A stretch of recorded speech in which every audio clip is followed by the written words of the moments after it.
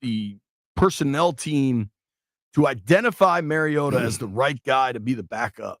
And that with a rookie quarterback, a rookie number 2 overall pick quarterback, you need a player that can help you should he have to go in the game, but you also need the right person. And Marcus has clearly been that guy. I think the 2 times he's gone in this year, he's shown that he's capable as a player for you.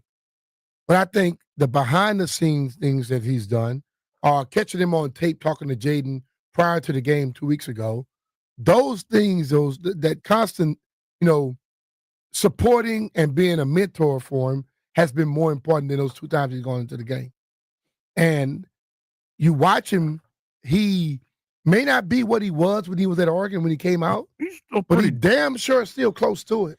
And I think he can read NFL defenses and identify where to get the ball out to. The throw to Terry at the end was just so exciting. It's funny. We're all sitting in the press box. Well, I saw that play was the same one he threw early, a little high. He brought it down a little bit. Terry did what Terry does. Well, got it. I mean, in that moment, the Bears-Packers game was ending like identically as the Commanders-Cowboys game was ending. And there was real question. I mean, the Packers took the lead. Washington is losing. All of a sudden, it's like, all right, we're going to Philly, and they're going to be the 7th seed, and they're going to cough up the 6th seed. And then Mariota busts the long run, right? Mm-hmm. Like, we're going to talk about the last play, but the 4th and 1, and Mariota just keeps it when the kid Malik Hooker's celebrating because they thought they had him down, and he just wiggled out and kept going. It was pretty damn funny. But I really wanted – I don't know why, right? Because there's a lot of good people that are tied for the record as it sits right now. But just like on a human level, I really wanted Terry to get the single season touchdown record. He did.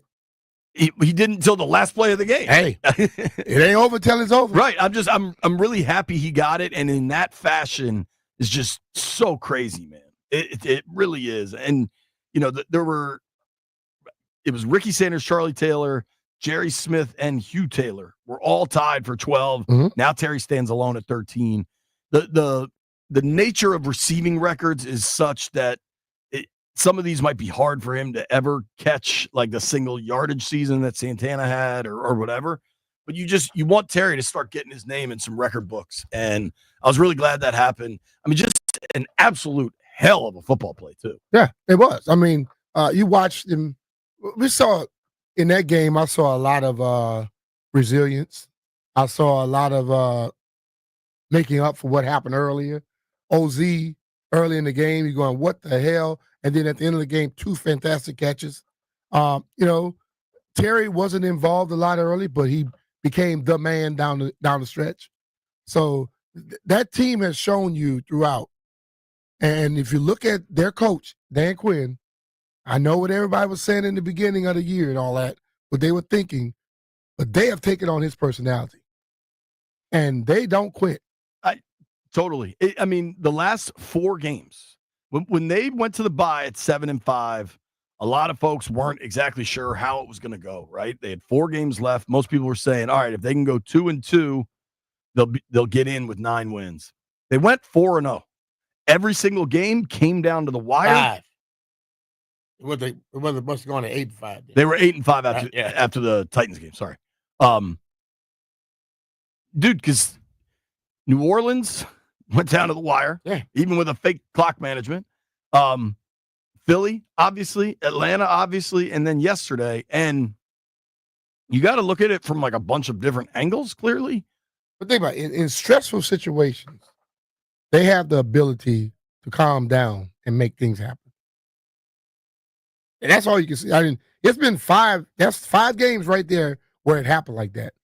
And if we go farther into the early part of the season, the pass to Terry against the Bengals, same type of situation. Bro, the Hail Mary. All those things, it just shows you they have a belief in themselves now that is unlike some things we've seen prior. I believe the only close down to the wire game they've lost was the Steelers game at home that dropped them to 7-3. You're right. They were 8-5 at the bye because they beat the Titans there.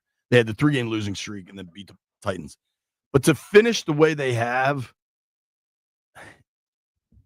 it's going to be hard What Washington is doing is hard to quantify. Like it's really it's difficult to put an empirical data set to it because See, that's the thing about it, Jay. There's more to football than just data. Totally. That heart thing, that resilience thing, all that, nobody can tell me anything about that when they come with these numbers and analytics and all that. That makes the world of difference. I totally agree. But at the same time, now that you know it's Tampa, you know the weapons they have, offensively, defensively, you know what you're facing. You know you get a week 1 rematch. This team, Washington, is significantly better than they were week 1. But I bet Tampa is too. Defensively, they're not. They've lost some people on their defense. Ton in the secondary. Yeah. I mean, hell, that started week 1. Remember that safety broke his leg? Yeah. They had to cart him off. For me, the rushing defense has been so woeful over the last month that you really got to try to figure something out. Brian, at this stage, it's January, I don't know what day it is, 6th. Is there stuff they can fix going into Sunday night?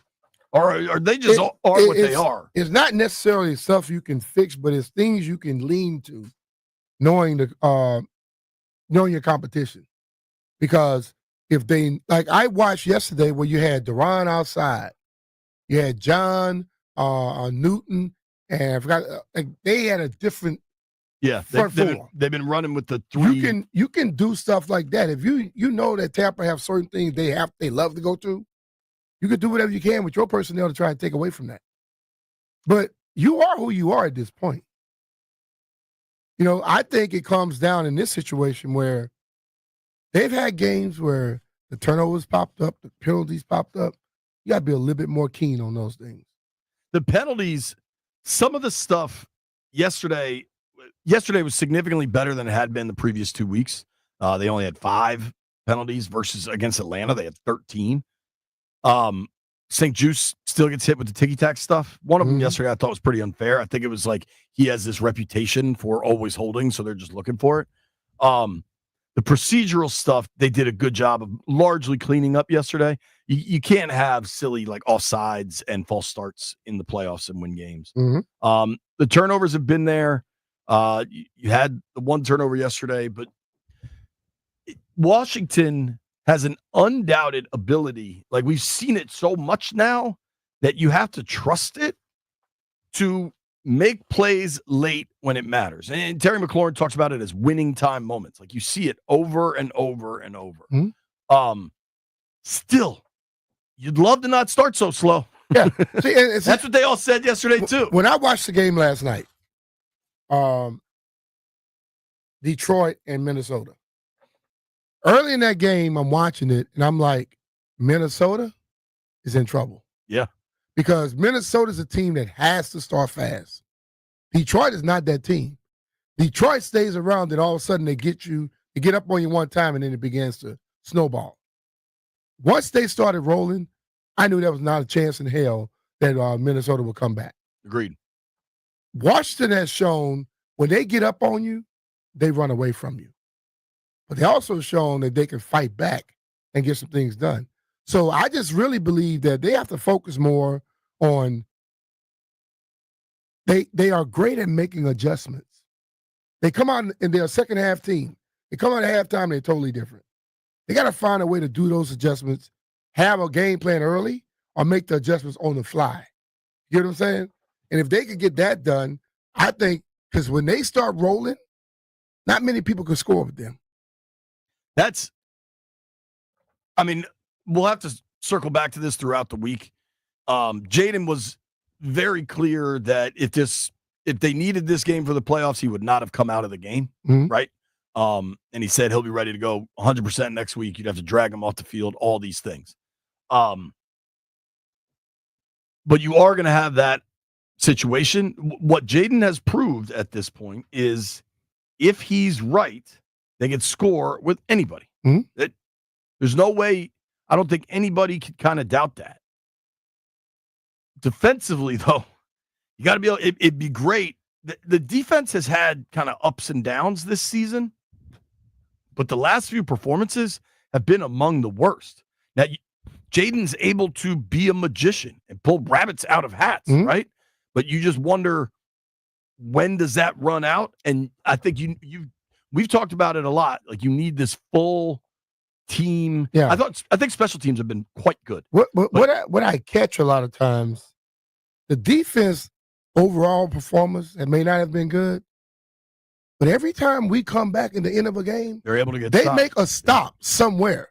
So they have been just as stand up or clutch as the offense, because we don't get 2 touchdowns if we don't stop them, and get the ball back to our offense. So they have to get to a point where you don't have to get pushed or pressured for you to stand up. You got to just stand up immediately.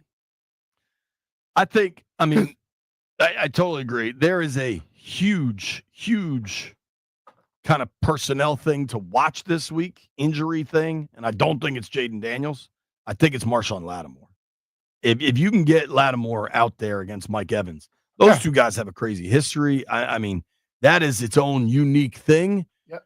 But, dude, these corners, Samerson, I thought, had a good game yesterday, but like Noah Mike Davis, BSJ, that's a tough group to try to match up with a Bucs passing game that's pretty elite. And then I think if you can get Lattimore back, is a total game changer defensively. Yeah. I don't know that you get him back. But I think more than Lattimore, pressure up front will help you out. Sure. And I like the first game. I was stunned by the lack of pressure on Trey Lance yesterday. I was stunned. The first game against Tampa, they got to Baker. They just couldn't get him down. So whatever they were doing in the first game, they were beating the offensive line. So if they have the same offensive lineman and they got the same scheme, what you have to do now, when you get to him, take him down. Sure. You can't let him slip through all the stuff he was doing. Baker in that game, I just pulled up the box score. Baker was 24 of 30 for 289 with 4 touchdowns. Yeah. That was a good little precursor of what the Bucs were to become. Now, Godwin's out. He killed him that day. Evans killed him that day. The Bucs are good. At the same time, it's the playoffs. Like, you're not going to get any cupcake. You're not. The patty cake portion of the season is over.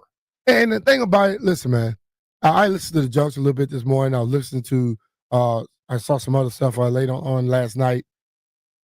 You're not going to play a perfect football game. But you got to make sure that your mistakes are a little less than the other team. You know what I'm saying? It's all about peaks and valleys. If your peaks are way more than your valleys, you're gonna have you can come out at the end of a game. When you hear coaches talking about games turn out to be 3-4 plays, possibly 5, that's real. And you got to make sure if you got the big play ability, make it. You get to a quarterback, you got him wrapped up. He should not be able. And I'm just going to say this, and I watch the NFL. Anybody that's listening to me, if you are involved with the Commanders, you can't make tackles standing up on your feet. Go to the damn ground. I watched yesterday, we're trying to push people down. It's NFL. I don't care how skinny they are, how small, they are strong as hell. They don't just go down. Wrap up, fall to the ground, you normally take the guy down with you. Tackling has to be better. Absolutely. I am so sick of, listen, man. When a guy run and just give me a shoulder, as a running back or a stout receiver like a Terry, that's what I would love. Because you're not taking me to the damn ground. Dude. If you wrap up, know what most players do when you wrap up on them? They worry about somebody coming in and hitting them low, so they probably go down anyway. But if you think you're going to just bump people with a forearm or a shoulder, that ish does not work. My man Deuce Vaughn yesterday, he's 5'6", 175. Yeah. And he runs like he's tackles. Like he runs like he's 5'10", 230. I know. He had 6 for 37.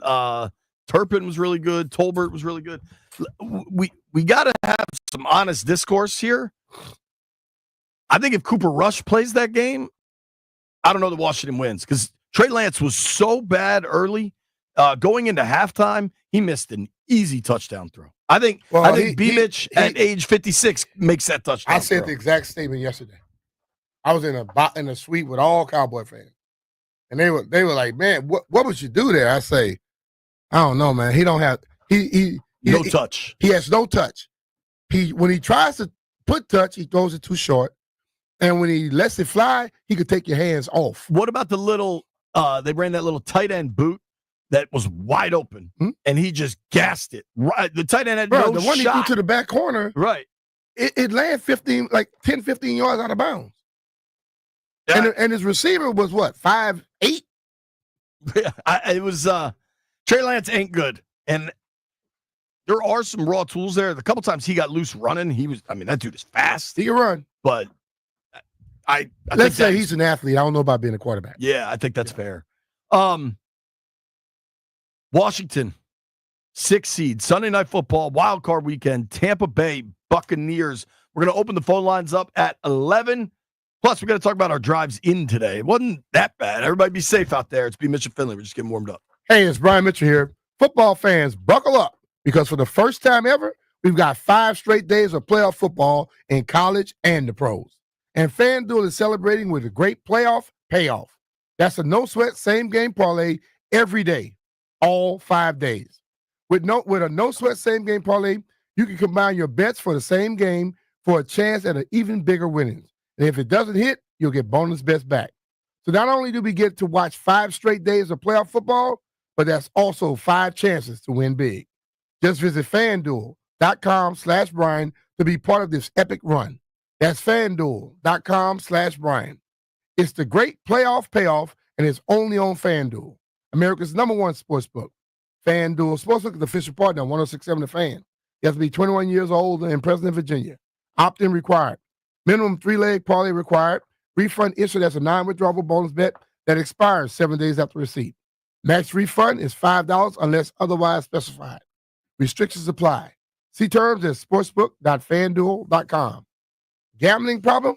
Call 1-800-GAMBLER.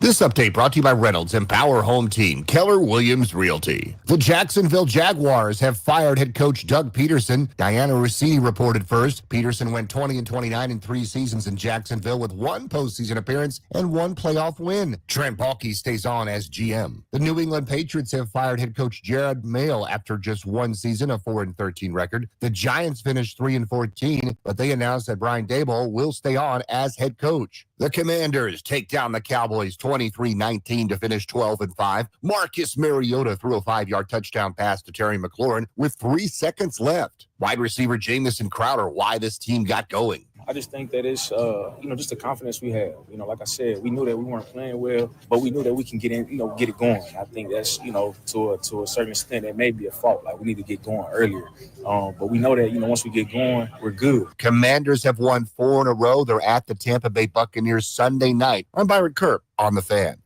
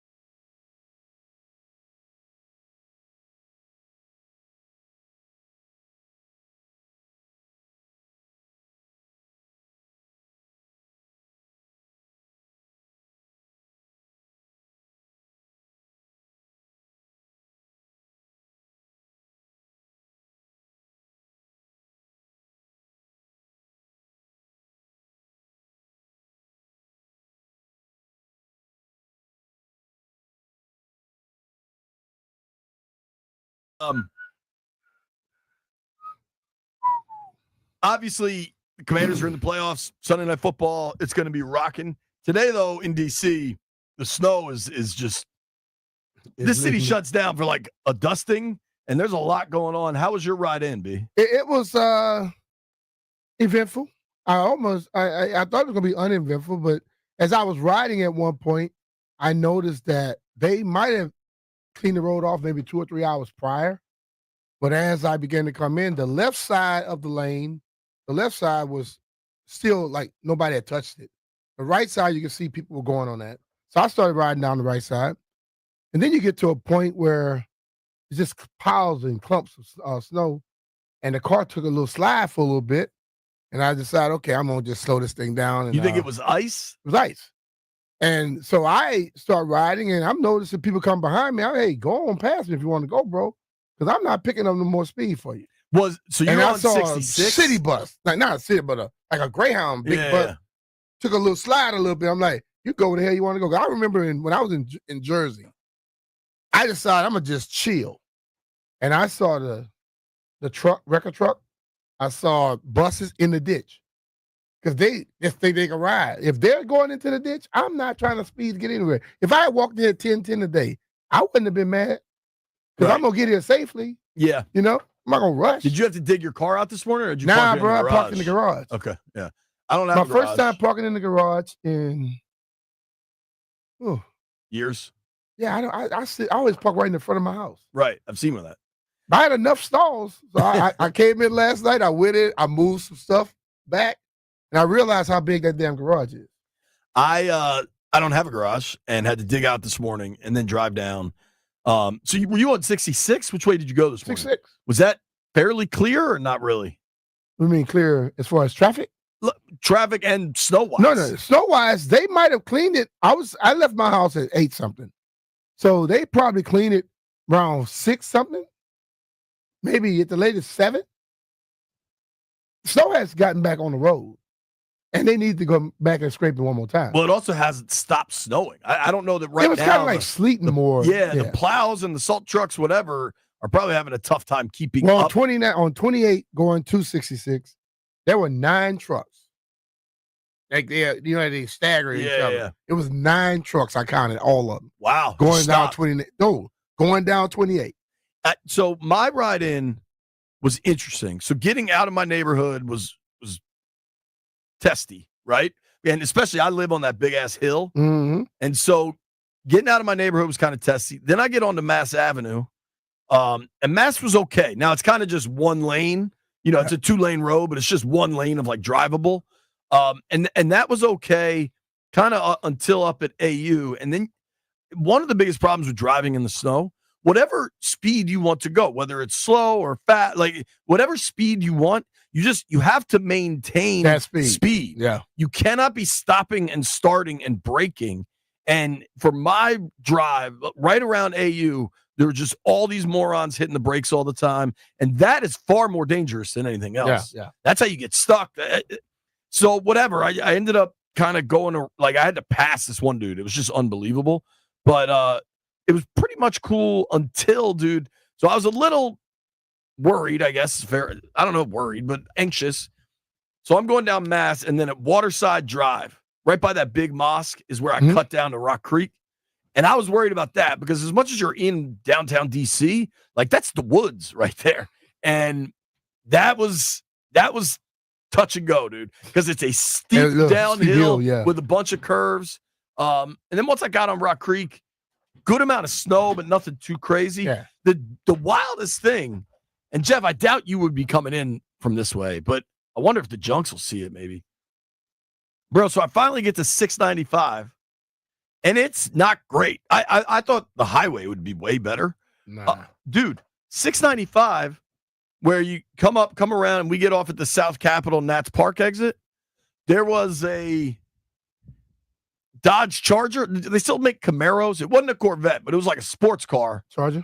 I guess. Right. Yo, it spun out right at the exit. So this car is like perpendicular to like you got to be paying attention and going slow to like go around it. Otherwise, you might hit him. Somebody's gonna T-bone that thing. This is one question I want to ask. Why do you think there's nobody on the road today? Why the hell was the toll so high? What was it still high? It was $30 to come from the Beltway to DC. And I'm like, why? They don't want you on the road. Yeah, but my ultimate, it's like normally when the traffic is high, that's when they're more expensive. But that's not many people out there today. Yeah. And listen, they say that thing just happens on this. No, I think it's some ass sitting there just punching high toes. Jeff, how was your ride in? Or did you get a hotel? Nah, I drove in this morning. I should have took the offer for the hotel because coming in from my side of DC, they did not do anything. There wasn't a lot done. And especially on that's why I tweeted, if you don't have to come out, don't come out. Because even I come down like this little, we all know bridges and overpasses, they freeze first. Yeah. It seemed like the plows tried to get the main road, but they just said we not turning off on the overpasses and things and shoveling that. But luckily I have 4-wheel drive, so it was still tricky though. If you do not have a truck, stay in the house. Yeah. Yeah. If I didn't have 4-wheel, I think Leadville, did you get a hotel or did you drive in this morning? No, I stayed here at the station. You just slept here? Yeah, I slept in the green room. Didn't CK offer a hotel? Yeah, I don't care. I'm not sharing a hotel with Matt Essick. That sounds like hell on earth. You had to share the hotels? Yeah. Oh, that's different. That'd always be a no for me. Yeah, that's a no for me. I don't sleep in no damn room with no dude. Are you going to stay here again? No, I'll go home. Okay. Because you have like a sedan, right? Mm-hmm. Be careful. Seriously. I think some ways like we hype up driving in snow a little too much. Like it's not the absolute end of the world. That's not. But it is. Just slow down. Yeah, it's snowing out there. Just try to be smart. Just like if it's raining, when it's raining, and depending on how much rain, slow down a little bit. You don't need to do the speed limit. Stay out with the speed limit at that moment.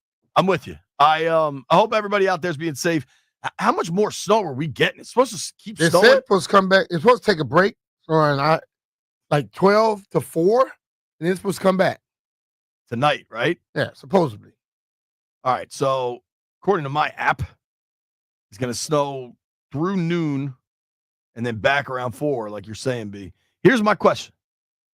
How are we going to get lunch? What do we do? Jeff, you got snow boots on, dog? Of course. I love the snow, man. Let's go. Do you? He's a snowman. I'm a January baby. I love the snow. Dude, at least this is a real snowstorm and like my kids are sledding and they get to enjoy it. I kind of hate all this stuff. I told Landfill, I said, yo, when I get off work today, I'm going to go in the parking lot and I'm going to donut. Smoke a blunt? Nope, I'm going to donut all in the parking lot. Yeah, just don't have an accident. That would be kind of funny. I'm not going to crash. I do it every time it snows. Once upon a time, your boy did some donuts in the snow and definitely crashed. I can tell the rest of that story off air, but there were a lot happened there. You got to know your parking lot, man. This was a field. I'll tell you the rest of this story off air because it's almost cost me a year of college. Anyway, I think everybody be safe if you're out there. The snow's going to keep coming down. It might snow again Saturday, B, which is when we're leaving again. I'm gonna probably get out here Friday. Are you? I'm going Saturday. I like to go early, Jay, so I can find the best golf courses in the area. I believe it. How was your flight back? It was a scramble drill for me, dude. We were on like a 777. Doug, you know what killed me? And I understand my role and I understand the difference. Like, I'm completely aware of why I can't get on that plane. I have a journalism degree. I understand all of it. But I had to sprint up that ramp where all the team buses were there getting ready for the motorcade to the airport where they had a charter.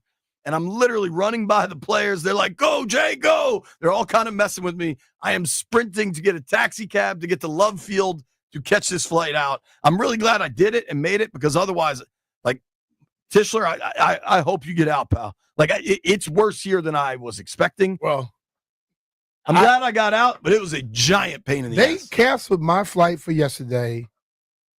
Like, yours got canceled early. At 9-something in the morning. Right. And then they say, you've been rebooked. Supposed to be a 7-something flight leaving this morning to go to Atlanta. It got me here at 6:55. Then that got canceled. And they had a 9-something flight leaving Dallas to go to Atlanta. Get me here by 9 tonight. Yokel calls and say, y'all on the team plane. And that team plane, you come off the bus, walk on, grab some food. I'm not lying. Within 15 minutes, we were getting ready to take off. Sure. I frankly don't understand why you're not on it every week. But that's sometimes I like to go early. Yeah, but coming out, that's the way to live. The motorcade to the airport. I mean, you're home, whatever. I was home before 9. Right. So for me, it wasn't that bad. I got home in the house probably around 11. But it's just, I don't understand. So when I saw you on the field, what was it, 10 a.m., 10:30 a.m. or so? Because that was a noon start. You're like, dog, they already canceled my flight. And I was like, oh, man, I'm so sorry. But at that point, mine was still going. You were going to Dulles. I was going to DCA. And in my mind, everybody was going to DCA. Everybody kept saying, oh, man, you got to go to DCA. All of them got canceled. Ours got canceled right at kickoff. And I'm going to tell you the truth. While I was scrambling, trying to figure out a flight and how to get home and all these things, it kind of distracted me from that god-awful first half. So I'm not that mad at it because I didn't have to watch just awful football.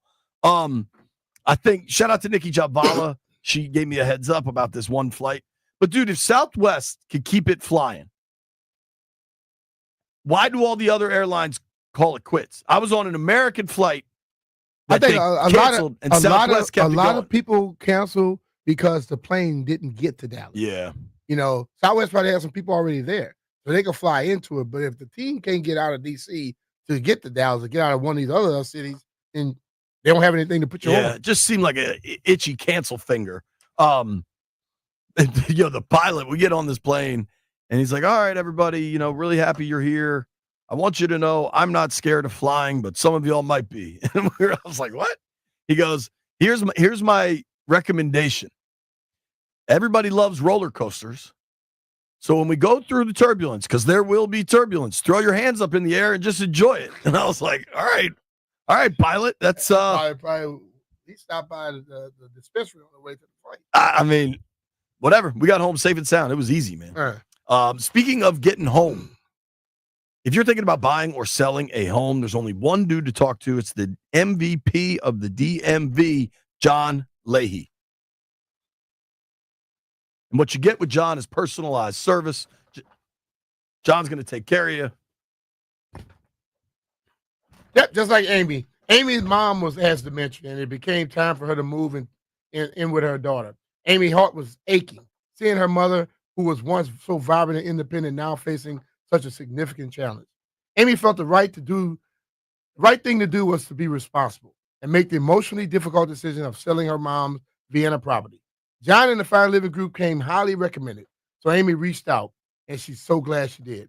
The property sold in only 3 days for $65,000 over the asking price. But not just that, the entire transaction was both hassle-free and headache-free, enabling Amy's mother to move on and settle in smoothly. Looking for your own stress-free transaction? How about a guaranteed offer on your home? Check out those details and more at johnsellsdmv.com. We're talking about our friend John Leahy and the Fine Living Group of eXp Realty. And John also knows that life happens. So if needed, he will let you out of your contract at any time. You know, when you talk about a woman going through moving her mom into a facility because she's got dementia, like that's real life stuff. And that's the real life stuff that John Leahy and his group can guide you through. Nobody wants to deal with that alone. You need experts that understand tax ramifications, equity in various properties and how you can consolidate that. Some of this stuff ain't as simple as just throwing up a for sale sign. And that's where John can make a difference. Give him a call today, 301-900-3052. Go online to johnsellsdmv.com, or what's even easier, just Google John Leahy Group and start packing.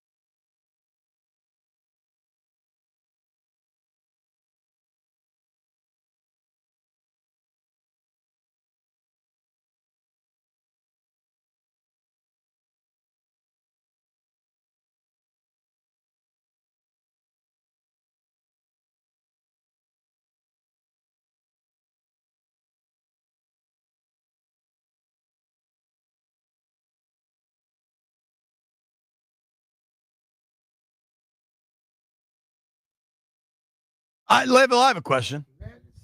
Let it snow, let it snow. The four of us, the four amigos, four horsemen, have all made it in here, right? Where the hell's White Brian? He was told he could work remote. Oh, dog. Lucky him, right? Oh, dog. That is not the news I needed this morning. I don't do this often. I'm just going to hold my tongue on that one. All the technology in the world. All the technology in the world. Yeah, I'm going to need you in studio. I have an idea here, and I think it's only fair to bring it up to the group. Normally 11 a.m., we open the phone lines and we do our credit pie after a win, right? Yeah. I think that game yesterday was so unique in that they had already clinched the playoffs. At least to my eye, it sure seemed like they didn't have a lot in for that game. Not a lot of specific game plan stuff. And maybe some of that is against Lance, but there weren't a lot of blitzes. They played really pretty basic shell stuff. I think of the credit pie from yesterday, a lot of it could go to Trey Lance, frankly. I think so. Instead of credit pie, I kind of it's all eyes on Tampa to me at this point. It is. What do you always say? Look through the windshield, not the rearview mirror. Right. And that Week 18 game was so fluky and weird. And I don't want to take anything away from Marcus, who played great, and Terry made the big catch. But I'm happy if the four of us want to do our credit pies. But to me, I want to talk Tampa. I want to talk how confident these fans feel about going to Tampa Sunday night. And I just think.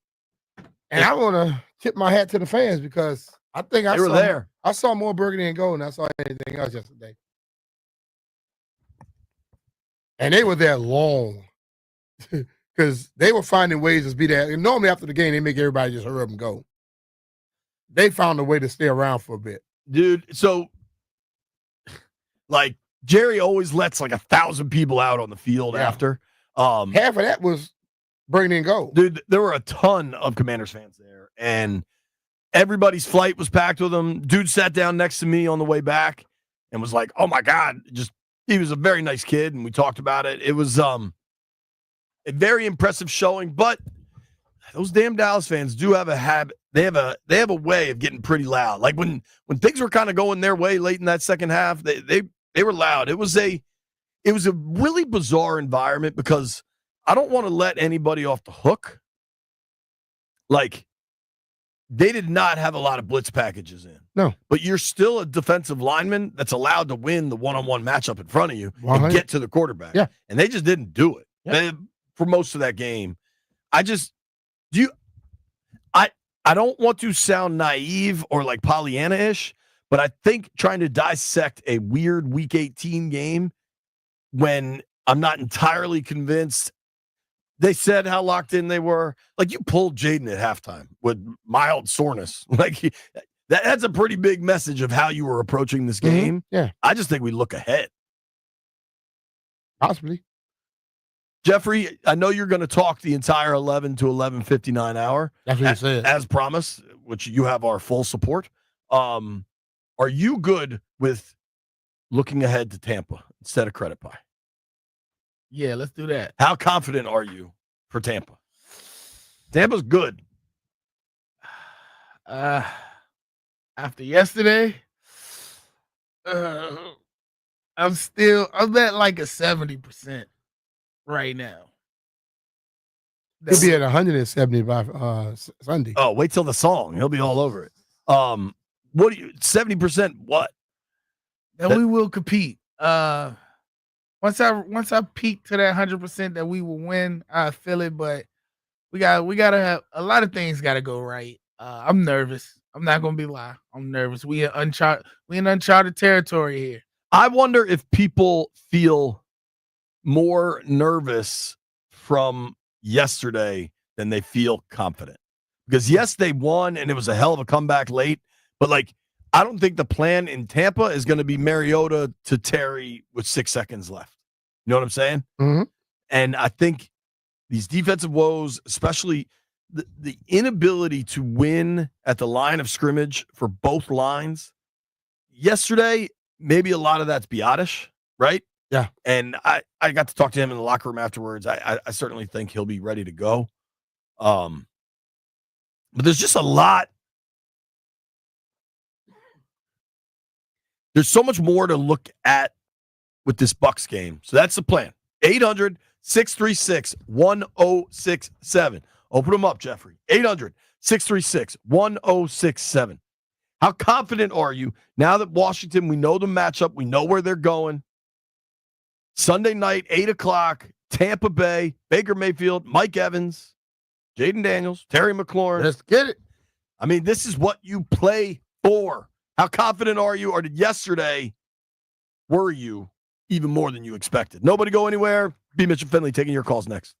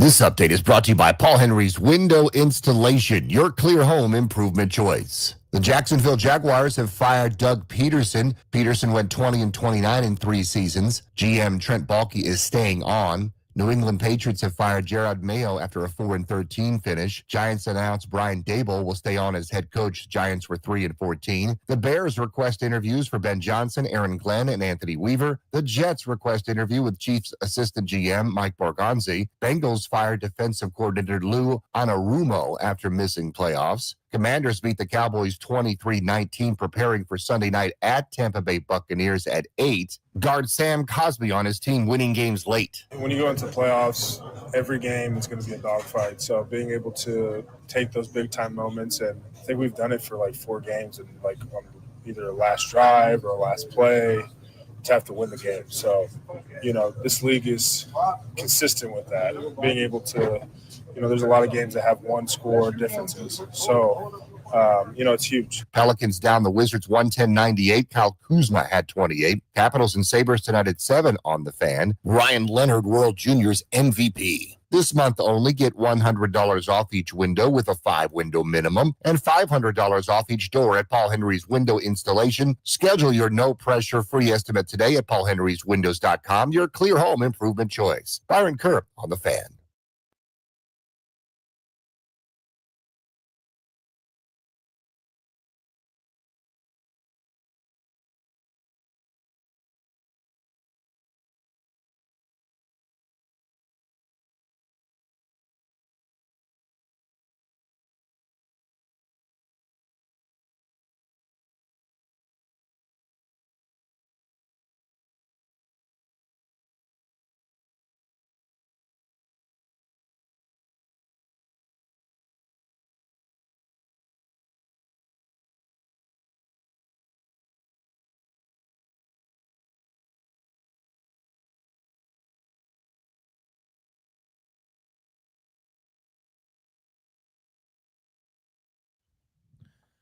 Hey, look, Landfill, it's your bunkmate, Matt Essig.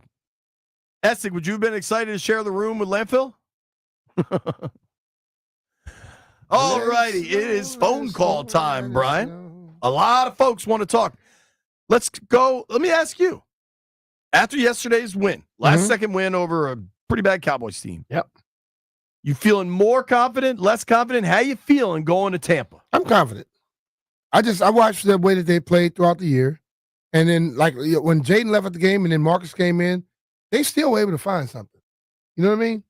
So I think that this team has another gear. They got to be able to find it and be able to go at will. I firmly believe, I started saying this after the Bengals game. No fading Jaden. And I just think when you talk about having another gear, I think he has it. And I think he has that. I think you got to believe, as cheesy as that sounds, and I recognize that, it's just this team continues to find ways to win. And when you are able to do that, it's contagious. It doesn't leave you. It makes you feel like you have a chance at all times. Totally. All right, let's start hitting these phones. I can't imagine a lot of people are listening today because everybody's at home. But maybe they are because phone lines are lit up. Danny, we'll go to California to start. I bet it's not snowing there. Cali. Daniel, what up, bud? How's it going, guys? What's up, man? I'm nervous, man, because good teams were destroying Dallas, and we squeaked by. So that makes me really nervous. Now, I think when you look at teams, divisional rivals, you got to throw that out the window. If you think about the history of the Commanders and the Cowboys and the Commanders and the Eagles, the records can be thrown out the window in those games. I agree with that. That's true. What also makes me nervous, too, is Jaden was looking pretty bad until Mariota came in and kind of turned it around with a different pace. So I agree with that. That was probably Jaden's least effective performance, maybe since the first Cowboys game. It seems like the Cowboys just kind of have their number, and it showed up again. I also, Brian, we were talking about this. I think Washington got punched in the mouth a little bit early on in that game when they weren't expecting it. Mm-hmm. And I think that just kind of impacted the whole flow of the game. Possibly. Well, we got to Jaden get was home sacked. runs on the defensive line. Jaden was sacked twice in the first 3 plays. I know. All right, Danny. So you're nervous. I'm very nervous. Are you the type that's usually nervous, though? Like butterflies in your stomach going on a date? Not at all. I'm pretty confident, but, I was sitting there watching the game thinking this may be code red. All right, bud. I appreciate you. Yeah, I mean, the lack of the run game has been problematic for weeks. Mm-hmm. I think that's a real issue. Yesterday, your top 2 leading rushers were quarterbacks. Mm-hmm. Of your backs, Eckler had 3 carries for 12 yards. Brian Robinson, what do you think is up with B-Rob? I mean, his production has plummeted. I actually look at a lot of the plays. I think you got to get him more into like the hitting it downhill. That hitting and waiting and stuff doesn't seem to work exceptionally for me with him. I mean, he doesn't have a 100-yard game since December 1st.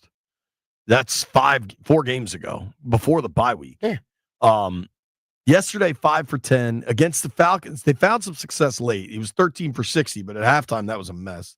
Against the Eagles, 10 for 24. And then, dude, against the Saints, 21 for 65. Mm-hmm. Like, they committed to him there. Yeah. That Eagles game is also where he had the 2 fumbles. The fumbles was like not normally what he does. No. But I think, I will tell you, I keep going to the offensive line because you don't have a running game without an offensive line. It ain't going to be just a running back. And I think that the Biotis not being there in the middle affects the hell out of that. And then he's banged up too. So. If you're asking me what I am nervous about, I think the run defense is at the top of my list. And I said this, and a lot of people thought I was nuts, that's why I thought Tampa was a better matchup than LA, because I think McVay would have just hammered the run game. That's just kind of how he operates anyway. And I think Kyron Williams is a really good back. Oh, yeah. Bucky Irvin can play. Like, Tampa can run the ball, but they are way more balanced and will give Baker way more opportunities. I think Baker might turn it over a little. You never know what kind of version you'll get. Baker's having a great year. Mm-hmm. But the run defense is the top of my list for concerns. And then kind of they go hand in hand. There's no pressure on the quarterback, man. Yeah, we got to get that. And that is a problem. I think they'll get back to scheming some stuff up. I think they played it really pretty basic Sunday. Yeah. I think going into that game yesterday, most important thing was come out healthy. Totally. Yeah. Our guy Jupe is on the line. What up, Jupe? What's going on, fellas? Y'all know what time it is. Time for that victory ritual. Let's all hit the Ric Flair. Woo! All right. So, I'm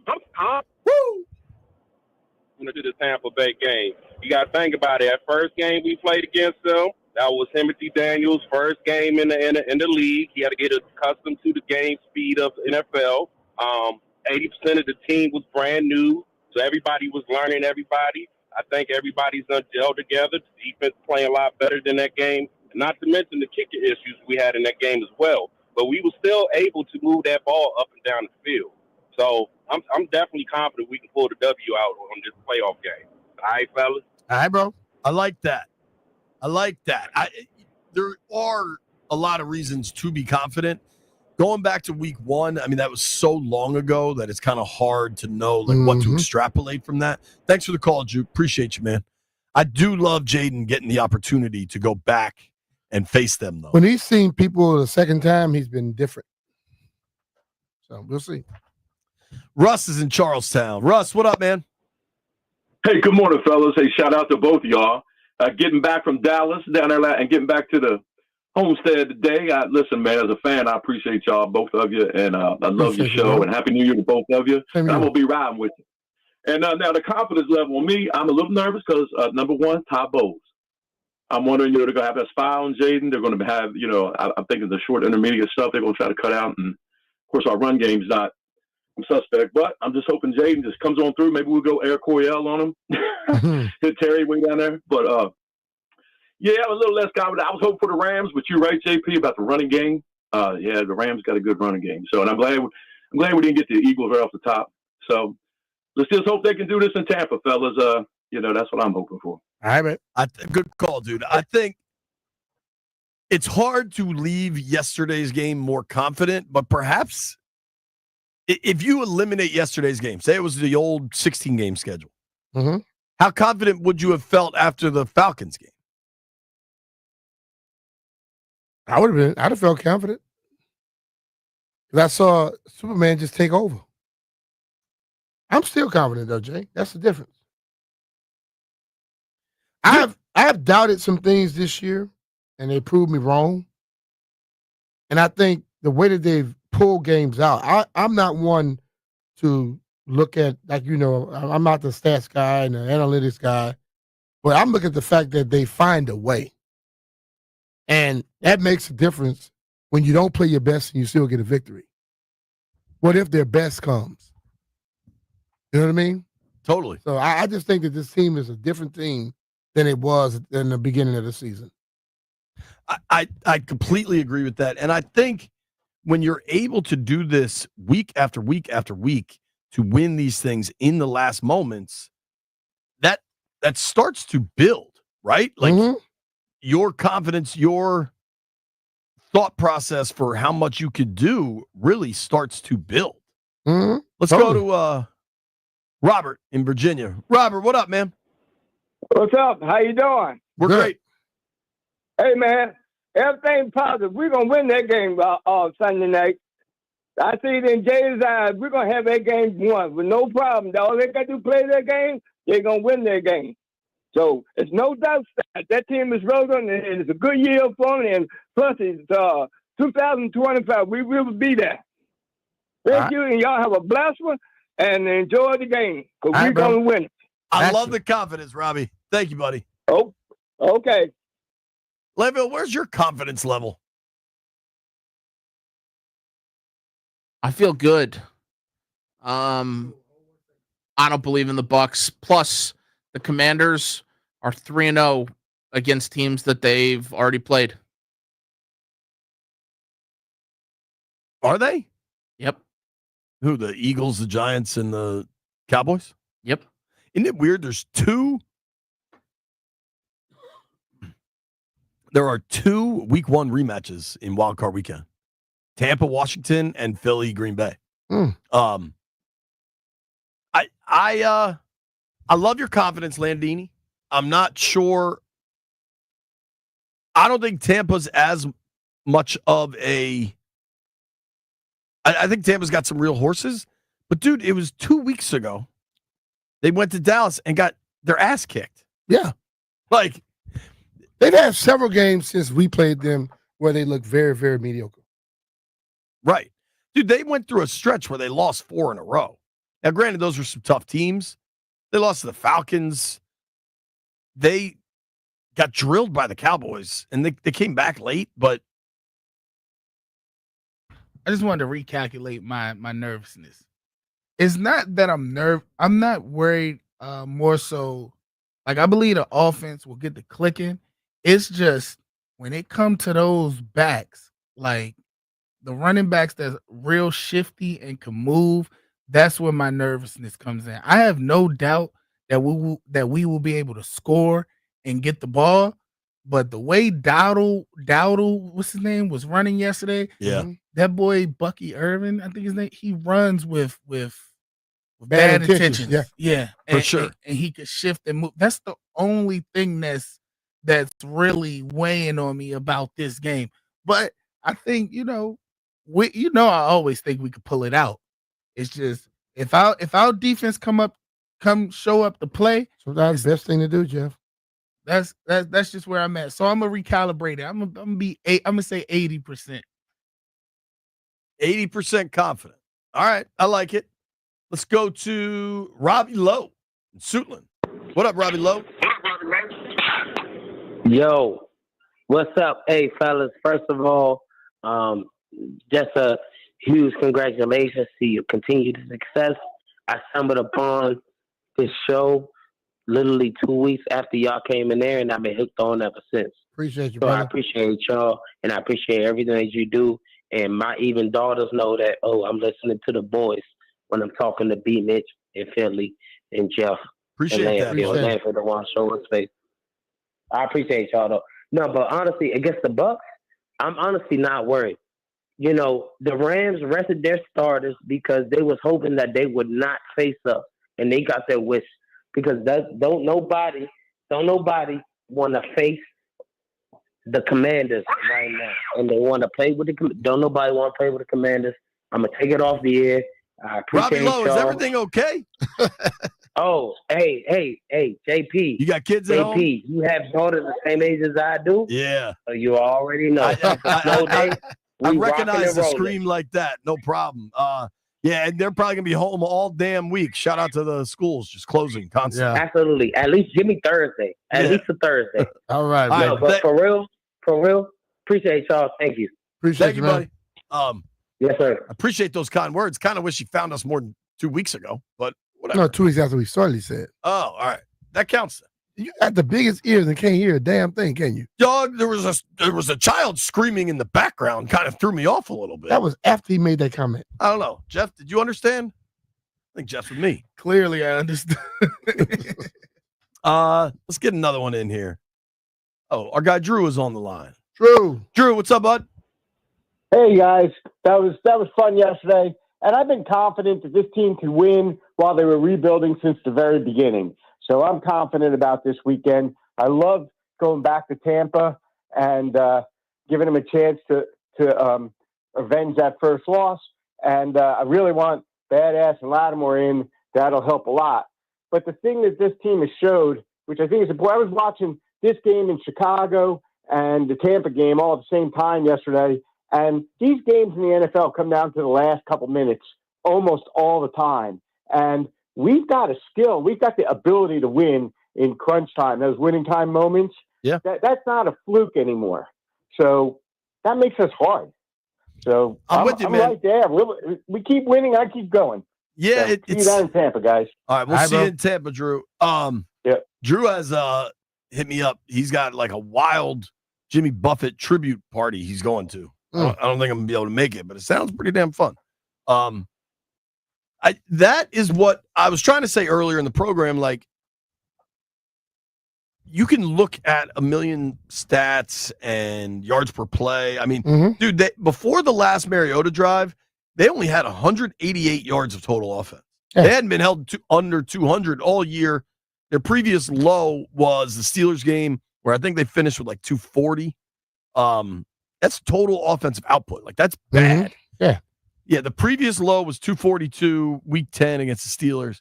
They ended up finishing with 269 because they went on that big drive late. But, dude, at some point, you got to think, all right, like, whatever it is they do late, they continue to do it. Yeah. And it's become a consistent habit. Yeah. And the other teams know they're going to try and do it, and they're not stopping them. I think that little, when they go with pace, that throws the other teams off. Sure. They can't adjust, substituting things like that, and they just go.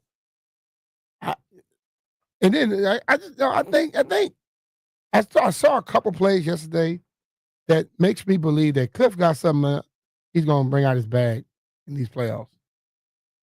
I agree the play with that. with Diami threw, I didn't know Diami would throw the ball like that, dog. I wonder if he was a quarter. It was a great ball. Bro, that thing was on point. And you could tell with so much of the misdirection at the line of scrimmage and the pulling all the time, like they're setting something up with all that. Yeah. Dude, you know what? I was on the flight and everybody's trying to figure out when the game is.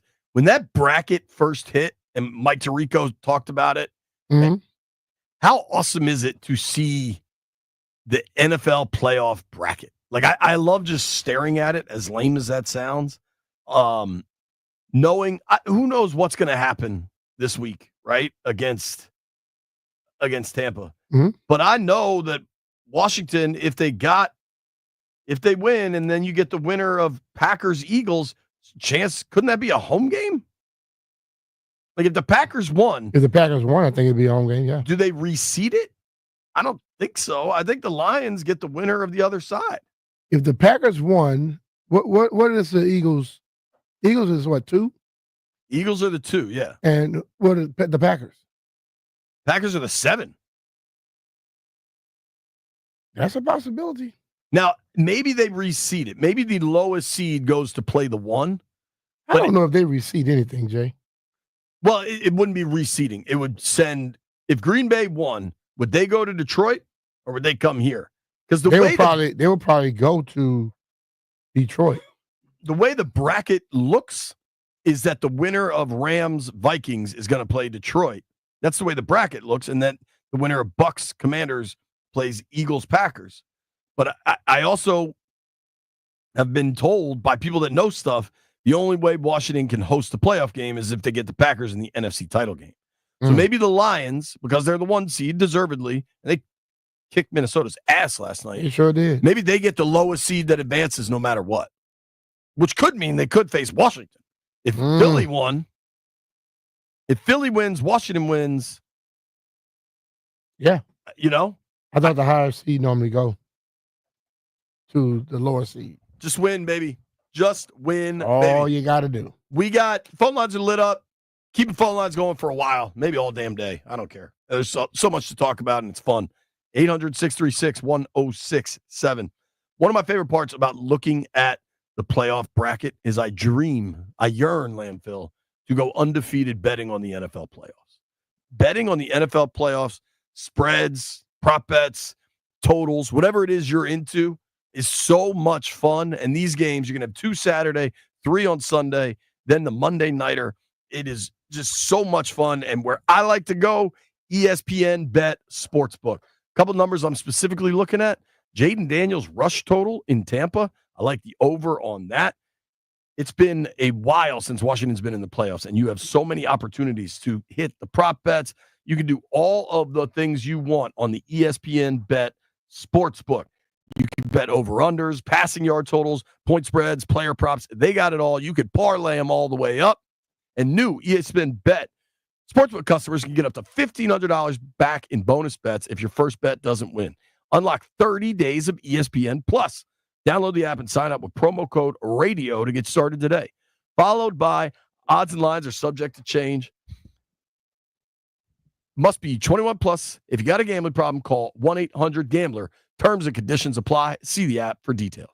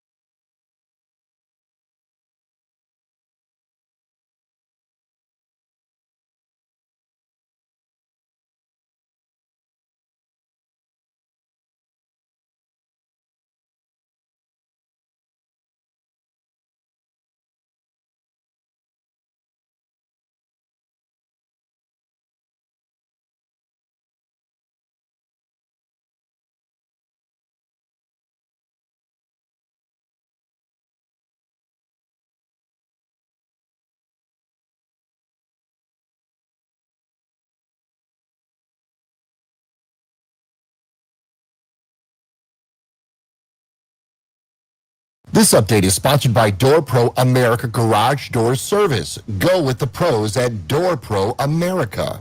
The New York Jets have put in a request to interview Denver Broncos defensive coordinator Vance Joseph for their head coaching job. The Jacksonville Jaguars have fired Doug Peterson, but GM Trent Baalke is staying on. Giants announced that Brian Daboll will stay on as head coach. They were 3-14. They also retained general manager Joe Shane. Bears request interviews with Ben Johnson, Aaron Glenn, and Anthony Weaver. Rex Ryan told 880 ESPN New York he likes his chances of landing the Jets job. Commanders take down the Cowboys 23-19 to finish 12-5. For all of your garage door and opener needs, go with pros at Door Pro America. From maintenance and repair to new installations, Door Pro America has been serving the DMV for over 50 years.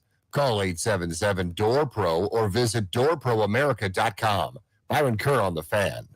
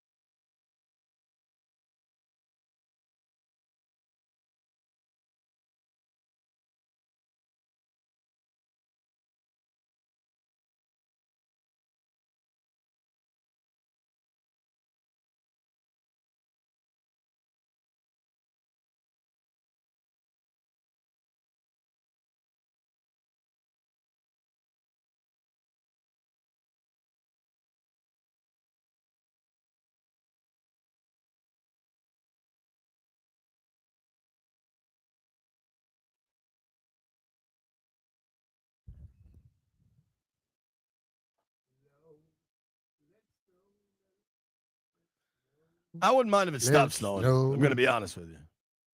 I haven't checked in with the chat yet, so let's do that. Who was first today? Wonder if White Brian has already jotted it down. B, you got a guess? Nope. Sam Eiler. I don't know. How would you pronounce Eyler? Probably Eiler. Shout out to Sam Eiler. That seems like a new one. I also like this. This dude, Tech Mark B, just wrote second instead of trying to get to first. KB in the chat. 12. Sometimes it comes down to what your expectation is, man. You were just saying this in the break. KB in the chat says 12-5 doesn't feel real. I was standing in the tunnel when John Allen was walking up, and I just said to him, I was like, 12 wins, dude. He's like, I know, man. I think a lot of these guys that have been here a long feels time. good to them, bro. I guarantee you. It's got to, right? I mean, yeah. Dudes like Terry and Reeves, guys that have been with this organization for a while, even a guy like Cosme. Yeah. Who committed, you know what I mean? Like, he committed to the team committed to him. Interesting times, man. Let's hit these phones.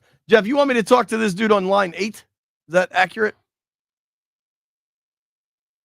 Apparently, this guy's walking around in the snow. Yeah. Sir, you've been identified to me as DC Superfan in the snow. Is that accurate? You best believe it, baby. I'm trucking right now, going to the breakfast spot. It's victory money. Snow ain't gonna stop nothing. What's happening, y'all? What's up, bro? What's up, player? Chilling, baby.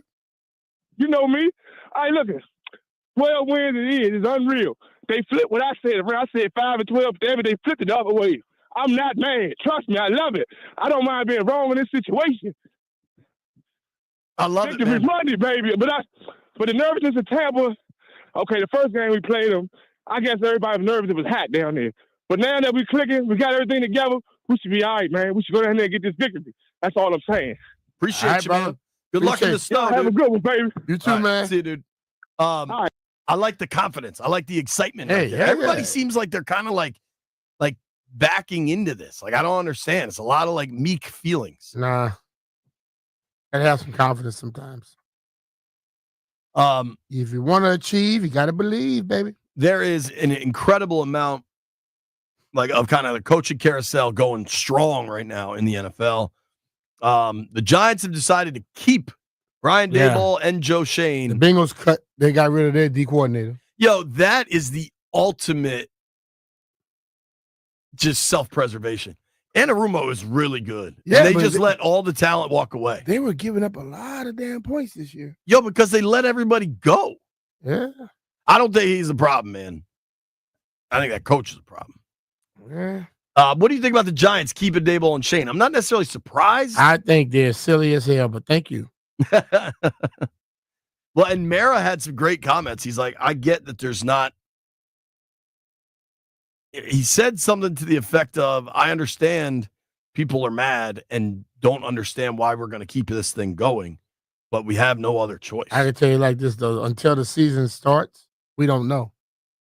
I've seen that happen a lot of times where somebody come out and give guys, oh, we're completely behind them, and before that damn season starts, they gone.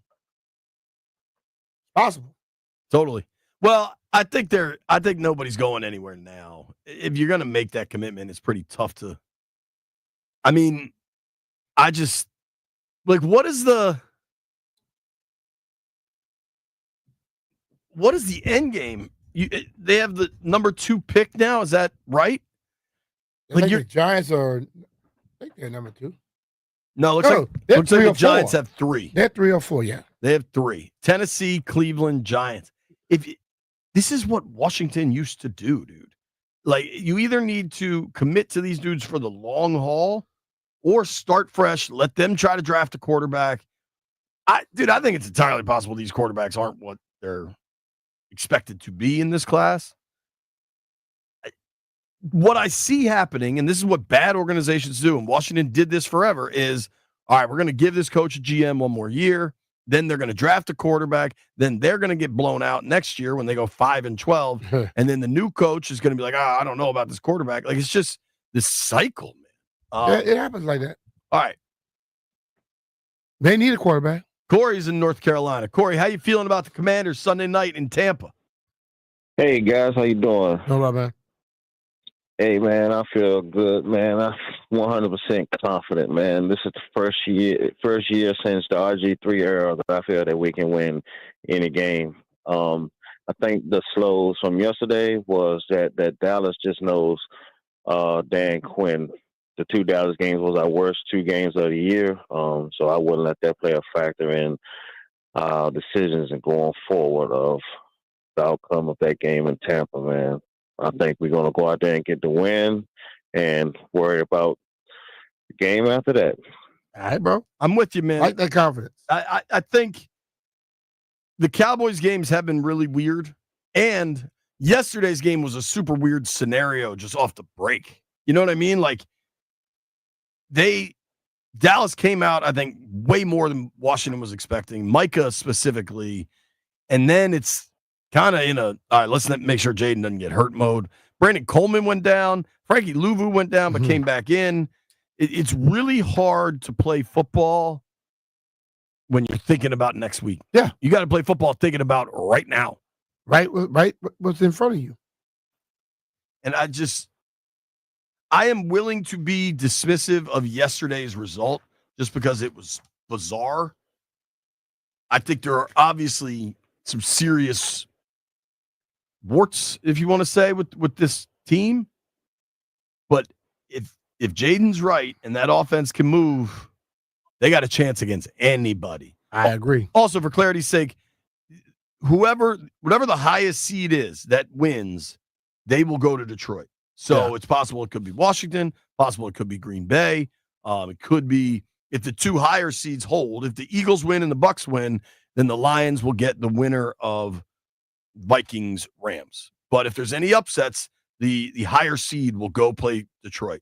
So if you want Washington to win, which I think everybody does, it's going to be Lions the following week. And that place, did you watch it all last night? Yeah. Electric. Yes. That crowd, they haven't had much to cheer for, but that building does a really good job of holding in all the sound. Yep. And that crowd last night was just on fire. Listen, man. The statement I made earlier, people need to look at Detroit and how they play football. They are missing double-digit people from their defense. It's crazy. And that dude Robinson last night, he followed Jefferson everywhere. 1-on-1, he handled it. Really good. Okay? Getting And Anzalone back helped them. They play, bro. They tackle. They knock your jock off. They don't go around trying to play the whole game without getting on the ground. You know, one thing I was thinking about that I find pretty interesting. If you look at the Vegas odds, it sure seems like Kevin O'Connell's going to win Coach of the Year. Mm-hmm. I think Dan Quinn absolutely belongs in that conversation. Mm-hmm. But dude, Dan Campbell and the Lions went 15-2. Yes. Andy Reid went 16-1. Yes. It's remarkable that when teams are good, it's almost like they're not celebrated for being excellent. Why? Okay, this year everyone says that Kansas City is not as good as they used to be. If they went 16-1, they got something going on. Maybe, just maybe, when a coach doesn't have the level of talent, they lost a lot of offensive players early, and they go out and win, maybe they should get a little look at that too. I don't always think you got to go from worst to first to win it.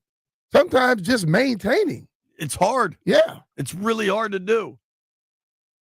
You know what else is really hard to do? Wake up and feel your house being cold. It's cold out there, folks. There's 10 inches of snow on the ground. Weather all week supposed to be nasty.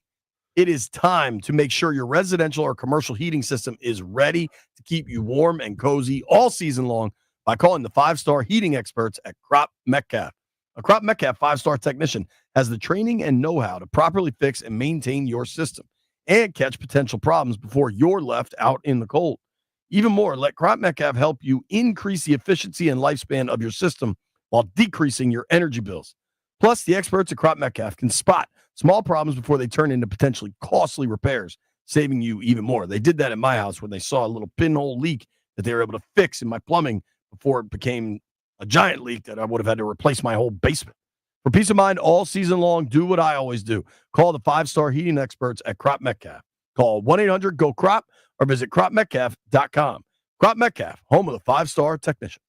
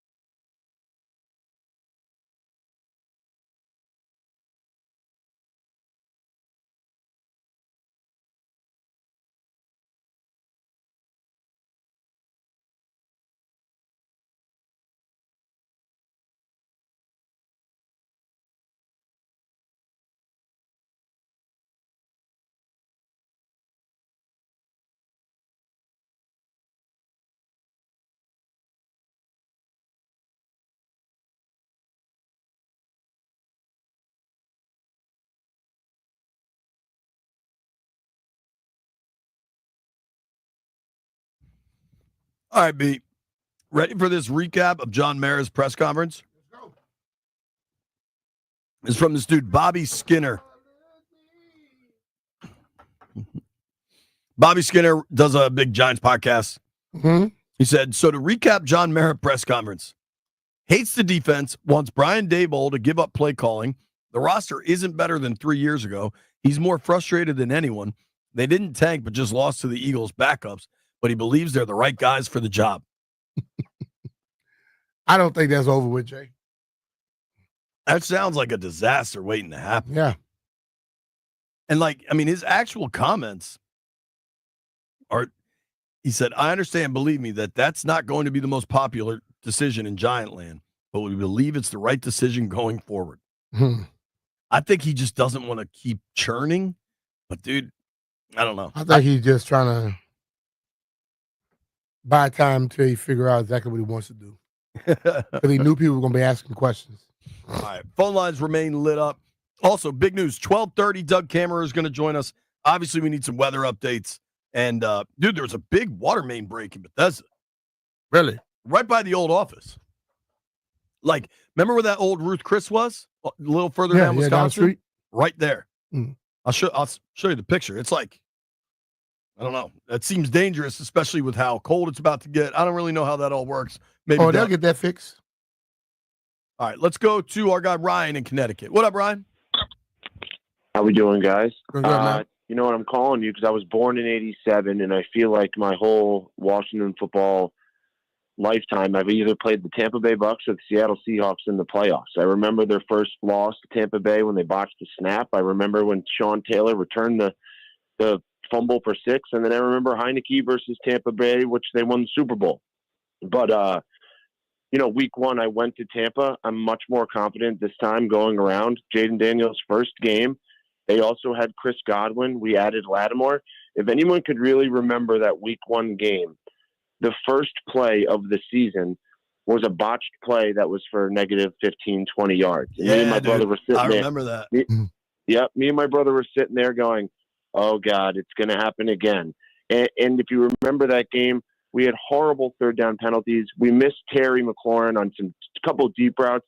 It was kind of the typical first game of your career as a rookie.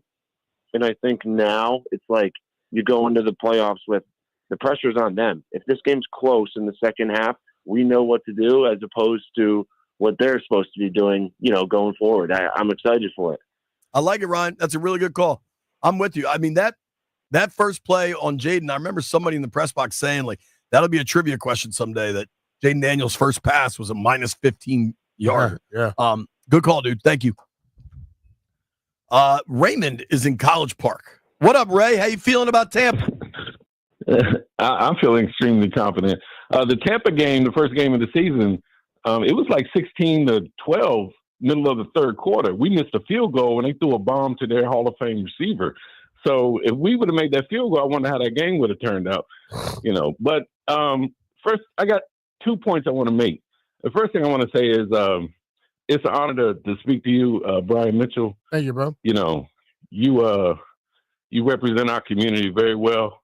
Tribute to your family, your father, how you was raised, man. I really appreciate how you represent the community. I've been kind of upset with the coaching staff ever since the Bears game, because if my Rolls Royce gets a ding in it, I'm putting it in the shop. It ain't doing nothing until it's perfect again.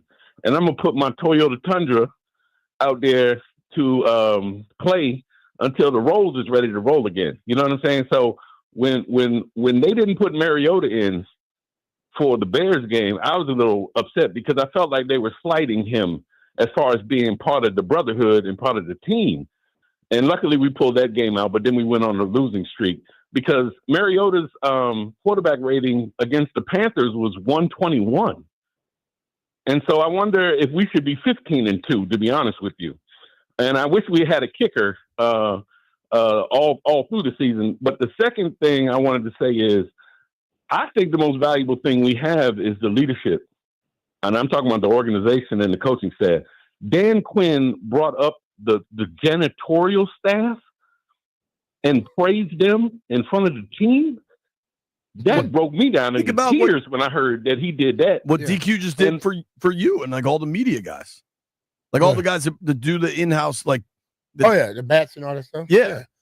I don't know if he include everybody into everything. He's like he sees this, and I'm a bit. It's very very similar to what Joe Gibbs used to do, where everybody has a job to do to make everybody else's job a lot easier. And if you take care of your business, then nobody has to worry about something that's not their job. It's DQ has them focused, and it's been impressive for sure. Here's what we're gonna do: quick break. Phone lines remain open. 12:30. Doug Kammerer. Nobody go anywhere.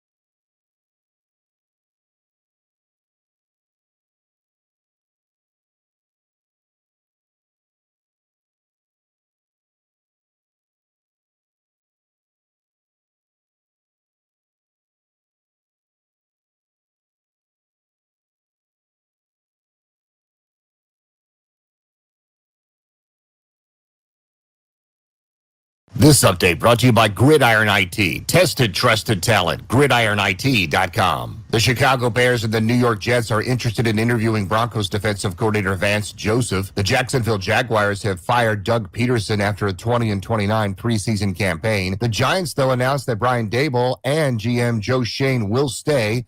Bears request interviews for Ben Johnson, Aaron Glenn, and Anthony Weaver. Rex Ryan, meanwhile, told 880 ESPN New York he likes his chances of landing the Jets job.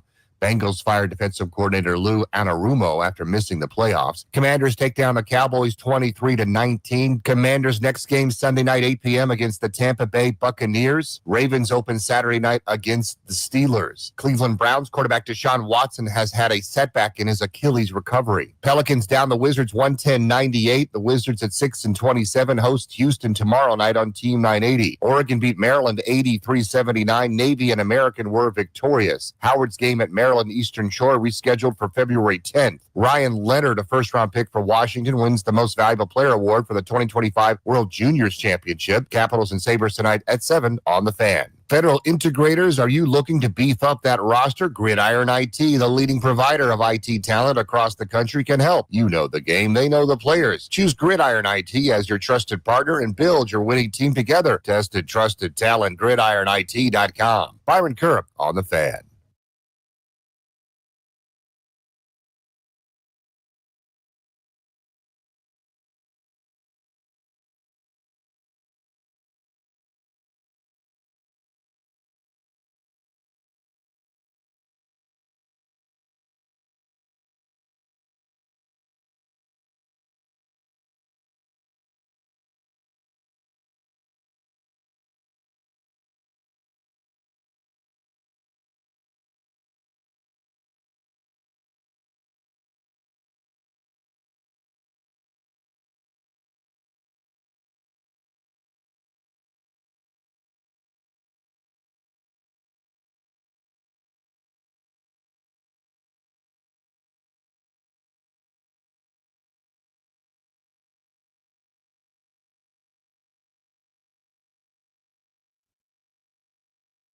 Traffic report here.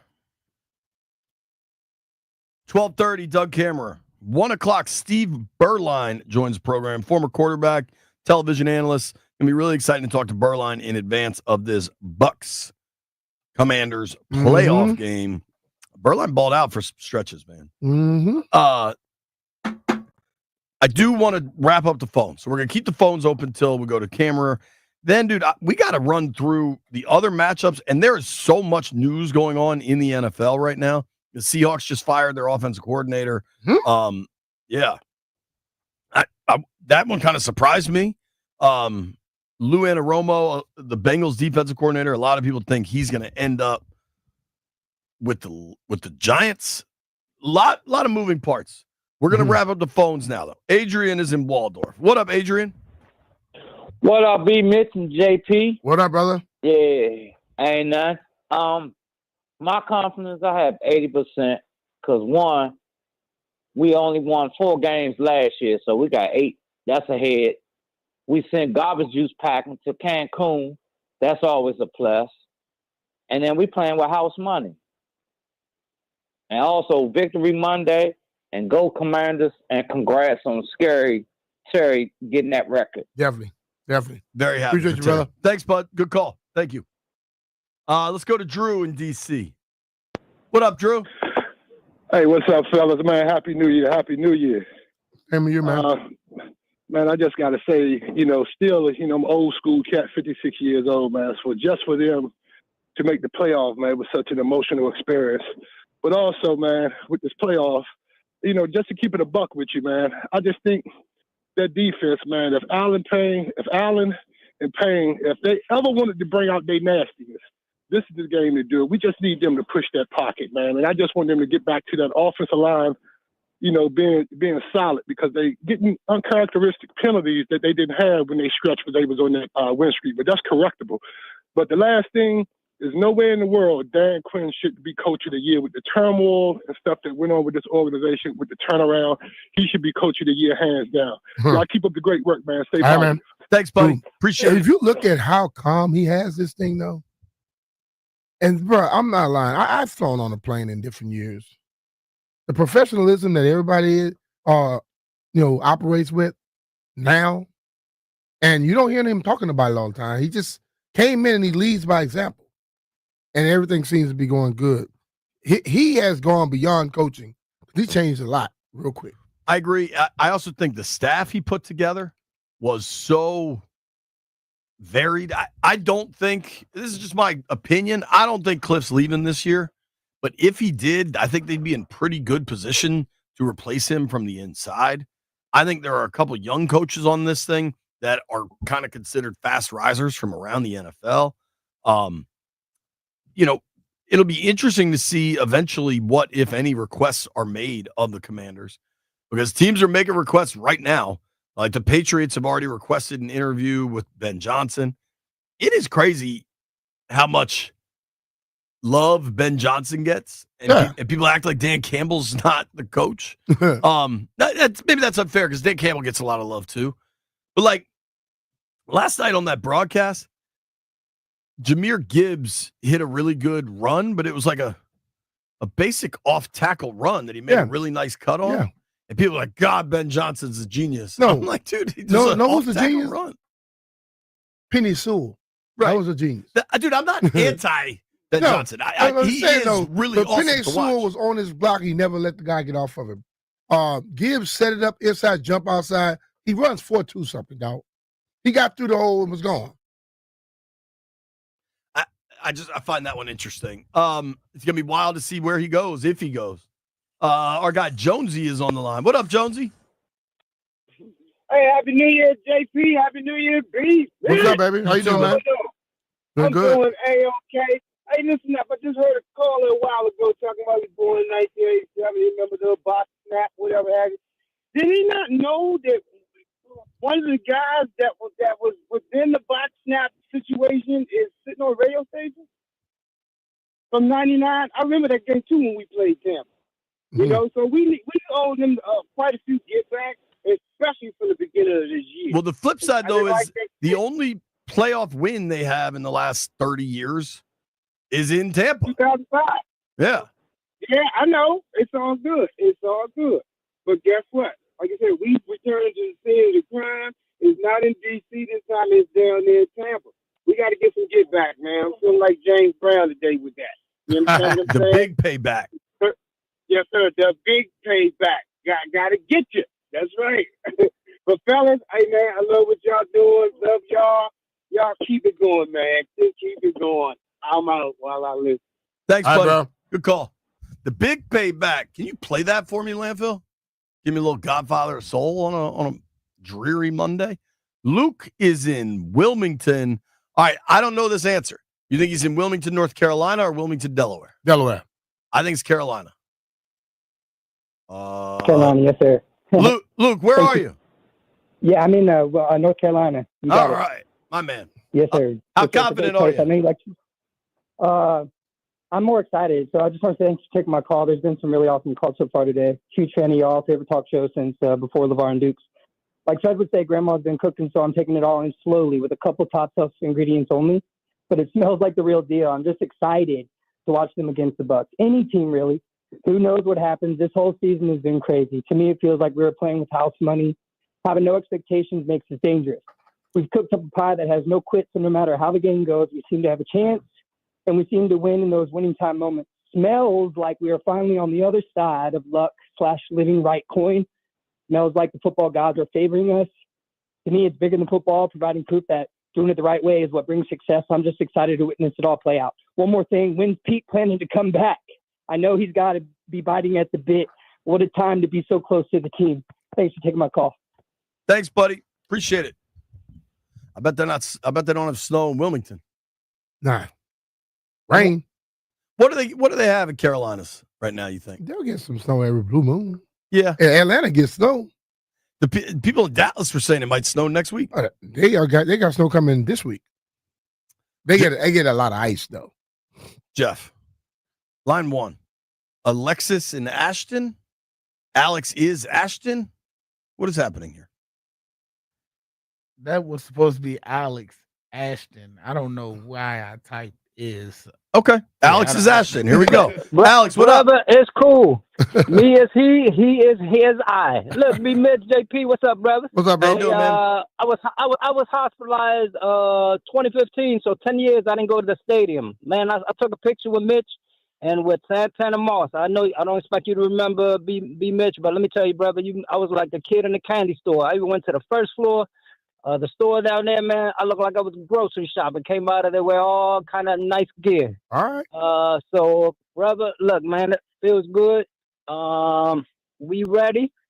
Just like The Rock says, just bring it. We don't care what, this, that. We got a good team, a good coaching squad that makes adjustments. They turn off this, we turn on that. Second quarter, third quarter. I'm just hoping, man, they don't start with the slow start. You know what I mean? So if we get that together, look out. Because we not even supposed to be in here, but we here. So here we go. Once you're there, they can't throw you out. Let's kick down the door. Paul. Appreciate the call. All right, folks, everybody buckle up. Commander Tequila's on the line. Hello, Commander. How do you do? I'm doing great, you guys. I am really, really excited. See, week 1, September 8th, 2024, he punches in the mouth, Our chin strap wasn't chin strapped up all the way. Our helmets were flying. Now, this time, they got it once, but they're not going to get it again twice, We're going to beat the beat ass. Not only that, we're going to have fun over there in their home turf, I'm so confident we got this game. Appreciate it, Commander. Commander's very confident, Landfill. Thank you, sir. I think they absolutely got a chance to compete in this thing. I think Vegas sees it that way, too. When I saw the line opened at just 3, right? Yeah. Like, just home field. Been at home field. Which seems fair. I don't know what, if that'll move. It is held so far, so I would guess it's going to keep holding. 3 points, even trying to look around. Everybody's got it at 3. That means they don't know what to do. Elijah's in D.C. What's up, Eli? Yep. Yo, what's going on, fellas? Right, man. I'm confident, man. I think they're going to do their thing. I think guarding Jaden Daniels in the fourth quarter, when you're tired, you've been moving around, it's pretty difficult. And I think the team is showing that they have that clutch thing, like no one panics down to the last second, which is extremely important in games like this. And to have a game like that when we did that against Dallas last week, when we had to have it in the last moment, like that's such a good thing for having for the playoffs. And one thing I would like to see them do is use the running backs up the field. They like to do things to the perimeter, like use the running backs in the pass game, 3-step drop, boom, like get them the ball, get them involved. Get like guys like Bates running at these linebackers so we can get the numbers game right. Then Jaden Daniels, he can move around or he can pass the ball underneath certain things to get this running game going. It's like those quick passes has to happen. All right. I'm with you there, man. They got to speed it up. Get it going. You got to speed them up. I think defense. Take care of the ball. Yeah, man, for sure. Thank you, buddy. Great call. Yeah. Ooh, we got somebody calling from Tampa, B. Uh-oh. I don't know what to make of that. All right, Walt, what do you got? This is what you make of it. I've been around the skin since George Allen, so let me first qualify myself, okay? I'm down here, but hey, I love you guys. I listen to y'all every day for like the last 6-7 years. But hey, I got a question. A lot of people don't really realize, man, I thought about it. Jaden Daniels has had a heck of a year as far as stamina. After his season last year, then he had to prepare for, he had the Heisman Trophy, then he had the combines, then he had the draft, then he went right into rookie mini camp, then he had mini camp, then he had training camp, then he had preseason. Now he has a season that's 4 or 5 games longer than what he's used to. Now he's going off into the playoffs. This kid got some stamina, man. I mean, and then he's doing commercials, he's doing podcasts, he's doing TV shows. Man, this kid is just awesome, man. Awesome. This is the first year in about 10 years that I've watched every game, every minute of every game. Wow. The last 2 years, I haven't watched any games. I watched the highlights when we had some on YouTube. Man, I'm fired up. We back. I got that old feeling back. Hey, and there's a ton of Skins fans down here. I mean, a ton of them. We've seen it. I think. Yeah, man. I think there'll So, be a lot of burgundy on Sunday night. Yes, sir. And a lot of the Tampa fans, the Bucks fans, they love us, man. I mean, they're taking a real liking to us. So, hey, I just called because I'm excited, man. And thanks for letting me get my little stuff off. But thanks, hey, I'll see y'all, and I got some T-shirts for you, too. All right, bro. The last time I didn't find y'all, I wasn't able to, because I was at the game last. I'll be there. But, hey, I got some gifts for all y'all. And Jeff, too. All right. Appreciate it, man. All right, y'all. Need that triple X for Jeff. See you, buddy. We got another Florida caller. That dude was excited. Very nice fella. Dawson in Fort Myers. What up, D? Boys, what's up? What's up? How are you, man? I'm great. Hey, look, I was just calling in. I want to thank you guys. First time calling in. I've been addicted to the show all year. Appreciate it, man. Born in Fairfax County, but I grew up in Florida, so I'm here down in Fort Myers. It's like a full circle moment for me, man. Went to game one. Obviously, we all know what happened there.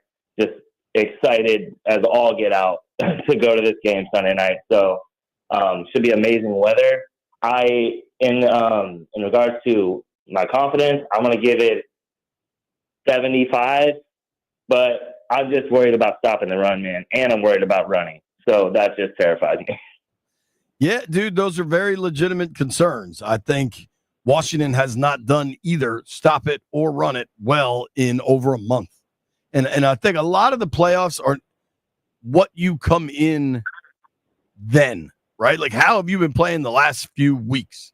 And Washington's been able to move the football thanks to Jaden primarily, but it hasn't been the cleanest. It's just been nuts and hard to count on nuts. But when you do it 4 straight weeks going into the season, chill, Landfill.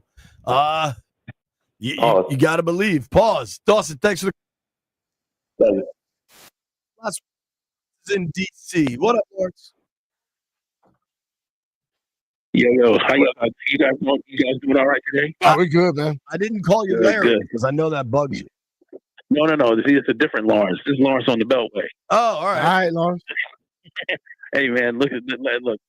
I'm not worried about the Tampa Bay, man. They don't need to be worried about Tampa Bay. I'm just not. I mean, we're going to go out there, we're going to play, and that's that. Everybody's a professional. Anybody can get beat, and so why not us? That's the first thing. Second thing I had to say to you guys is this. I noticed on that replay I watched of the game winner yesterday how it sounded like they were in Washington. We always complained about that here at Northwest Field. Like, it always seems like the opposing team's taking up the stands. Those folks was out there cheering yesterday for Washington in Dallas, and that made me feel good. Yeah, man. It was packed. It was. Honestly, thank you for the call, Lawrence. Appreciate you, buddy. I've been traveling to all their road games for a lot of years now. And even in the terrible times, even when Dan was owning them and Alex Smith gets hurt, there have always been a ton of Skins fans on the road. You always see burgundy and gold wherever you go. And yeah, most of them rather go on the road than come to Wisconsin. They didn't want to support Dan. There was a long stretch where Washington was better on the road. The vibes were better on the road. FedEx was so toxic, and they tended to perform poorly there. This year's just flipped everything on its head. I mean, I'm not like naive to say that FedEx is awesome now. But they've put some real money into it and at least gotten it to like a level playing field. You know what I mean? At least see them. The light show was dope. You see them trying to show people that they appreciate them. And speaking that of makes stadiums, a world of difference. Speaking of stadiums, I just saw this. I think it's Eric Flack. Mayor Bowser's office has confirmed she's going to the White House today to sign the RFK bill that gives the district long-term control of the federally owned land that could potentially land with a new football stadium downtown D.C. Dude, that is exciting. What else is exciting? Doug Kammerer, NBC4 chief meteorologist, will join us next.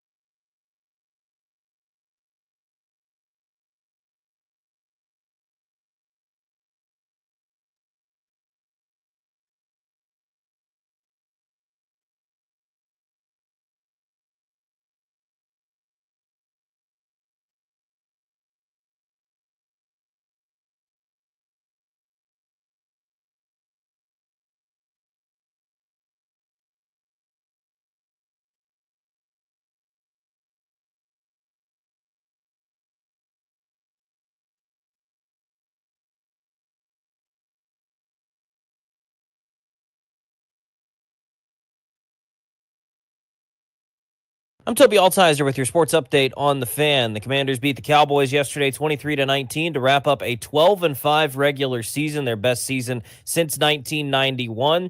Their playoff matchup going to be the Tampa Bay Buccaneers on Sunday Night Football, 8 o'clock kickoff in Tampa. Other playoff matchups, Chargers and Texans on Saturday at 4:30, Steelers and Ravens on Saturday at 8 o'clock. Wide receiver Zay Flowers considered day-to-day with a knee injury. It'll be a challenge for him to go on Saturday, though. 3 games on Sunday, Broncos and Bills at 1 o'clock, Packers and Eagles at 4:30, and Sunday Night Football, Commanders and Buccaneers in Tampa. One Monday game, the Vikings taking on the Rams at 8:30.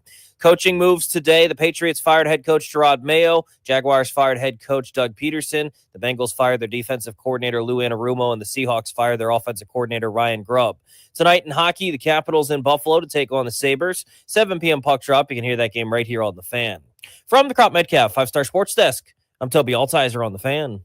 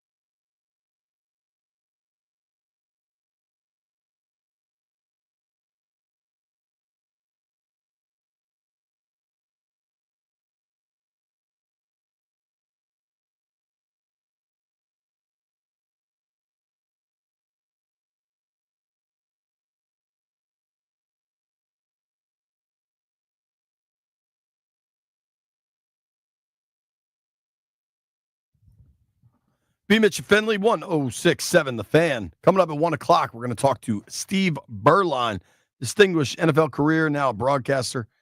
Berline's going to be very interesting kind of as we gear up for this wild card matchup Sunday night.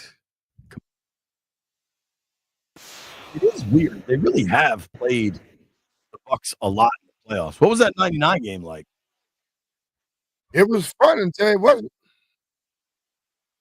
Second half, open up, touchdown. Got to the field goal, try. Who was their quarterback? Was that Sean King? I think it might have been Sean King, yeah. Landfill likes to point out who the holder was. I'll allow him. It wasn't Matt's fault. It was Dan's fault. The snap. Yeah, the snap was the problem. It wasn't the hole. Who was the holder? Brad Johnson. Brad Johnson. When did that shift be from? It used to be skill position players. I thought it was quarterbacks. Matt Turk. I mean, it was supposed to be. I know Matt also held. Matt Turk and Dan Turk. They were brothers. No, it's like Landfill's favorite thing to point out. Yeah. That. Yeah, man, I remember that very well. I was at my Aunt Joni's house in Wilkes County, North Carolina, and that kick at the end, man. So you guys were up. Were you up 13-0? Yeah, so you guys touchdown put us up. Yep. 13-0, man. You had the 100-yard kickoff return. Mm-hmm. And then Sean King was the quarterback. Mike Allstott. I remember that game well. Mm. And then I was in Vegas another time. I think it was a regular season game when Allstott got that 2-point conversion. Remember that? Yeah, I remember that. That was a mess, man. We're supposed to hear from Doug Kammerer here. We're trying to track him down. He's obviously really busy. If you haven't seen the footage of this water main that broke in Bethesda, man, it's pretty scary, dude. Is it shooting?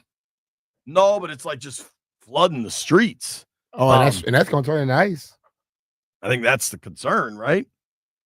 All right. I do want to kind of go around the league because there's a lot of stuff happening around the NFL. You got coaches getting canned. I mean, New England fired Gerard Mayo yesterday. Yeah, I didn't think they would do that. What do you think of firing him after 1 year? I don't see it as being fair. I don't know. They didn't get the number 1 pick.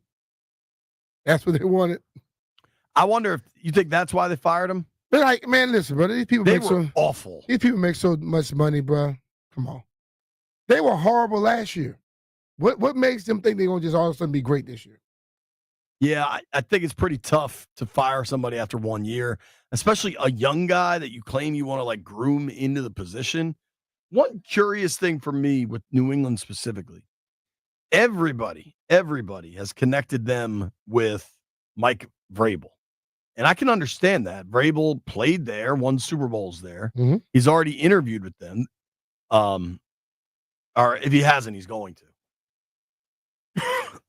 But if you're New England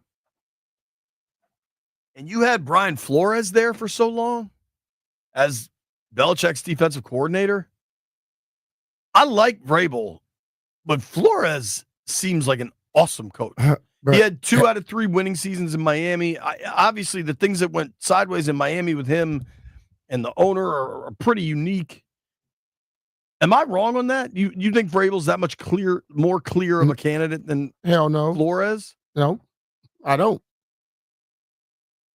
Flores has proven how great of a coach he is. And Flores was in New England also. Yeah. You know what I mean? Like, if you're trying to do this, how awkward must things be for Robert Kraft right now? Because he wants to act like he's still like running things, but your organization in the post-Brady year fell off.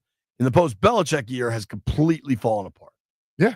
Because, like, it's easy to forget now, but in the first post-Brady year, Belichick had Mac Jones at quarterback, and I think they won 11 games. Like, they went to the playoffs. Yeah. I don't know. It's the situation in New England seems really, really messy. And I don't know how much of a hurry I'd be in to take that job anyway. Honestly. I don't see eye to eye with that area very well. Yeah, I hear you. How about this? This is all the different coaches the Jets have reached out to for interviews. They've already interviewed Vrabel and Ron Rivera. They're going to conduct interviews with Rex Ryan, Brian Flores, Josh McCown, Joe Brady, Matt Nagy, Arthur Smith, Brian Greasy, Aaron Glenn, Vance Joseph, and Bobby Slowick. That's all the people that they're going to interview? Some of those are requests for interviews, and maybe they won't get them. But, dude, that's a lot. All right. Helping us understand what to expect through the rest of the day right now, Chief Meteorologist over at NBC4, Doug Kammerer. Doug, what's up, dude? How are you? Hey, guys. Good. Sorry, Mr. Call. I was shoveling my walkway. Oh, dude. All good. I'm sorry, man. No problem. Let's start. When is this stuff leaving? It's going to be here for a while, buddy. And I do mean a while, because we've got more coming this evening. And then it's just cold. I mean, it is just cold all week. And there's actually a chance of another storm coming up on Saturday. So, we're in the thick of it right now. So, Doug, let's talk with how much. I feel like there's probably like 5 inches of snow at my house. Does that sound about right?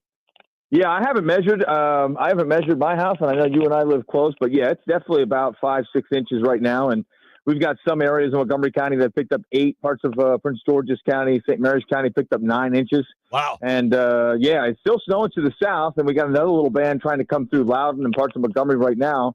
And then we get a little bit of a lull. And this is kind of the lull for most of us. And then the upper level low comes back in, and we get potential for another 1 to 3 inches. So there could be another 1 to 3 tonight? Tonight, yeah. So it's going to start probably up again for everybody around 4 and potentially get heavier right around 7, 8 o'clock. Wow. And that'll be another 1 to 3 inches on with that upper level low coming through. And then at that point, is it about done? Yeah, and then it's done. So right around about 10, 11 o'clock, it's totally done. It's out of here. And then, like I said, then it's just cold. I mean, we're not going to get above freezing much at all this week. So that means this is going to stick around. And anything that does melt, because the sun is going to be up, anything that does melt is just going to refreeze every single night. So I think we're, school's out obviously today. I think school's out tomorrow. I think we're looking at potential for, school to be out on Wednesday. If not out of school, you're looking at delays. And I think those delays may even be all the way through Friday in some places. Bro, my kids haven't been in school since December. My kids haven't been in school since December 20th. Yeah. I don't even know. My 9-year-old might not be able to read at this point. They don't even remember what school was. I mean, they've been out so long.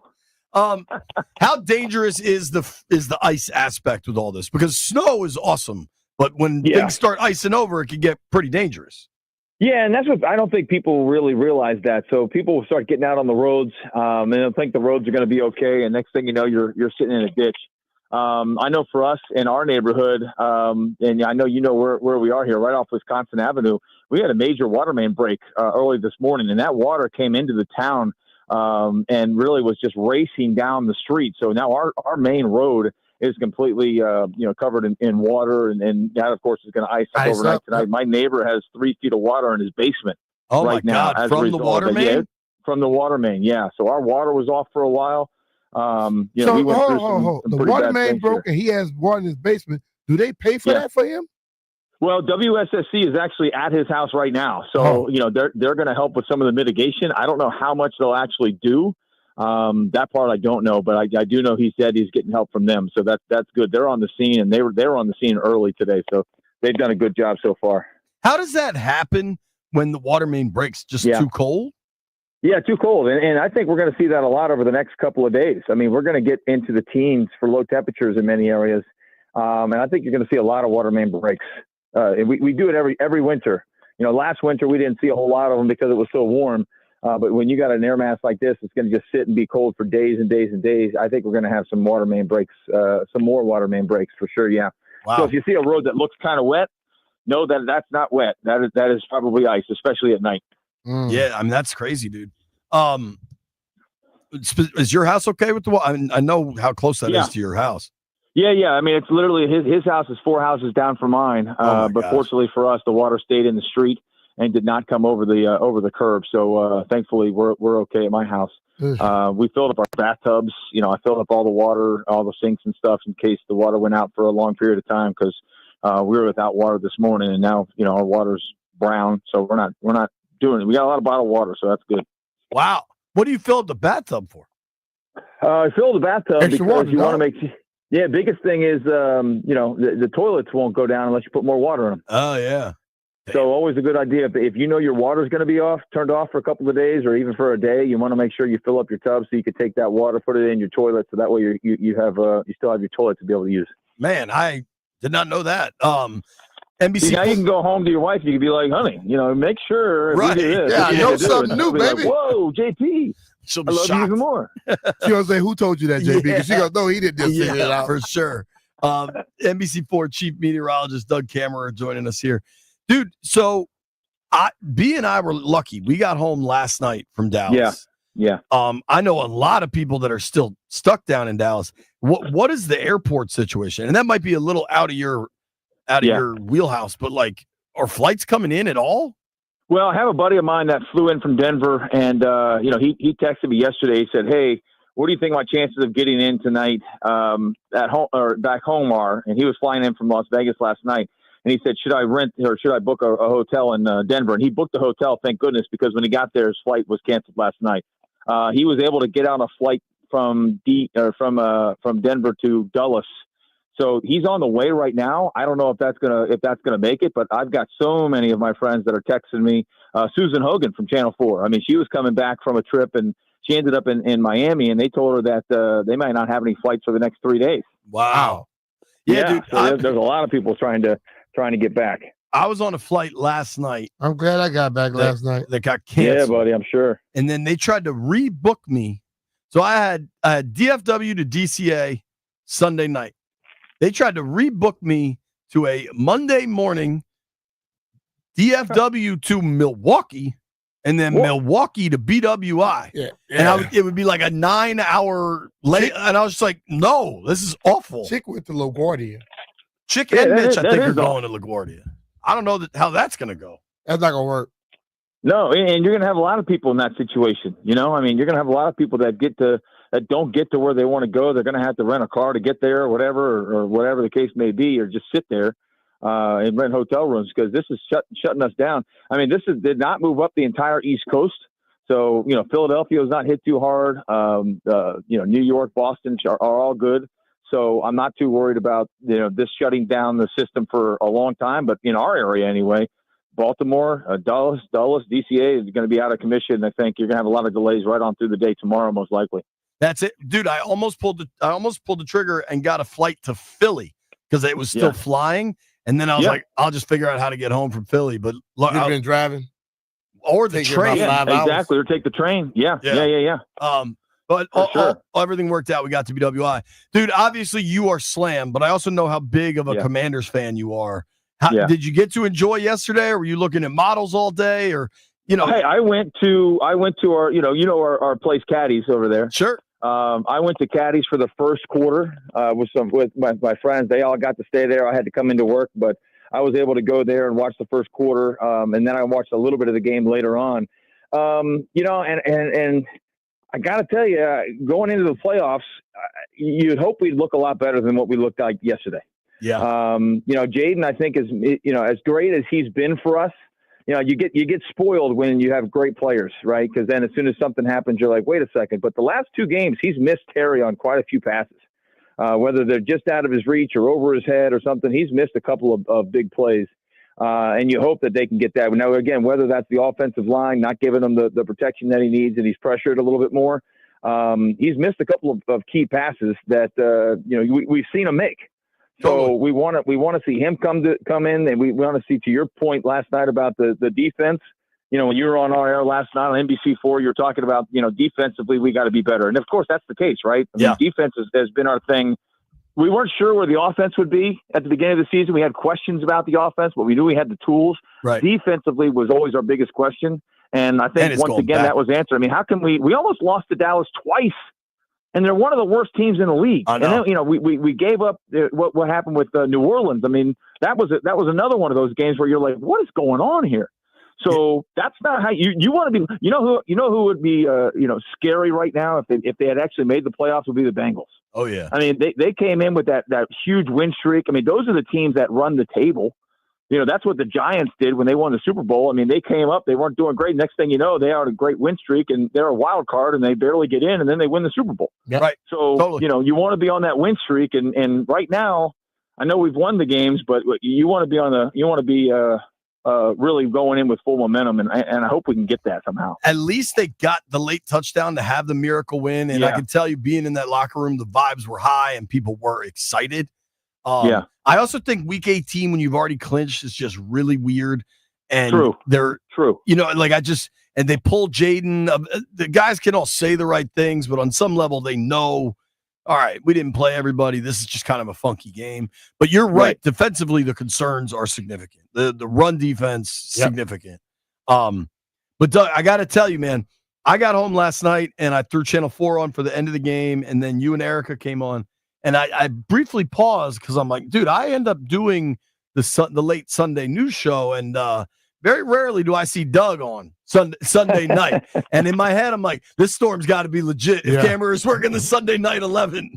And I drove back because I was on vacation with my family in Florida, so I saw this thing coming, and I was like, hey, I'll drive back home. So I drove back from Florida on Friday instead of doing it yesterday, just to make sure that I was here. For this storm, because I'm not missing this storm. I missed the storms last year. We had a couple of 4-inch storms, and I was out of town for those. And I'm like, dude, I am not missing another storm.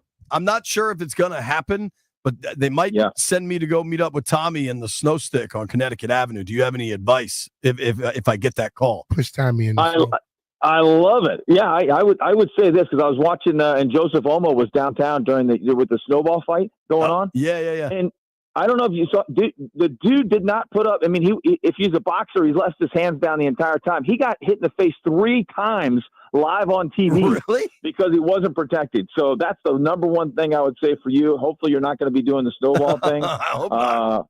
But always be looking around, buddy, because when you're on live TV, you guys know how that can happen. You got a snowball coming out of nowhere. So just keep your head on a swivel. Head on a swivel. Doug, thank you for making time, man. Good luck with the house and all that stuff. Seriously. Absolutely. Thanks, guys. And, go Commanders, dude. It'd be great to go to the second round. How about that? It'd be wild. It'd be so much damn fun.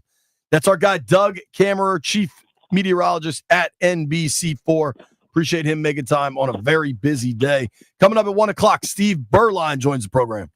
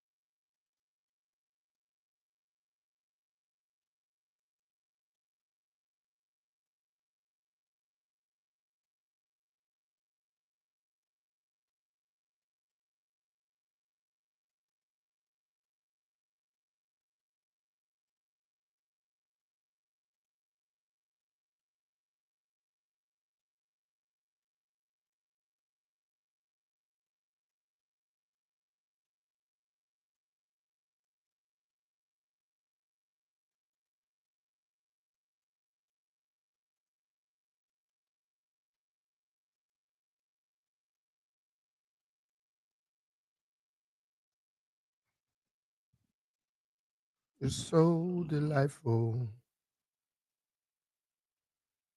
Oh, let it snow, let it snow, let it snow. Brian. Yo. In just moments, we're going to be joined by Steve Berline. Did you ever go head-to-head with him? Why would I go head-to-head? I'm an offensive player. I mean, like, did your team ever play his? I can't think. He was a backup in Dallas for a little bit when you were with, you know what? You must have. In 93, Yeah. he was the starter for the Cardinals. Yeah. And you were obviously with the Skins at that point. Yep. Steve Berline's going to join us in just moments, but I got to ask a quick question, and we'll go around the room. Tyreek Hill is apparently forcing his way out of Miami. He said, I'm done here. The offense has changed, blah, blah, blah. Tyreek Hill has a $28 million guarantee, $28 million cap number for the 25 season. After that, no more guarantees. He'll be a free agent at the latest by 2027, but probably by next year, honestly. 30 years old. Numbers were way down this year. I don't know that was all a direct reflection on him. It's not all on him. Once Tua got hurt. You interested in Tyreek Hill? Nope. And I'm gonna tell you, I think he's extremely talented. But you know what? Once you get and then now his new profile picture is Antonio Brown. I don't want to deal with that. No thanks. No, yo, he's undeniably an incredibly He's a badass, gifted ball player, but no something thanks. that's going on with him right now. Jeff, you want Tyreek? If we have to go and give stuff away for him, no. But because the thing is, we just wait. We never know. He could be wanting to come to us, later on once he get free. Nah, we're a prize destination now. We're not desperate for nobody. So I'm cool with where we at and just letting things fall in place. How they however the front office want him to go. But as far as going to get Tyreek, nah, I'm good off that. Landfill? Tyreek Hill interests you? No. That's about the response I was expecting. I don't know how that's going to end up, but I have a feeling in my gut it doesn't end well. When we come back, Steve Berline joins the show.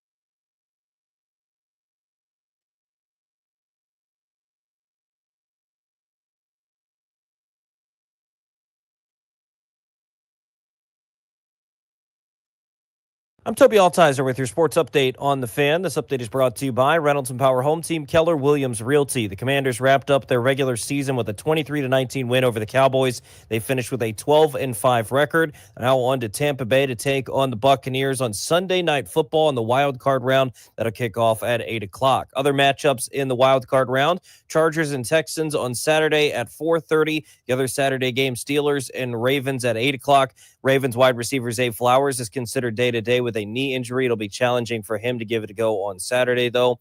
Sunday games, Broncos and Bills at 1 o'clock, Packers and Eagles at 4:30. Packers wide receiver Christian Watson likely done for the year with a torn ACL, and the Commanders will take on the Buccaneers at 8 o'clock Sunday Night Football, final game on Sunday. Monday, one game, Vikings and Rams at 8:30. Coach firings today in the NFL. The Patriots fired head coach Gerard Mayo. The Jaguars fired their head coach Doug Peterson. Bengals fired their defensive coordinator Lou Anarumo, and the Seahawks fired their offensive coordinator Ryan Grubb. An update on the RFK site today: Mayor Bowser's office confirmed to Eric Flack that she is going to the White House today to sign the RFK bill.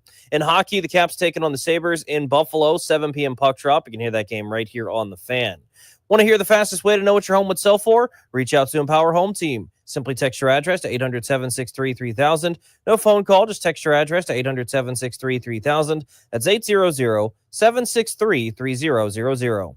From the Crop Metcalf 5-Star Sports Desk, I'm Toby Altizer on the Fan.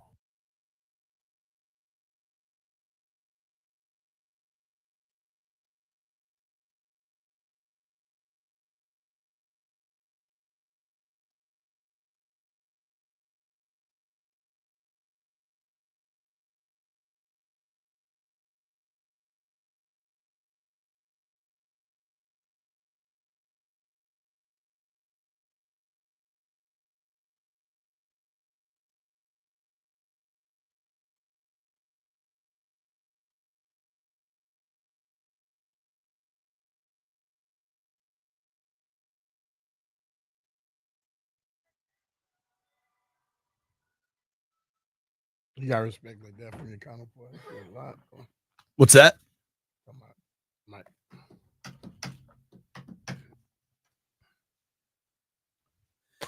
After so the Giants are keeping everybody up there. Eagles aren't going to make any changes. Jerry's not really saying what the hell he's doing down in Dallas. It seems quite possible, maybe even likely, that the NFC East brings back all 4 coaches. We'll take it. What do you think ends up happening with McCarthy? I don't know. I think as Jerry began to look around, he's gonna realize this is all pointing back to him. There's nobody else. He don't have anybody to blame anymore. So he may stay with McCarthy, but hell, he could wake up tomorrow and just change his mind.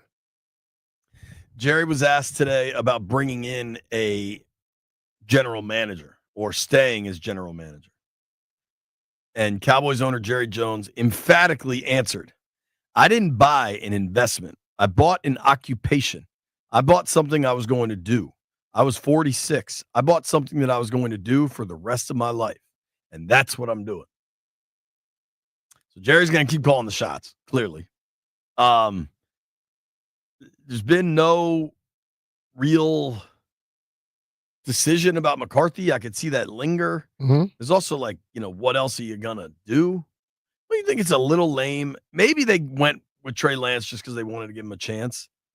But if Cooper Rush had started that game, he would have made another $500,000 in incentives. It's hard not to think that if you're going to go to Trey Lance, you'd already been eliminated from the playoffs. Wouldn't you want him to get more work?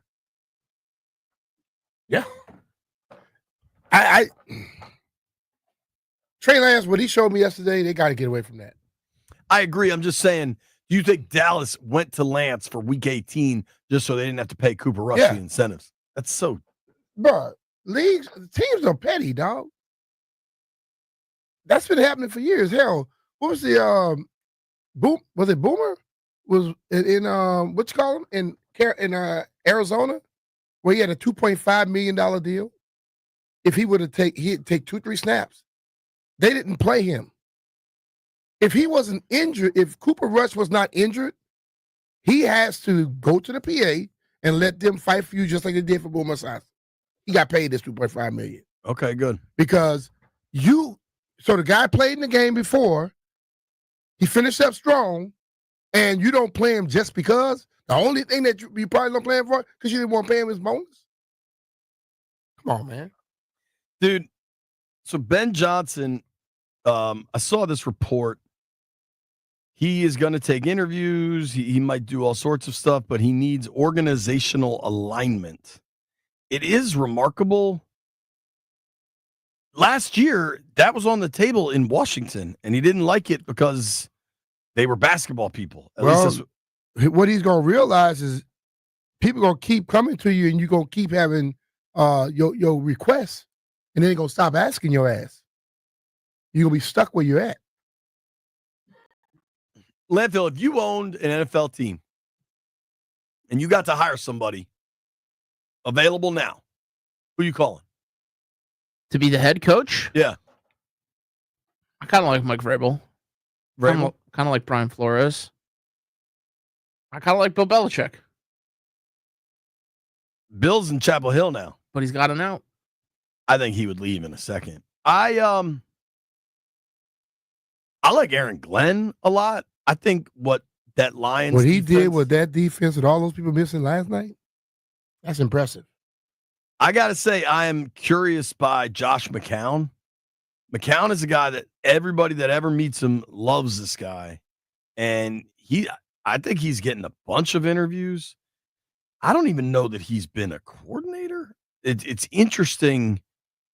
I think he is quarterback coach for the Vikings right now, and clearly the work done with Darnold. Although Darnold's carriage turned back into a pumpkin last night. Joining us now is Steve Berline. Steve, how are you, man? Thanks for making some.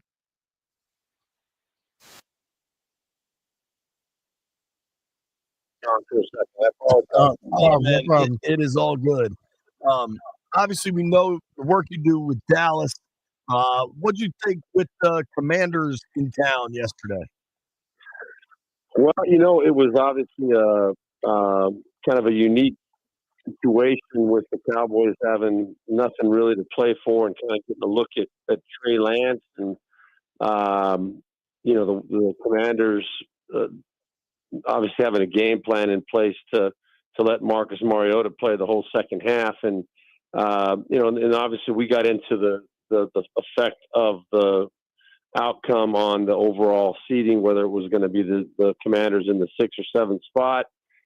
So that was, we were following all those dynamics, but it was a very unique game for all those different reasons. And, it seemed as though in the first half, Jaden Daniels never really got the chemistry or the offense flowing the way that we had obviously become accustomed to seeing him get it going for most of the year.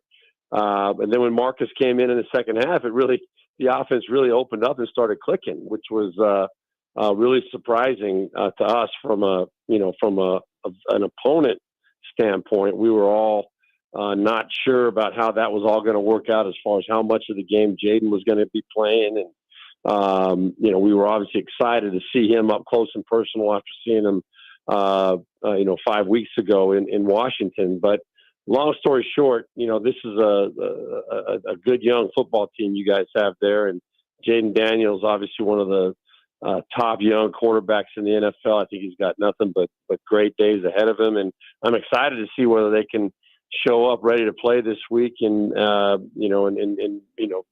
try and make a little bit of a run here. This kid seems to be one of those guys that can get a team ready to go and can carry a team when it needs to.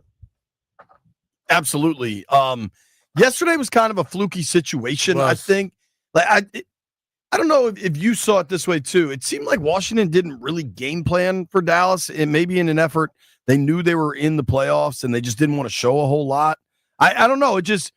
Jaden didn't look right. They were down a few offensive linemen. Once Parsons had 2 sacks in the first 3 snaps, it just seemed like there was like this pivot away from, all right, we're not gonna do anything too risky here. Yeah, I agree with that. And I think as we got into the game, it became more clear that was kind of the mentality that Washington had. And we were talking about, well, okay, if they're the 6th seed, they go to L.A. and play the Rams. If they're the 7th seed, they go to Philadelphia. And I was like, well, I would think they would, they'd want to play and win this game. And I'd rather go to L.A. than go to Philadelphia. Then as we talked through it, I'm like, I'm not so sure about that because the Rams are playing as well as anybody right now. And I think when the Commanders really looked at this ball game, they were like, it really doesn't matter whether we're going to Philadelphia or going to LA. They're both teams that are playing really well.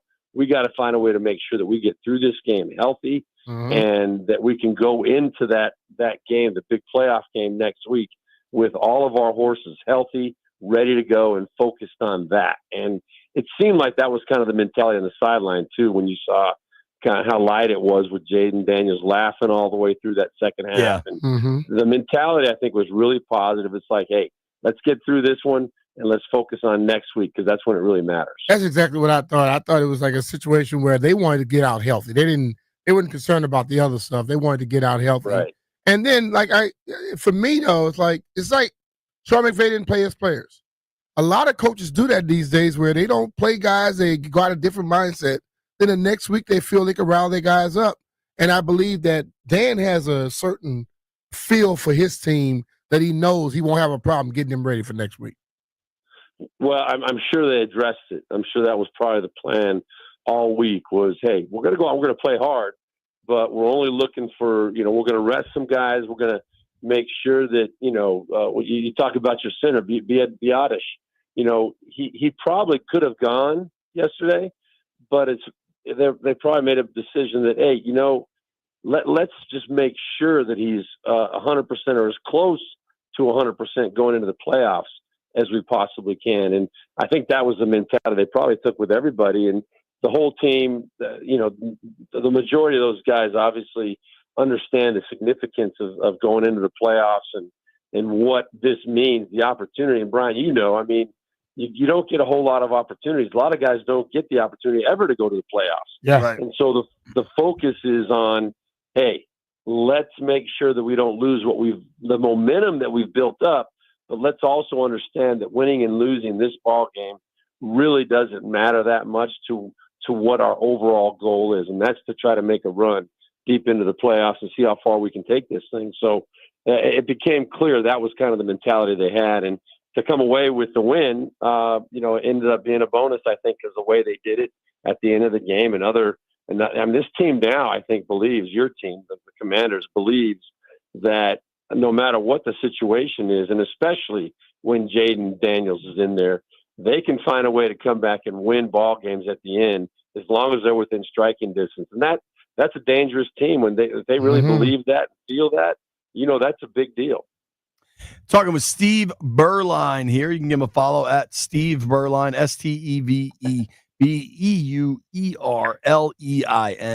NFL quarterback for 14 seasons, over 100 starts in the NFL. It's interesting, Steve, because I was checking out your Twitter profile, and you were kind of talking about Jaden earlier, not just after the Cowboys game, but kind of what he did against the Eagles and then the Falcons.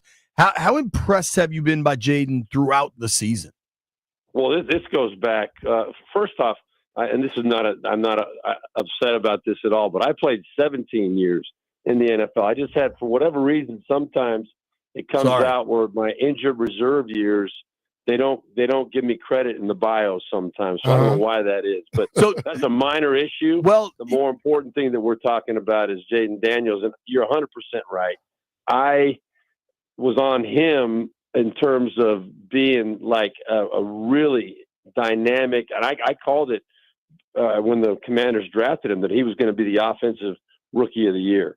I had the chance to cover him several times when he was playing at LSU, and the development that I saw in him, and especially the jump from his second to last year at LSU to his final year under Brian Kelly and Mike Denbrock, I just saw him develop and mature, and I was like, this kid's ready. I mean, his athletic ability, obviously, nobody ever questioned that. But what he showed me his final year at LSU was the ability to stand in the pocket, get through his reads, make the right decision quickly, on time, and get the ball out to the right guy accurately, and then take the shots at the right time and deliver the ball down the field with accuracy.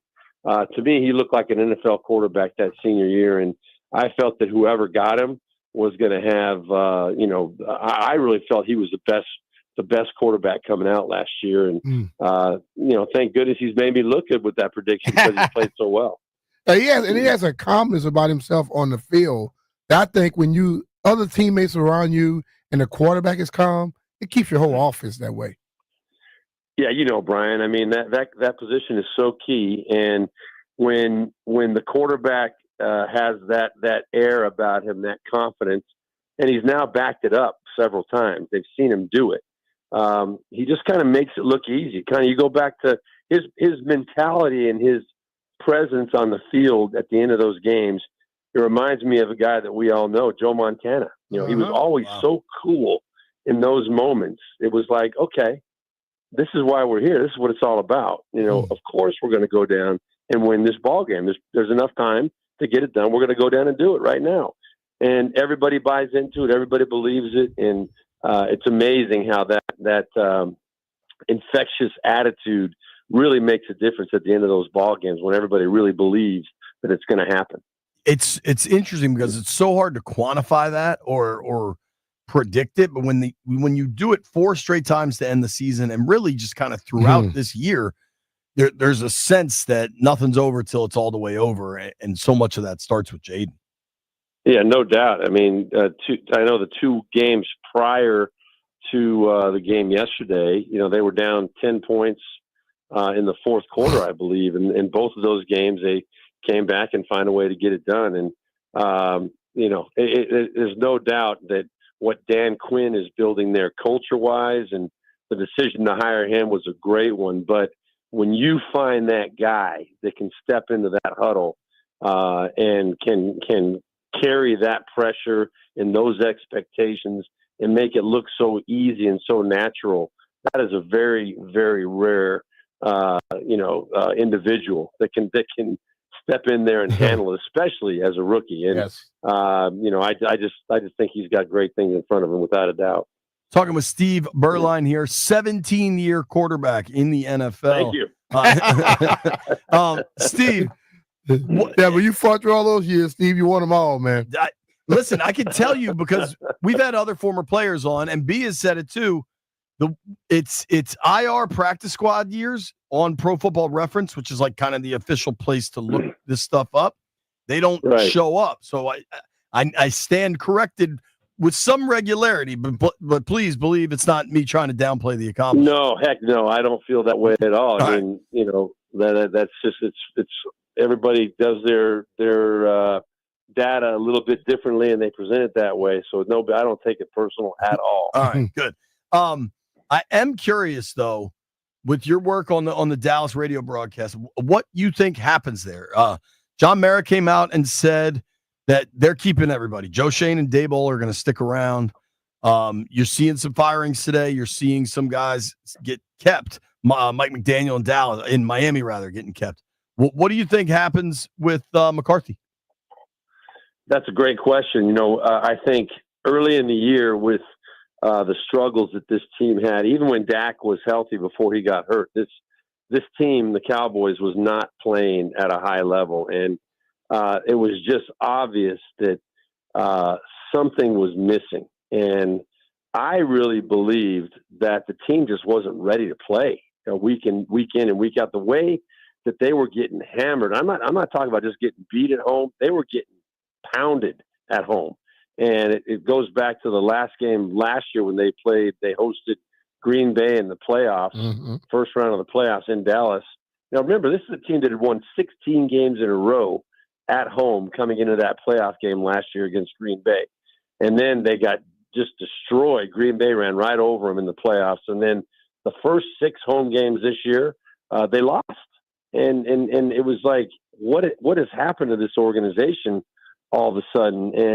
And then, of course, Dak gets hurt, and it continues to spiral a little bit. But what we were impressed with as the season went along, the team never quit. And they had some really, really major injury problems on the defense. I mean, I'm talking you were to analyze how many guys they lost and had to rotate in and go through with that defense all year, it was amazing. And then by the end of the year, they were actually playing really well. So I think the case is pretty strong, and Jerry Jones is not a guy that's going to make a rash decision. There's only been one time I think he's fired a head coach during the season. So he's always been able to get through the season, take a step back and evaluate it, and he'll weigh the pros and cons. I think you can make a case either way for it. It seems as though the last couple of weeks it's been trending toward Jerry's going to give McCarthy a new deal. And, it's I don't know which way I would say is the way that I would lean one way or the other. Yeah. I'm glad I don't have to make that decision, but I wouldn't be surprised if they end up working it out. The question then becomes whether McCarthy wants to explore what other options are out there. And he may have the leverage now because Jerry may want to try to bring it back. That'd be fascinating if this ends up with McCarthy having leverage on Jerry. Steve, Right. last thing, as a Notre Dame guy, you're down in the Final Four in college football. What's your you got the Domers winning this thing or what? I my heart says yes, my head says no, but I didn't think we'd get through last week in Georgia, and beating Georgia. And truly, if you really step back and think about that ball game last week, it wasn't. Notre Dame people are thinking, oh, we pounded Georgia, we killed them. I was like, you know what? We really didn't. We only had 240 yards of total offense. Our scoring came. We kicked the field goal with like 2 minutes left in the first half. We got a sack fumble in the next play. We had a 13-yard touchdown pass, one play, 13-yard drive, and then we returned the kickoff to open the second half. Those 17 points right there in like 54 seconds, and that was what determined the ball game. Now our defense obviously played well against the backup quarterback and against a Georgia team that really isn't the same Georgia team that they've been over the past 8 to 10 years. But still, it's a good football team that's played in big games. So the bottom line is we got it done. We're there. And I think we got a good matchup against Penn State. I think we'll win this week. And you're going to see us going up against probably Ohio State in the national championship game. And once you get there, on any given Sunday, as they always say, it can happen. So my fingers are crossed. I hope it works out. But, my mind tells me that it's probably a little bit of a pipe dream. I don't think it's really going to happen. But if it does, boy, I'll be fired up like everybody else. Dream big, baby. Dream big. Yeah, man. It's been That's right. It's been cool to watch, and it's definitely some unexpected matchups. And I think that game against Penn State could be awesome. Steve, we got to run, man. Thank you for making time with us. Okay, guys. Anytime. Sorry, I was a little bit hard to track down this morning. All problem, good, bro. Not a big deal. Thank you. All right. Take care. Bye, man. Steve Berline. Check him out at Steve Berline on X and Instagram. He does all the Cowboys games. Watched Washington win that thing late, miracle, whatever you want to call it. One more this season. They've been stacking them up.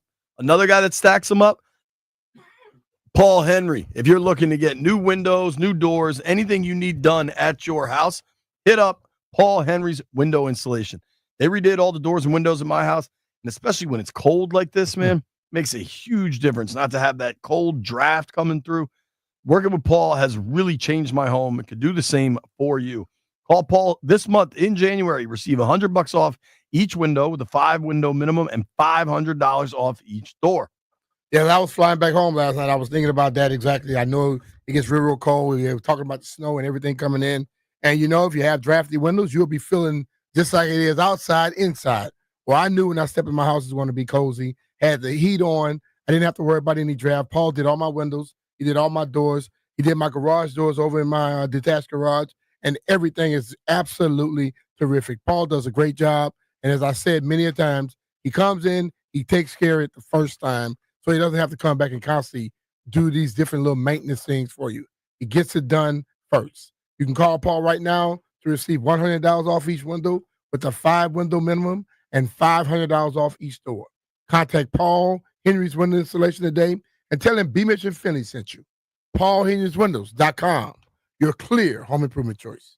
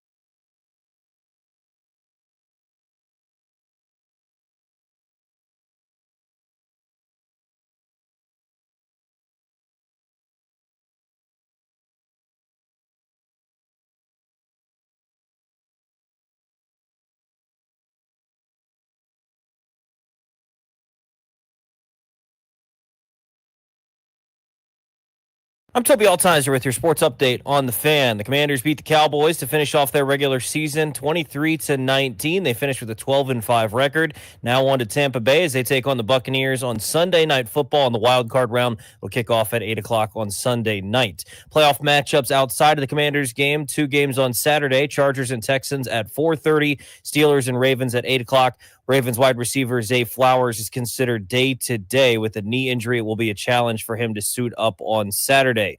2 other games on Sunday, Broncos and Bills at 1 o'clock, Packers and Eagles at 4:30. Packers wide receiver Christian Watson going to be done for the year with a torn ACL. And on Monday night, Vikings and Rams at 8:30. Coaching moves in the NFL. The Patriots fired their head coach, Gerard Mayo. The Jaguars fired their head coach, Doug Peterson. Couple of coordinators fired. Bengals fired defensive coordinator Lou Anarumo, and the Seahawks fired offensive coordinator Ryan Grubb. An update on the RFK site today. Mayor Bowser is going to the White House today as President Biden's going to sign the RFK bill. And tonight in hockey, the Capitals in Buffalo taking on the Sabres. 7 p.m. puck drop. You can hear the game right here on the Fan. From the Crop Metcalf 5-Star Sports Desk, I'm Toby Altizer on the Fan.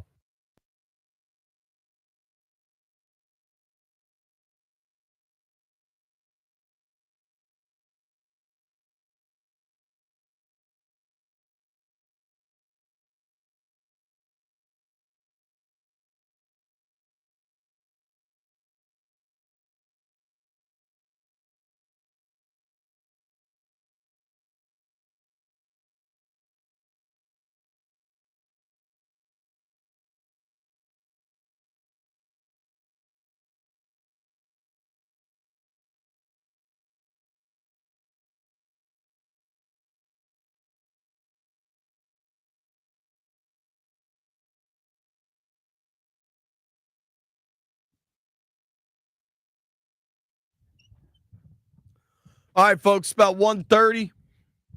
Grant and Danny coming your way next, 2 o'clock. I do want to maybe open the phones if you got I'm curious how the roads are because we're going to get out of here soon. Give us a little heads up how we're looking. Because it's certainly not snowing hard now, but it is still snowing. Yeah. Did they do more work on the roads? What I want to know. Have they? I wasn't impressed this morning. I think it outpaced what they could do, but I'm with you. It wasn't in great shape. I'm hoping how do you think the ride home is going to be? Chill? Slow. Landfill, are you going home or are you sticking around? Landfill's going home. Jeffrey, what about you? I'm going home for sure, bro. Jeff asked me to go play golf earlier today. I just ignored him. That's so dumb. Jeff was lounging on the couch in the green room. Like Jeff really made himself comfortable. Nah, bro. I got here rather early. What time? This morning. Like 8:30. You metro? No, I drove. I tried to be a real thinker this morning. I left early, had to get up, shovel my yard, all that stuff. It was great. All right, if you want to call in and give us a road update, phones are open. Jeff can take them. Now, B. Mitch, let's run through all the matchups that are set for this weekend. All right. It seems like they've kind of walked away from. Remember, that used to be super wild card weekend. Yeah, I think they're still calling it that, but they've kind of downplayed it a bit. Don't worry, it'll get a little hyped up before this weekend is over. No matter what happens in the universe, you can count on the Houston Texans playing Saturday afternoon. That is always the slot they get. They normally get it. Texans are home underdogs with the Chargers coming to town. Yeah. What do you think? The Chargers have played well, man. I think Herbert has played way better this year. Their defense is tough.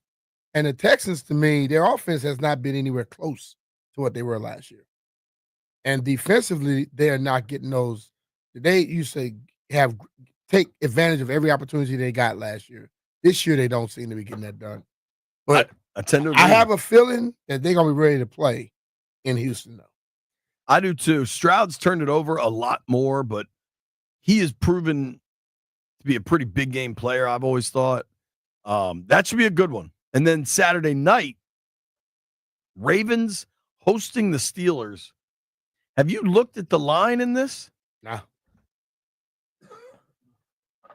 What would you guess it to be? I would think the Ravens knowing the Steelers have beat them this year. Yeah, but it was just last game wasn't a blowout the other way. Right. So I would say about 5.5. Dude, 10. Nah, I don't see it as that. That's crazy, man. All That's right, gonna change for this before we get to it. these phones are coming in about the roads. Let's go to my guy Jason in Rockville. Jason, how are the roads out there, dude? What's up, fellas? Well, I had to go pick up my lovely 13-year-old daughter. Oh, man, I'm so tired. Downtown near the Capitol, from Rockville all the way down to North Capitol Street. Ooh. What parents do, man, it was brutal. And I'm just coming back from DuPont, around DuPont Circle, coming back, cutting around Connecticut, going northbound. And So it's specifically, how is that area? Because I'm going to be on Connecticut in about a half hour. it's like, it's not that great, to be honest. It's because people don't. I have 4-wheel drive. Yeah, me so I'm just going real slow, and people are just going fast, trying to get past the traffic lights. I'm like, this is where accidents come in. People don't know what they're doing. You just got to go real slow, and I think you're good to go. And by the way, it is circle, not roundabout, right? Thank you. I appreciate it. Appreciate you. Thanks, dude. All right. Jeffrey, answer line 3. All right. I think that Ravens Steelers thing is crazy to be a 10-point spread. Yeah, I think so. But dude, the Steelers at the same time have fallen hard. And this is they fall hard, but you know one thing? Mike gets them to play at this time of the year. They haven't won a playoff game in like 7 years. He gets them to play though. Still, I think the Ravens better be on alert. And I better not get a phone call from Ben because I got a little Raven fan, buddy. Gets on my nerves. I mean, talk about limping in. The Ravens lost 4 in a row to end the season. I'm sorry, the Steelers rather. Yeah. Steelers lost 4 in a row to end the season. And I know, like, it's hard for us in Washington because it's been just to be steadily good would be so awesome. But for Pittsburgh, man, they haven't won a playoff game since the 2015 season. It's almost 10 years. Would you ever grow tired of that? Tired of what? Not winning in the playoffs. I mean, they keep finishing around. Because like I keep telling you, when you make it to the playoffs all the time, now the expectation is for the next step is for you to win. Right. If you just make it and don't win, you'll be looking for a job. Speaking of winning, our guy Rev T is on the line. It takes a village, Reverend. Reverend, what's up? How you been, buddy? Oh, man, I've been good like Hollywood. And I'm trying to tell all you Bammers it's Victory Monday, but it's snowing outside. First thing I want to do is I want to wish safe travels to our Commander fans that went down to Dallas, man, that's trying to get back, man, in this snow from Dallas back up here to the DMV. I just safe travels there. Safe travels to everybody out there. Because I was trying to be smooth this morning and thought I was going to go to 7-Eleven and say, oh, thank heaven. I almost saw heaven. This morning. I thought I was going to get in the teller and ride. Well, I ended up coming right back out. And then my daughter, she looking at me, talking about she about to go outside to play in the snow. You know what I just told her, JP and B Mitch? What's that? You'll be back. You'll be right back in here. Man, it's nasty outside. JP, y'all better go get a hotel room. Tell Chris Kennard, go ahead and book y'all some hotel rooms, and y'all just lay low like are the roads that bad, Rev? Hey, man, hey, JP, listen to the Reverend every now and then. It's nasty out there, bro. Let them people do their thing. I'm out here in Prince William County where the rich people are. Man, they ain't hit my roads yet. No. Stay home. Stay home. Enjoy Victory Monday. Go look to figure out how y'all going to pay to spend all the money to get to Tampa Bay because I'm trying right now. This woman going to cuss me out. But I'm just saying, it's Victory Monday. Enjoy the moment and just be safe. Y'all know who this is, and I ain't never showed them my words. I sure wish them Bama Street Rev T next year. The people's like, man, just say it with me. Come on, JP in the snow. Rev T. Y'all Bamas be safe. Believe and guess what? I love all y'all Bamas. March with me. Ow! Love somebody, Bama.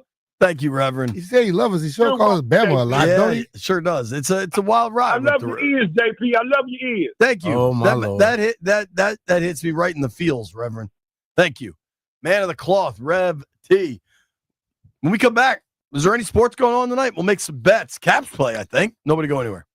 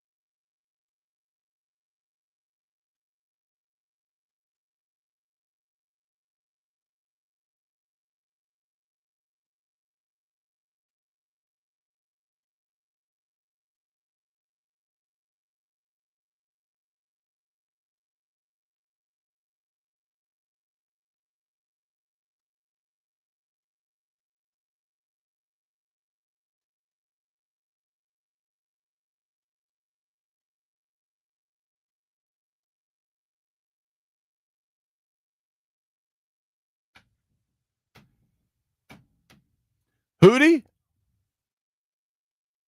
Let it snow, let it snow, let it snow. Shout out to Darius Rucker. Bad news out of Green Bay.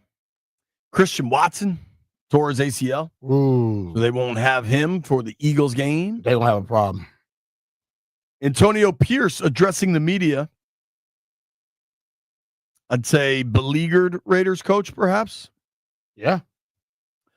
Antonio Pierce says any noise about his job status is coming from outside the building and that he hasn't heard anything different other than he's coming back for 2025.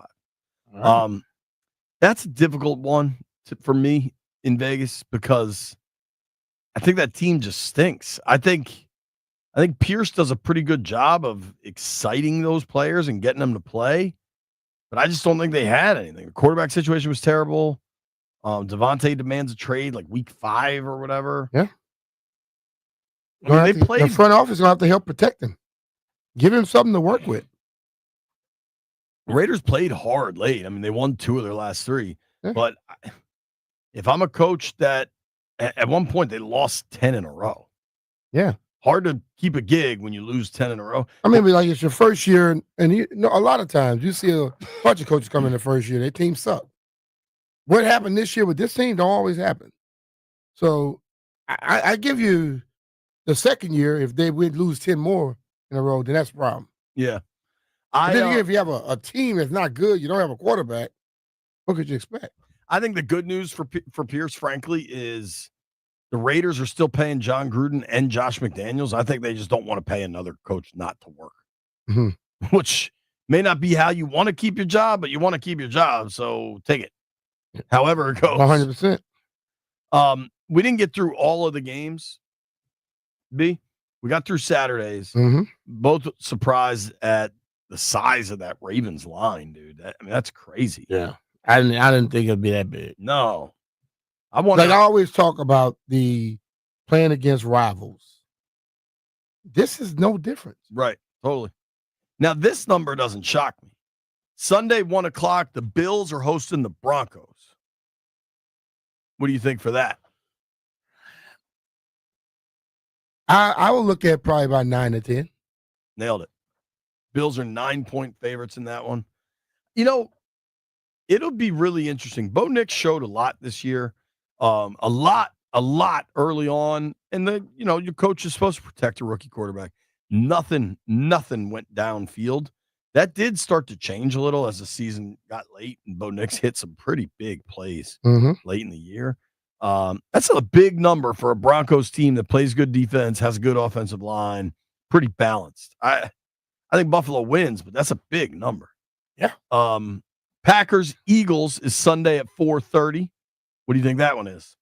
Well, they don't have Watson now, so it's going to be about 6.5, 7. Eagles minus 4.5. Dude, nobody's seen Jalen Hurts play in a month. Yeah. But they sure in the hell saw Saquon play. You worry about the rusts at all for Philly? Although their second and third stringers beat the hell out of the Giants. You think Philly wins that running away? I'm not going to necessarily say running away. I think they win. I think Philly has the best roster in football, 1-53. They better have it on. They better hope so they have it on the day that they play the game. Right. We've talked pretty much for hours about Commanders Bucks. Vikings Rams Monday night. What do you think that line is in LA? Vikings Rams, and they're playing in LA. Yeah. Ooh, bro. Gonna be a lot of purple in there. It might be about Vikings may still be favored, but I'll think about 2 or 3. 1.5. Vikings are favored by 1.5. I don't know if maybe that'll change as the week goes on. It's only Monday. That game's a week away. Fun show for a victory Monday. Your Washington Commanders have 12 wins. Sunday Night Football, a date with the Tampa Bay Buccaneers. See if they keep playing in the wild card round. The Buccaneers. Thank you to Doug Kammerer for joining us. Thank you to Steve Berline for joining us. Thank you to everybody that called in. Be safe out there. The snow's never going away. seriously, drive carefully. Grant Definitely. and Danny coming your way next. You made it this far. Jeff owes you some condiments.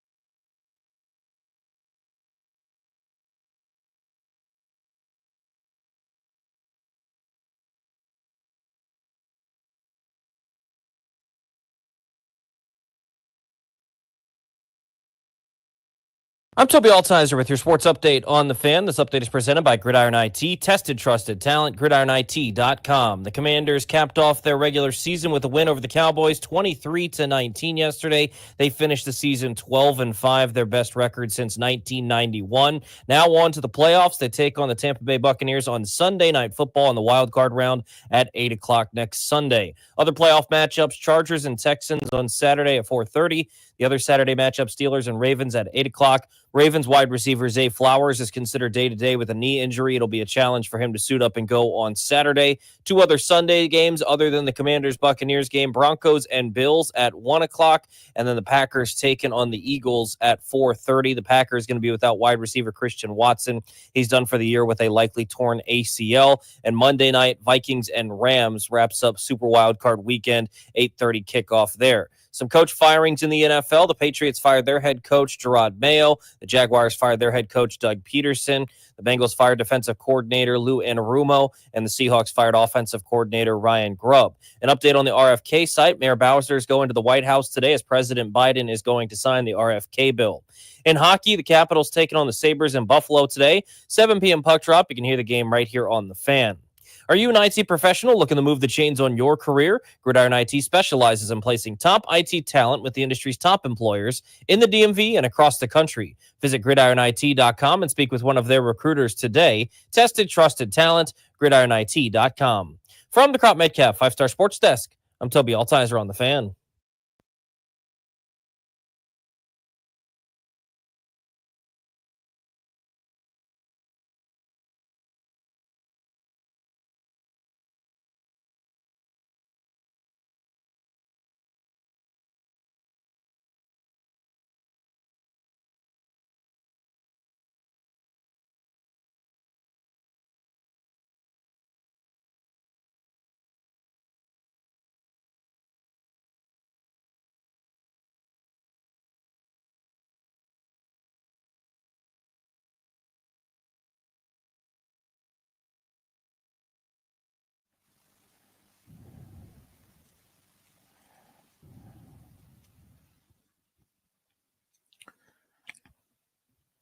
For the 12th time this season, it's a Victory Monday on Grant and Danny.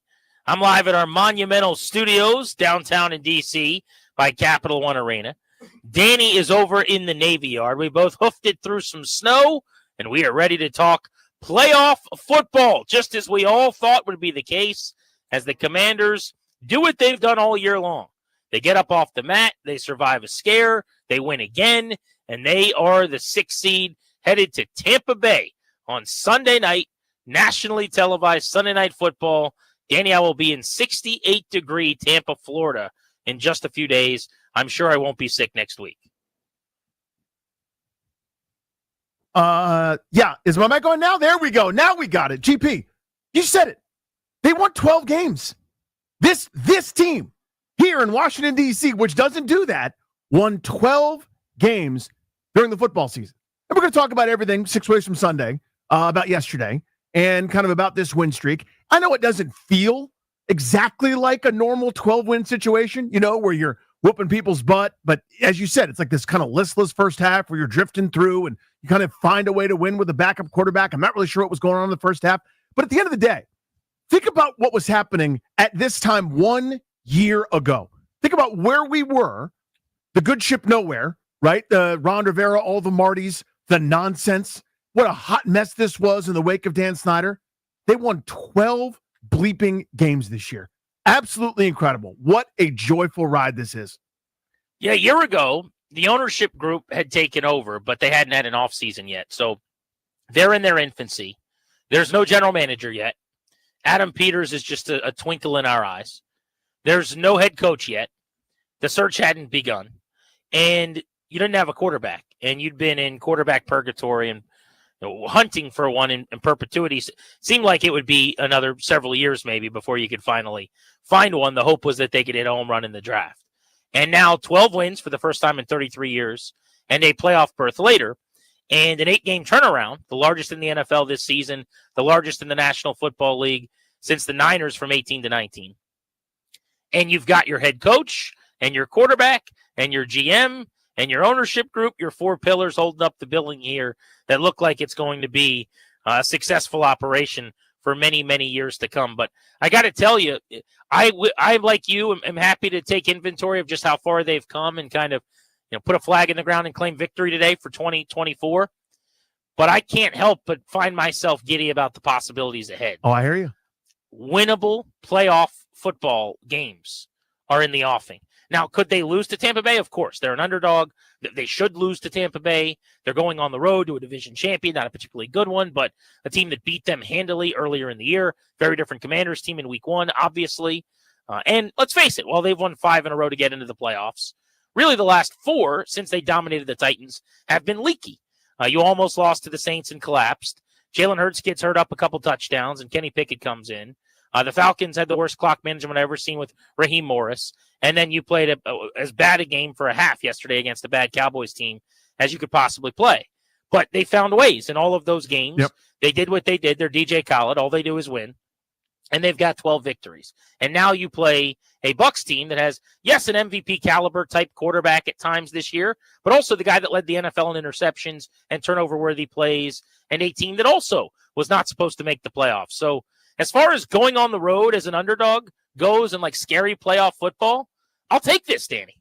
100%. Again, this could have been, and it looked to me likely after they beat Philadelphia, that they were going to go play Philly on the road, right? In a 7-2 matchup. Cannon fodder. Which I honestly was like, that's not that exciting to me. And I kind of hinted at that, was sort of dancing around it, even in the wake of having beaten Philadelphia. It took, as you said, something unbelievably miraculous, and it was fun. I'm not trading it. I'm not giving it away, by the way. I would have rather have lost that game or some other kind of, weird idea.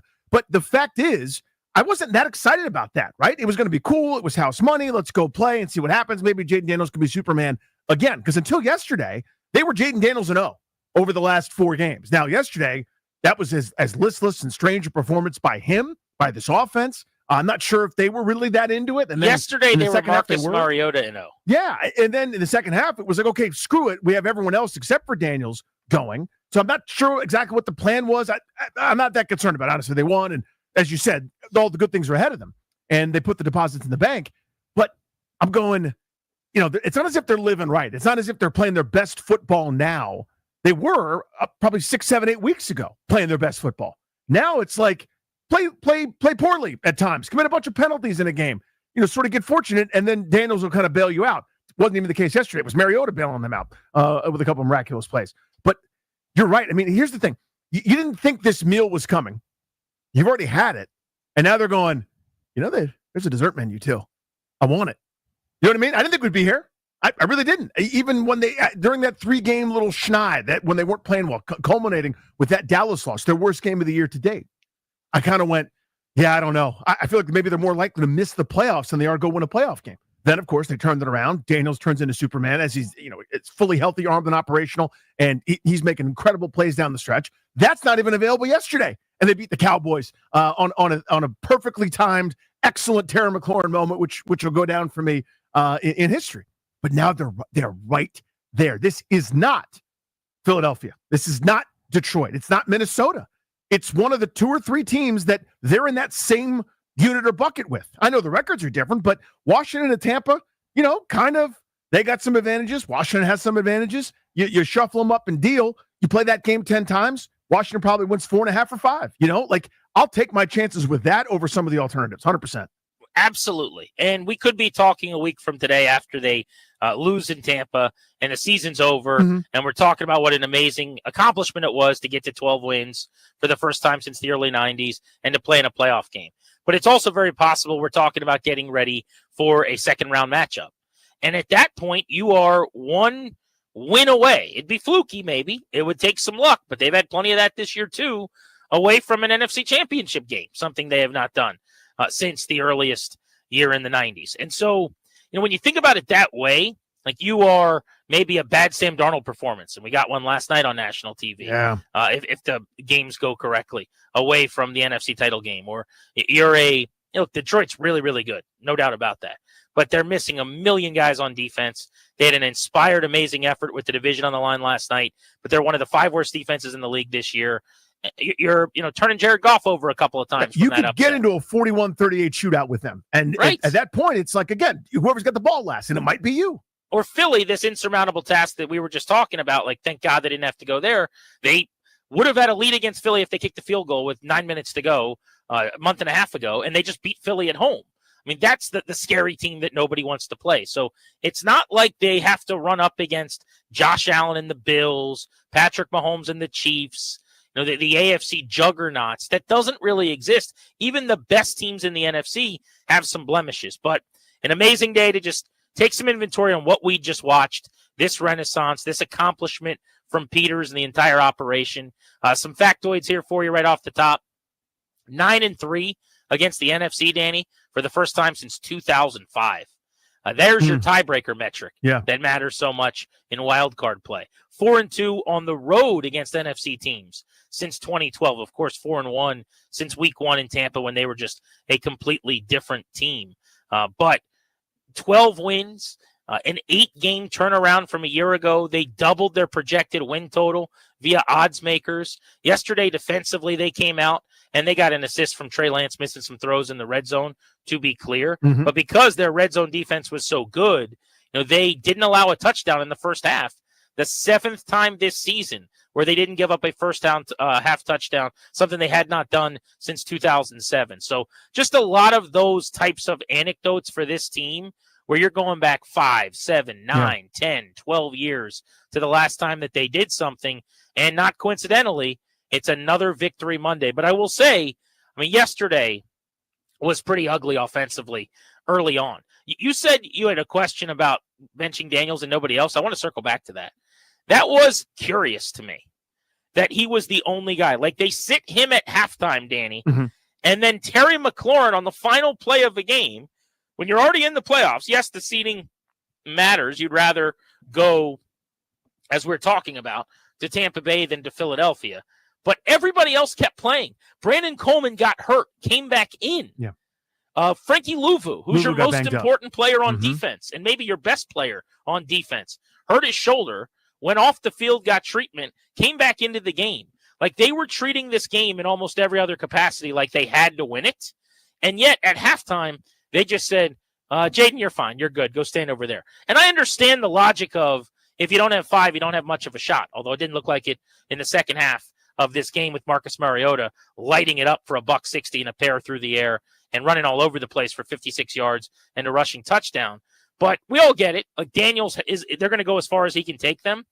But it was clearly planned. Like, Adam Amin out of the commercial break before the kickoff to the second half, right away, this is when I knew Daniels was done. They showed Daniels on the sideline. Did you see this? I did. And Adam Amin goes, Jaden Daniels doesn't have his helmet on. Wonder how much we'll see him in the second half.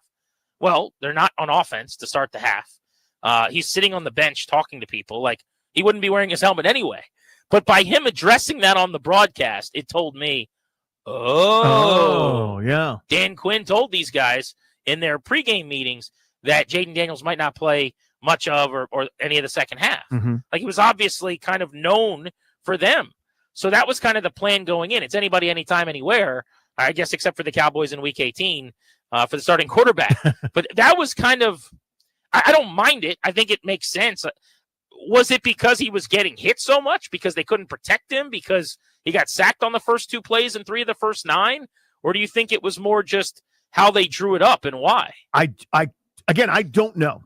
And if this was a different circumstance where they hadn't just won their 12th game of the year, which I'm going to over talk about, and if they hadn't just beaten Dallas in this dramatic fashion and we're getting ready for a playoff game, if this was a different time and place, this felt very, God, this is just not, again, it just feels like it's all, like I'm out of bounds here, even bringing it up and criticizing it, but it felt very Rivera to me, where I'm going, I don't get what your plan is. I'd love to know what the decision-making process was, or what rationale you're using, because this wasn't congruent to me. If the point is, we've got a core group of guys that are so important and so vital, then Eckler needs to be off his feet after he got a couple carries, the catches, and how about Terry? Banged up. Terry McLaurin needs to be off his feet. Louvu needs to be off his feet. Probably Bobby Wagner. There's a number of guys where you're not going anywhere without these dudes. You lose any one of a handful of players, then that's enough. All you're doing is taking a flight to Tampa and hanging out for a little while and coming back home and then go enjoy your offseason. If that's the idea, then let's sit him. It didn't seem to be. It was like, we're only sitting Jaden Daniels. Is that because Jaden Daniels was struggling? Because maybe he didn't have his fastball. That's allowed, by the way. He's rookie of the year. He's transcendent. I love him so much. Thank God he's here. But are we benching him because of the game?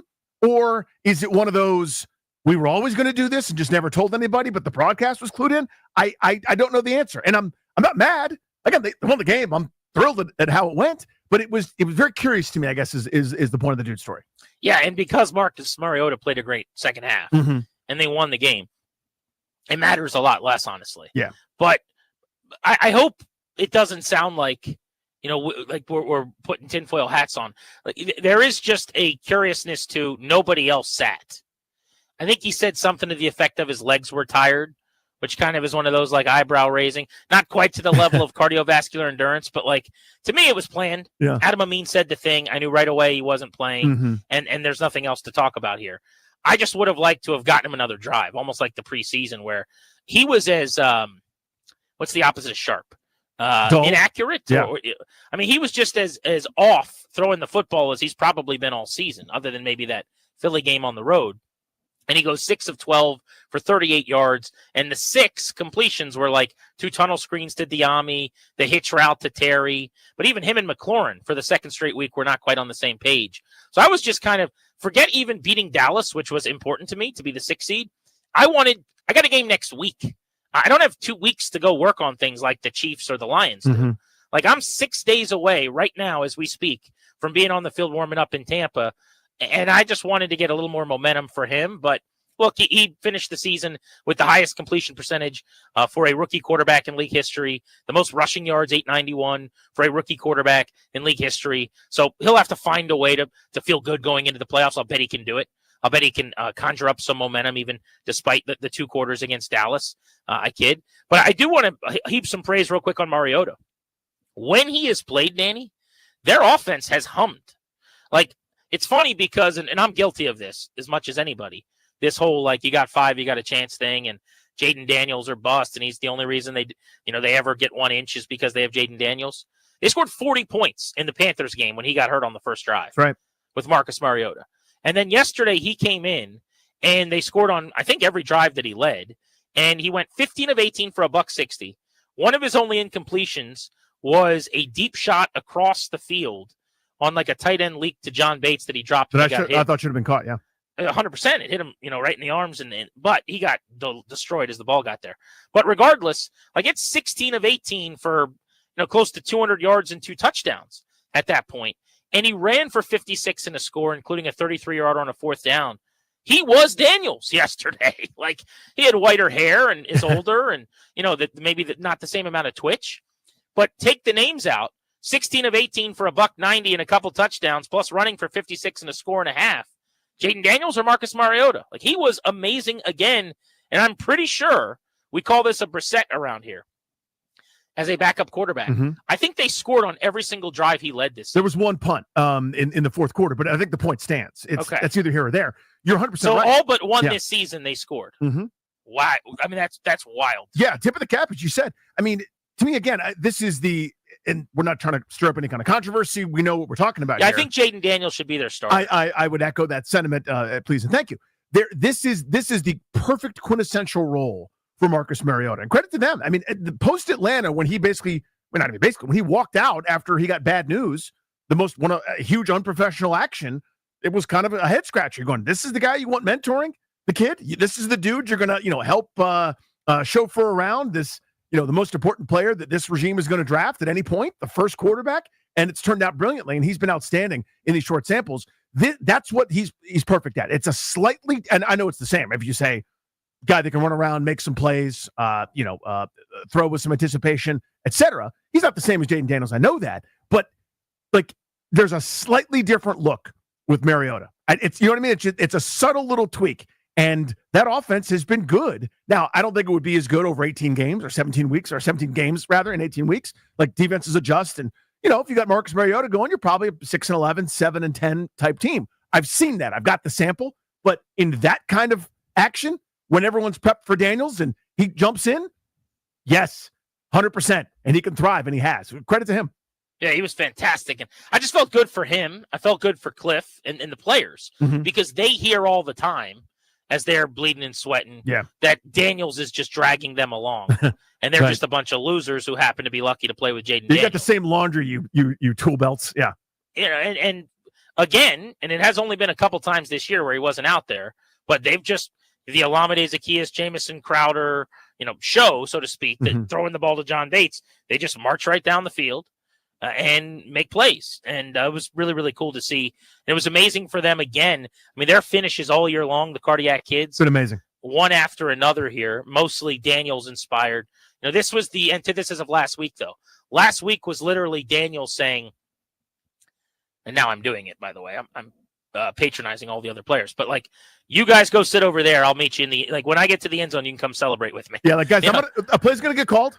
Yeah. You guys go do that. I got a game to win. I'm going to do whatever I want to do after the snap. But right. You guys run the play. It'll be cute. Yeah, you covered Zilches. I'll go handle it. Yesterday, without him and the ability to go just play hero ball, they still won the thing. Their leading rusher, though, Danny, was a quarterback. And their second leading rusher was another quarterback. Yep. 56 and 27 yards for Mariota and Daniels. They can't run the ball.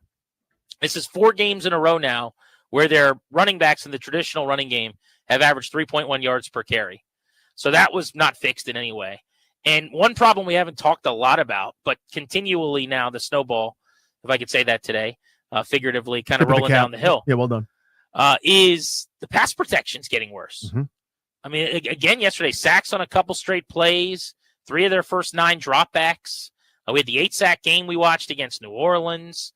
This has been rearing its head more often as well. So they got plenty of things to fix going into the Bucs game this coming weekend. Let's get into some of those things next. Also, how it worked out that they're headed to Tampa. Because if you were like me and Danny, I'm sure, on our couches yesterday, at 100 different points, you're going, all right, L.A. it is. But they're going to Tampa.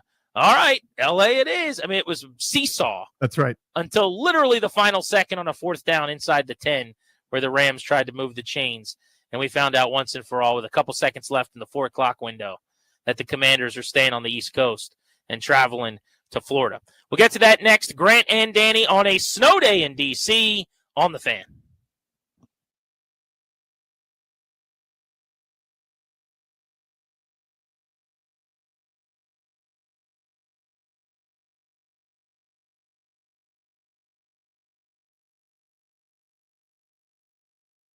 What's up, guys? Danny Rouillet here for my friends and my realtors. That's Debbie, Sarah, and Reynolds of Power Home Team with Keller Williams. Listen, this is a tricky time in the real estate market, right? I've seen a home that went up for sale in my neighborhood that was on sale for quite literally almost a year off and on.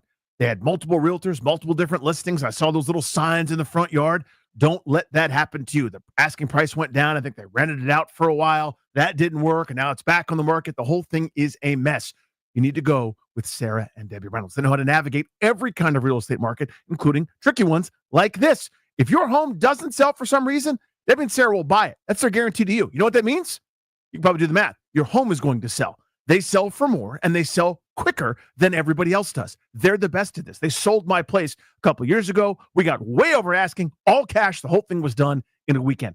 Quite simply, they're the best. You owe it to yourself to get the most as quickly as you can, and that's with Debbie, Sarah, and Reynolds of Power Home Team. Give them a call at 844-654-SOLD. That's 844-654-SOLD, or go to DebbieAsTheBuyers.com.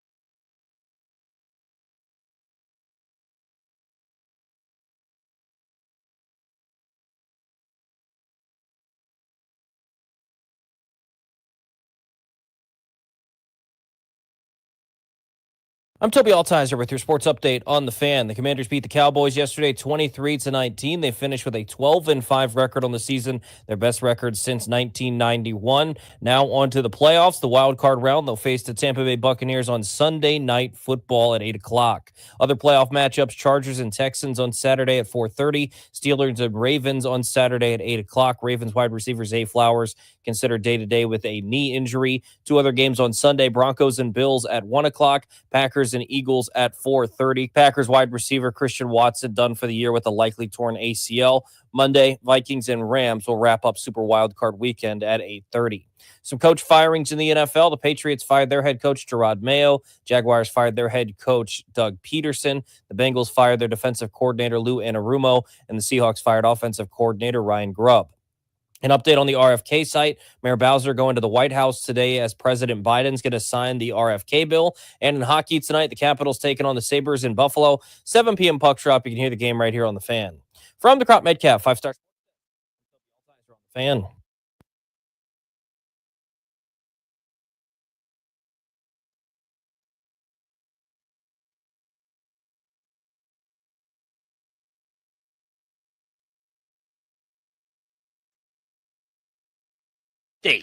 Welcome back, Grant and Danny on the Fan. It's a playoff week on 106.7 The Fan for the first time since 2020, and you guys will have a chance to attend a playoff game for the first time since 2015, 9 years ago, because January of 16 was that playoff game. But as we welcome you back in and set the table for the Bucks, we should let everybody know, Danny, that we actually have a Field Trip Friday show set up for the end of the week in Arlington. We had originally planned on just doing this through the regular season, but we're going to keep this rolling into the postseason now. So we are going to be in Arlington on Friday for what should be an awesome pep rally ahead of Sunday night's game. I am pumped, as always, for these things. They've turned into, I mean, this past week was a little strange with the whole thunder, snow, and like the borderline apocalypse that nearly occurred while we were there. But these have basically turned into Washington feel-good pep rallies. We kind of didn't know what it was going to be when we first kind of started doing it for fun, to be oot and a boot, to touch the people, figuratively, in an HR-compliant kind of way. But it's really morphed into this really special, fun thing. And it's just a way for a bunch of Washington foosball fans to get together and get excited about the upcoming match. Yeah, make plans to be at our live show at Hyde Social in Clarendon. This Friday at 2 o'clock. We'll be there until 6:30. So come on out, kick it with us on Friday night as we get you ready for football. And Sunday night is going to be a blast in Tampa Bay. It's going to be nice, about 65 degrees. There's some rain in the forecast for Saturday, but as of right now, Sunday is supposed to be pleasant. So should not be a factor at all for the Commanders and the Buccaneers. Speaking of which, how did it end up that Washington's going to Tampa? I mean, what an incredible day of football, and so many different permutations that at different points in unpredictable fashion in Week 18 looked like they were going in different directions. So for a little while, it looked like the Bears were going to dominate the Falcons. Then Green Bay ended up taking over and had the late lead against Chicago. Had the Packers have hung on to win and Washington not have scored on the touchdown that Terry McLaurin caught with 2 seconds left, then they would have fallen to the 7 seed and would have had to go to Philly. Mm-hmm. But simultaneously, basically, within about 60 real-life seconds, Cairo Santos hit a walk-off field goal for the Bears to beat the Packers, which secured Washington the 6th seed as it was. Yeah, the most un-Bearsy moment of the season, by the way. Exactly. Right? I mean, they were, whatever that was, they've been missing it for 4 months since Washington Hail Married them. And now, of course, in that exact moment, it's time to come through. Well, it was their first win since Week 7. It was the first win since before the Hail Mary. But they were up 14-13 at the half and then outscored the Packers by a point in the fourth quarter. So they win. So Washington actually would have won the 6th seed as it was, but still momentarily, Terry McLaurin went up the ladder to make the catch, and they got to walk it off. So they got both of the results that they needed to pull away by a full game and not just have a tiebreaker over the Packers. So then it was up to trying to figure out, okay, are you playing the Rams or are you playing the Bucks? Well, Tampa Bay looked like dog water in the first half against the Saints. Mm-hmm. I don't know how much of that game you saw, but they were down they were 13-3. They were down 16-6. They could not get out of their own way. Baker Mayfield threw a pick in the second half. Then he missed Mike Evans on a wide open touchdown. But as the Bucs have done late this season, they're a lot like Washington in this way, Danny. They get on these heaters at the end of games, and Baker Mayfield completely took over.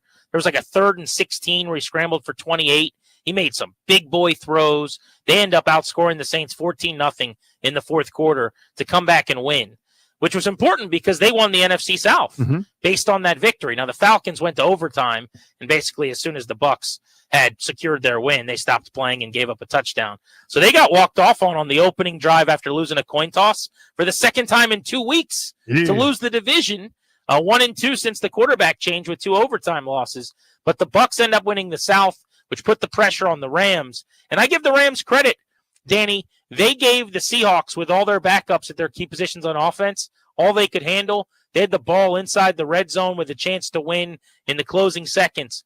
But in the end, Seattle made a 4th down stop, got a 30-25 win. So instead of going cross-country to L.A., the Commanders go to Tampa. Yeah, it ended up being a great game talking about that Rams game. Like, you never know. First of all, this final week of the season was bizarre. You touched on it. Like, my thought, and we haven't publicized this much or talked about it much, but our confidence points, as we're sort of assigning them, my thought going into the weekend was, who's got something to play for? I'm going to pick those teams, even sort of regardless of what the spread was or whatever. The teams that have packed it in are playing 4th stringers or 3rd stringers or whatever. It didn't work out very well. It was a bloodbath, but who cares? But that was kind of my thought. So you have all these teams that have either something or nothing, and some of the nothing to play for teams, as the Rams have already shot the flare gun up in the air going, we don't care about this one, was the game of the day, probably. You know, I mean, maybe with all due respect to that Carolina-Atlanta game going back and forth. But just it was really, really fun. Sort of unexpected journey there in the final week of the regular season. Well, there was a point where late in the first half, the Panthers were beating the Falcons, who had to win their division. Yep. The Saints were beating the Bucs, who had to win their division. The Cowboys were beating the Commanders, who were playing all of their starters, against Dallas, who was rolling with their 3rd quarterback and a bunch of backups. And Bears over Green Bay. Exactly. And the Packers, who needed to win to catch Washington, were also playing badly and losing to the Bears. And you're going, how is this possible? But this is a good reminder, I would say, for people that bet on football. Week 18 is a disaster. It's too weird. Like week 1 is almost as bad, but it's a little bit more predictable, I would say, oddly enough. Week 18 is like late September baseball, man. You can get tricked into things. That's you see these, like Matt Flynn has the monster game. I saw Bazooka Joe Milton looked unbelievable yesterday for the Patriots, and I actually think he's a fun little prospect.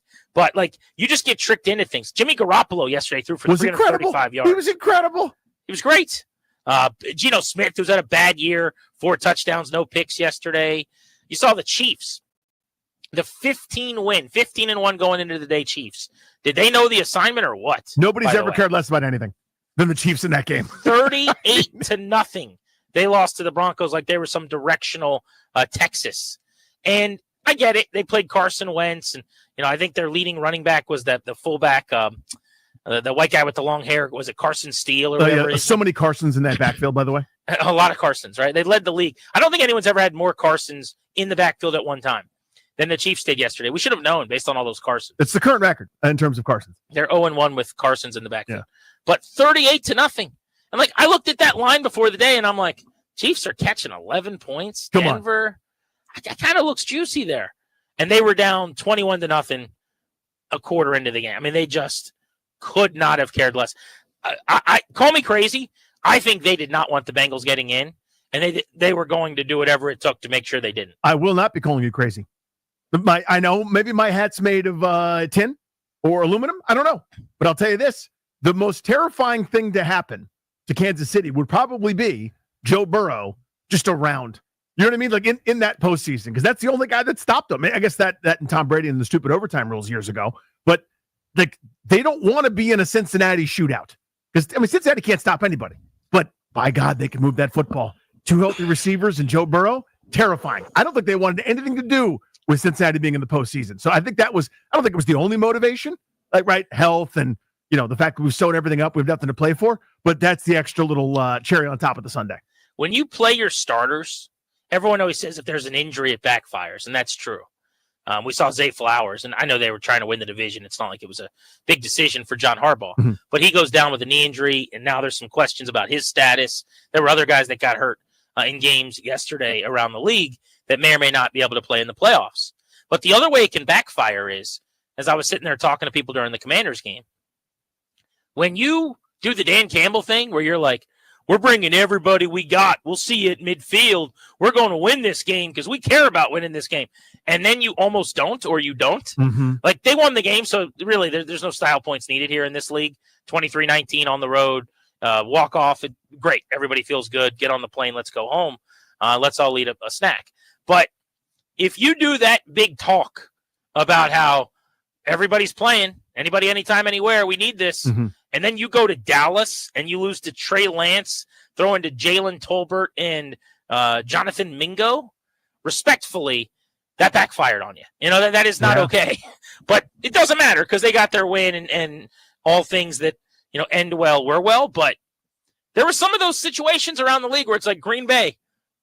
Would you have done it differently, Matt LaFleur? Right. Like that didn't go the way you thought it was going to go. Yeah, no Christian Watson now. Jordan Love was banged up in the game, I saw for sure. So yeah, it's such a good point. It's one of those damned if you do, damned if you don't things.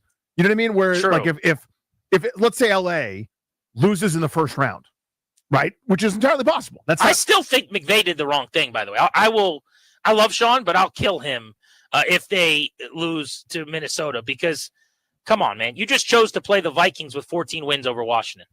So that's what you did. And exactly. So it leaves you open to that, right? Now, if they lose to Minnesota, there's a chance, I guess, they could have played Minnesota anyway, right? Like, for the sake of argument, just hear me out for a second.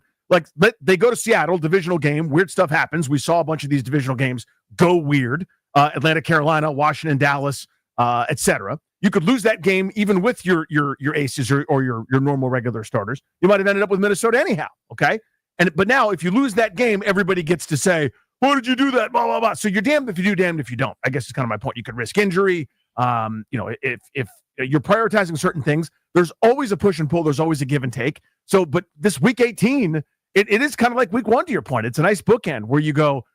We think we've got it all figured out by this point. We've got great samples. We know who everybody is, and here's Chicago. Just all of a sudden on Team Get Right. You know what I mean? As their season is spiraled down into the potty. And here they are, you know, thumping Green Bay. Amazing. As a point of order, I don't think they could have avoided Minnesota no matter what with a win because they would have stayed the 3 seed had they have won. So they controlled that they were going to get the 6 seed, and Minnesota couldn't have gotten the 6 seed. But I think your larger point's true, which is you don't have control over everything. And what matters to you? And McVay decided, like, the starters being healthy. If I have Puka Nacua, if I have Cooper Kupp, if I have Matthew Stafford, I got a better shot against anybody I'm playing, and we feel like we can beat anybody than if somebody gets hurt. But what you did yesterday was you knew you were either going to play Detroit or Minnesota if you lost. It was one of those 2 teams. It was nobody else. Had to be one of those 2. They were going to be the 5 seed. So you're opting into Washington or Green Bay, I guess, potentially, or Detroit or Minnesota. And you took B. And I'm sorry. I just think that's a terrible decision. Now, if they win, he could take a bow and say, I told you so. But when and if they don't, people are going to come out of the woodwork to say, are you sure about that? You sure you felt good enough? You remember that fork in the road? There was an entire other option. You know, you took A and B was readily available.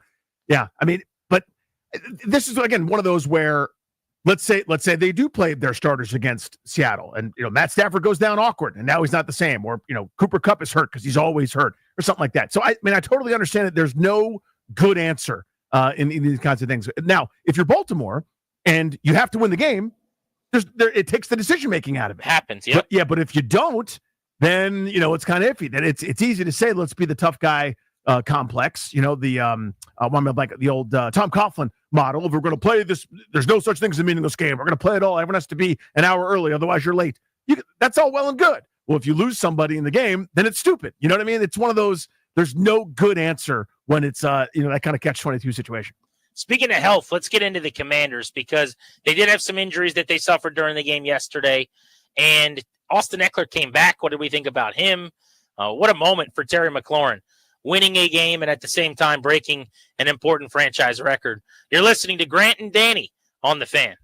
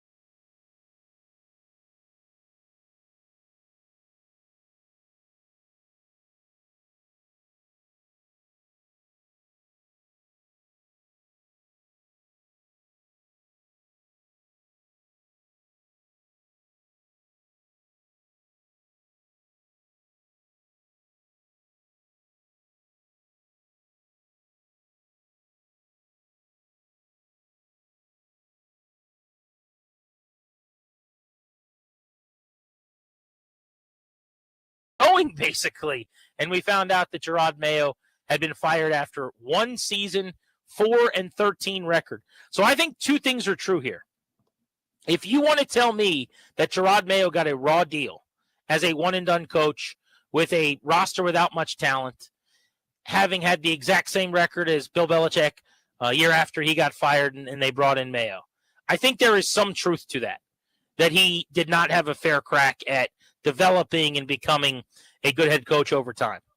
I also then, if I'm going to acknowledge that for you, I need people to acknowledge for me that he was a bad hire.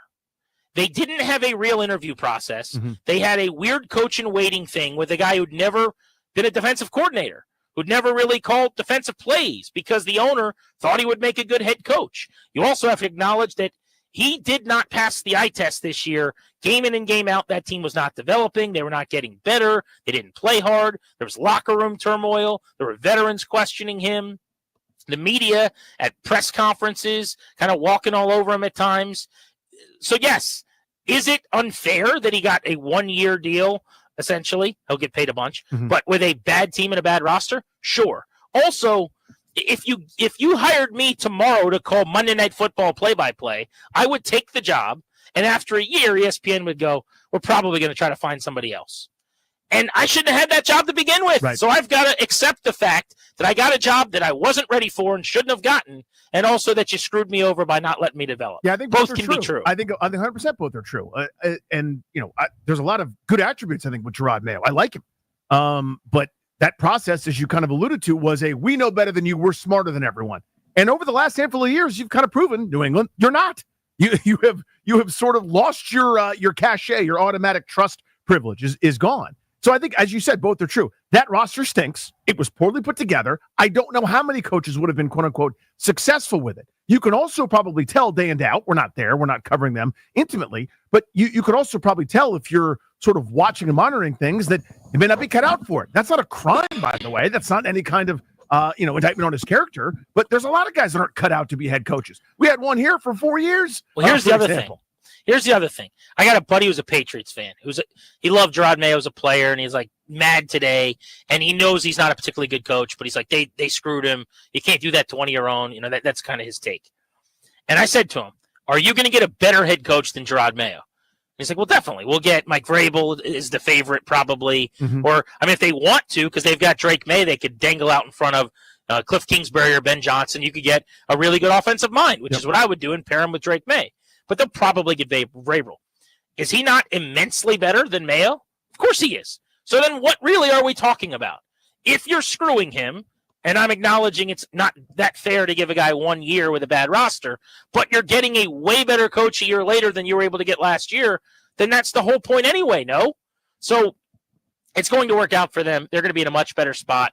And it looks like they've got the young quarterback of the future in May. So they're going to be a really good opening, and they'll be able to get a very qualified, legitimate head coach.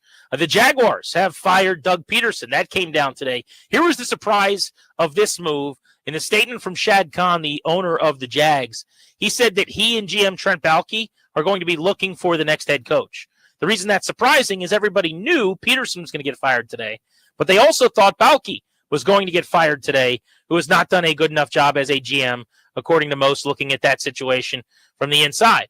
And so, by keeping Baalke, it means that he's not going anywhere, that he's going to hire the next head coach. I think a lot of people are taken aback by that. So I think the summary there, because I'm with you. I'm one of the people that's going, I thought that would have been a nice little package deal to sort of start fresh. Maybe the assessment, and I'm trying to piece it together here, working back from a result, is we think we're pretty talented. We look at Brian Thomas, who nobody's talking about, but was one of the best finds in the draft. That guy's a stud, a star, an excellent wide receiver. Day one right here this minute, 1,282 yards, 10 touchdowns for a, frankly, bad and broken kind of offense. Should have been a Pro Bowler over Zay Flowers. Agreed. And should have been a Pro Bowler over Jerry Jeudy. 100% agree on both counts. We've got pieces that we really like here.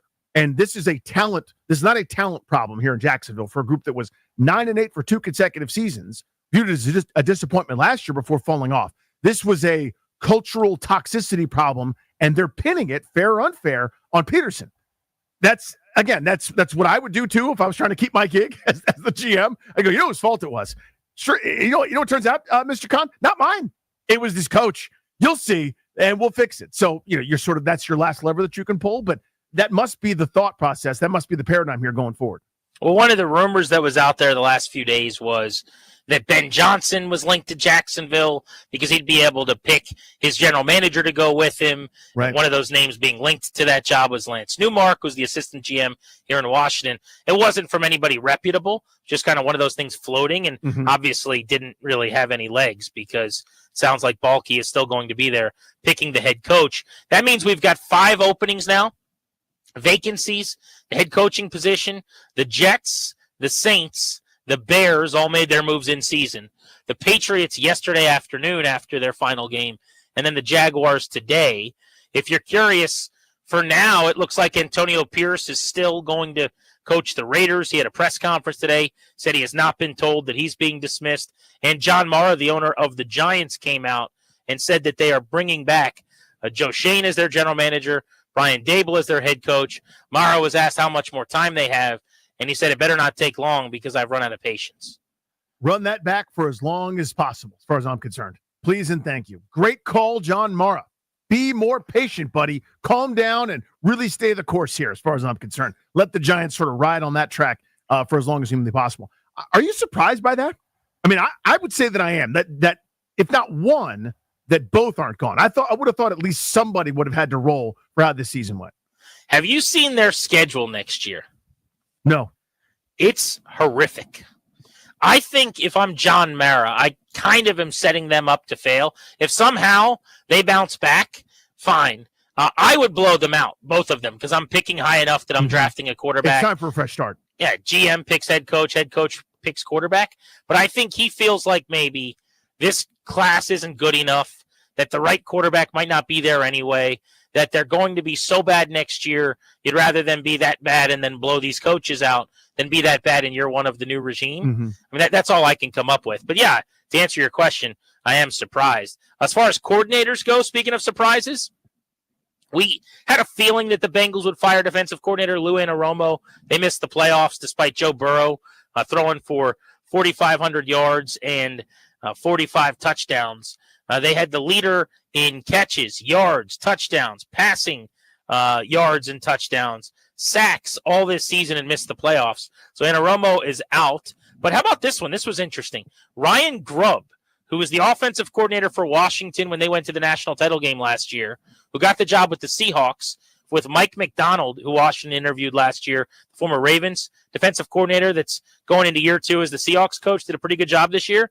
He fired Ryan Grubb today after one season, which tells me maybe those guys were butting heads or something about their working relationship behind the scenes didn't go well. Because I thought everyone seemed to like Ryan Grubb for the most part. It tells you there's a conflict there that's not just about on-field results. I don't know if Seattle's offense was as good maybe as it's been in previous years, but it wasn't like a disaster. It wasn't I don't know. Scott Turner levels, I thought they were decent, right? As they have, their normal kind of cadre of injuries. Maybe it's a Geno Smith regression thing. Maybe it's a philosophical upset. Maybe it's a personality clash. Who knows? But strange to see for an offense, again, that wasn't a disaster. They weren't great by any stretch of the imagination. Don't get me wrong. I'm not sitting here telling you I've seen the 99 Rams again, greatest show on turf. But after only a year with, some sort of natural built-in regression, in my view, of Geno Smith kind of coming back down to earth a little bit after the stratospheric run that he had, pretty surprising me that he's gone after a season. Yeah, they were the number 13 offense in the NFL overall, 17th running the ball, 14th passing the ball, and he is gone. We've got a list of candidates for the Jets. They've already interviewed Mike Vrabel, who you wouldn't imagine is going to go there if he could get the Patriots job. They've also interviewed Ron Rivera. I really have, okay. Other candidates that are on their list that they're expected to interview: Brian Flores, D coordinator, Vikings. Rex Ryan from ESPN NFL Countdown, former Jets coach. He, by the way, is saying that he will get the job. He's telling people that he believes he's going to get this job, thinks he's the best man for the job to go back to the Jets. They've also interviewed Josh McCown, quarterbacks coach with the Vikings. Joe Brady, who's been a coordinator now in the league over the last few years. Matt Nagy, former Chiefs, the current Chiefs OC and former Bears head coach. Arthur Smith, who's the OC for Pittsburgh, was the head coach in Tennessee. Brian Greasy, who's the quarterback's coach for Kyle Shanahan in San Francisco, working with Brock Purdy. They're going to interview Aaron Glenn, who played for the Jets. I actually think he's a name to watch, could get this job. Glenn's the D coordinator with the Lions, had a great night on national TV last night as they won the division. Vance Joseph and Bobby Slowick, defensive and offensive coordinator, rounding out the list. I will say Slowick's lost some luster, huh? Yeah. One of the hot names last year. Everybody was interviewing as the next kind of smart Shanahan tree guy. And then the Texans offense went into the porta potty this year, and C.J. Stroud took a step back. And all of a sudden, Bobby Slowick, not a whiz kid anymore. Yeah, the shine is off. And that's kind of my point, by the way, just as it pertains to whether it's Washington and Kingsbury or anybody in general. Everything seemed, I mean, who would have thought that his stock could ever go down, talking about Slowick after last year, right? Where it was this, C.J. Stroud's incredible. This offense is unbelievable. But what could ever happen? Just kind of a slight falling back down to earth. And now everybody's eyeballs are somewhere else. Doesn't mean he'll never be a head coach or, he's stupid all of a sudden. It's just stuff can happen. There's a million different things that could not go perfectly in this seemed charmed life that you're sort of living in. So while your name is hot, you should take advantage of it. Now, it's not to fault Slowick. I think he interviewed, didn't get gigs. It wasn't like a Ben Johnson situation where I think he turned down a bunch of things, but just interesting to me. But just looking at the Jets in general, is that the worst job? Is that the worst job right now? I mean, I think the Browns, as far as head coaching jobs, yes, because the Browns aren't open. I think the Browns are in the worst spot because of the Watson contract coming off 3 wins. But yeah, I think as far as openings go, I put the Jets or the Saints at the bottom. Because Woody Johnson is still going to Woody Johnson everywhere, right? Again, let's say 20% of what you've heard about him is true. That's still terrible. You know what I mean? Like, he's still a menace as an owner. We can't relate to that here. That's not something that we deal with. I don't know what that would be like at all. But they're going to have to, if they move on from Aaron Rodgers, there's no way to avoid some sort of giant dead cap hit over multiple seasons. They don't have a ton of room. This roster was basically built in his image in a lot of ways to go get some of his buddies to do it. They've, the days of them having so much talent that was without question among the 2 or 3 best rosters, or a handful of rosters in the league outside of quarterback, might be over. That window might be closed. I just feel like that's a terrible spot that someone's going to be, I'll take it because I got to take a head coaching job, but I don't think it's a good one. All right, well, late, so we'll save Tyreek Hill winning out in Miami. Deshaun Watson having a setback already with his Achilles for a little later in the show. Next, though, Commanders-Bucks Sunday night. How about Sunday Night Football, the showcase? The game everybody wanted seems to be Jaden Daniels under the lights, and that's going to be one of the marquee television windows for the playoffs. We'll get into that next on The Fan.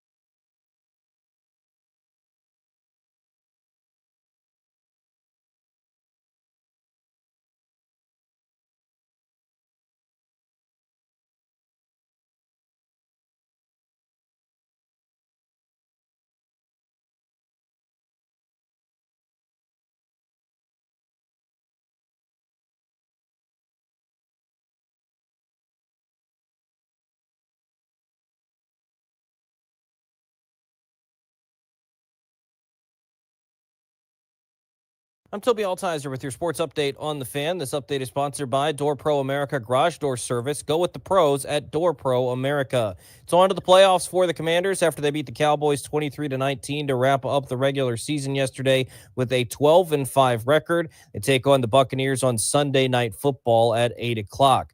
Some coaching changes in the NFL. The Patriots fired their head coach, Gerard Mayo. The Jaguars fired their head coach, Doug Peterson. The Bengals fired defensive coordinator Lou Anarumo, and the Seahawks fired offensive coordinator Ryan Grubb.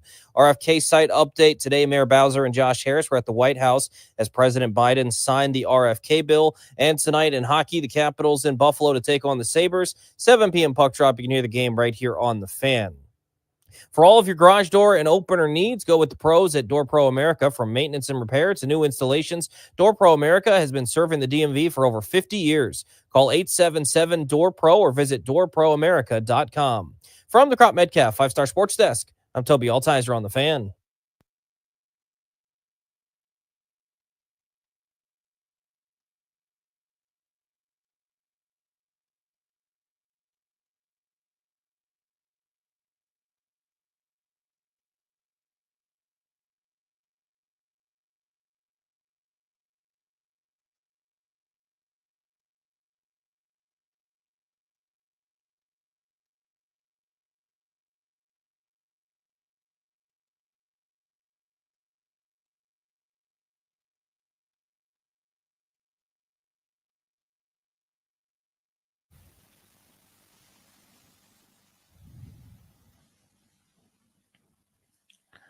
Welcome back, Grant and Danny on the Fan. Thanks much for making the show part of your day. And in this particular case, a snow day for many of you out there. Home, kids didn't go to school. We got pummeled. Do we know what the official measurement has been in terms of inches in the area? I do not. I mean, I think it varies from town to town, county to county, et cetera. I know that my neighborhood, and thank goodness, thanks to our boss for organizing this, smart call for me to stay at a hotel not too far away from the old radio station. I probably would have had a tremendously difficult time getting in. My neighborhood apparently got pummeled, just in no danger of getting plowed or salted or sanded or anything like that for some time. I guess there's a couple more inches on its way tonight, too, which is kind of a bummer. Well, it's supposed to have, I haven't seen this today, but yesterday the reports I was seeing was it was going to keep snowing until about 6 o'clock before it tapers off, into the evening, close of business, 6, 7 p.m. So going to keep accumulating, I would imagine.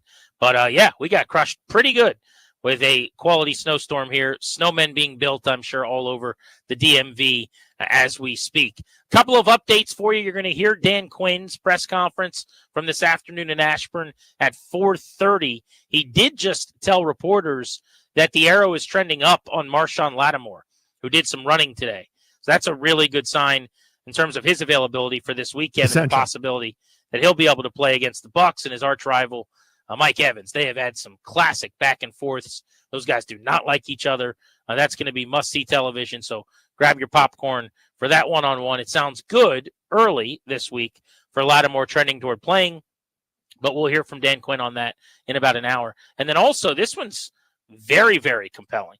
Adam Schefter just tweeted that Jalen Hurts is still in the concussion protocol.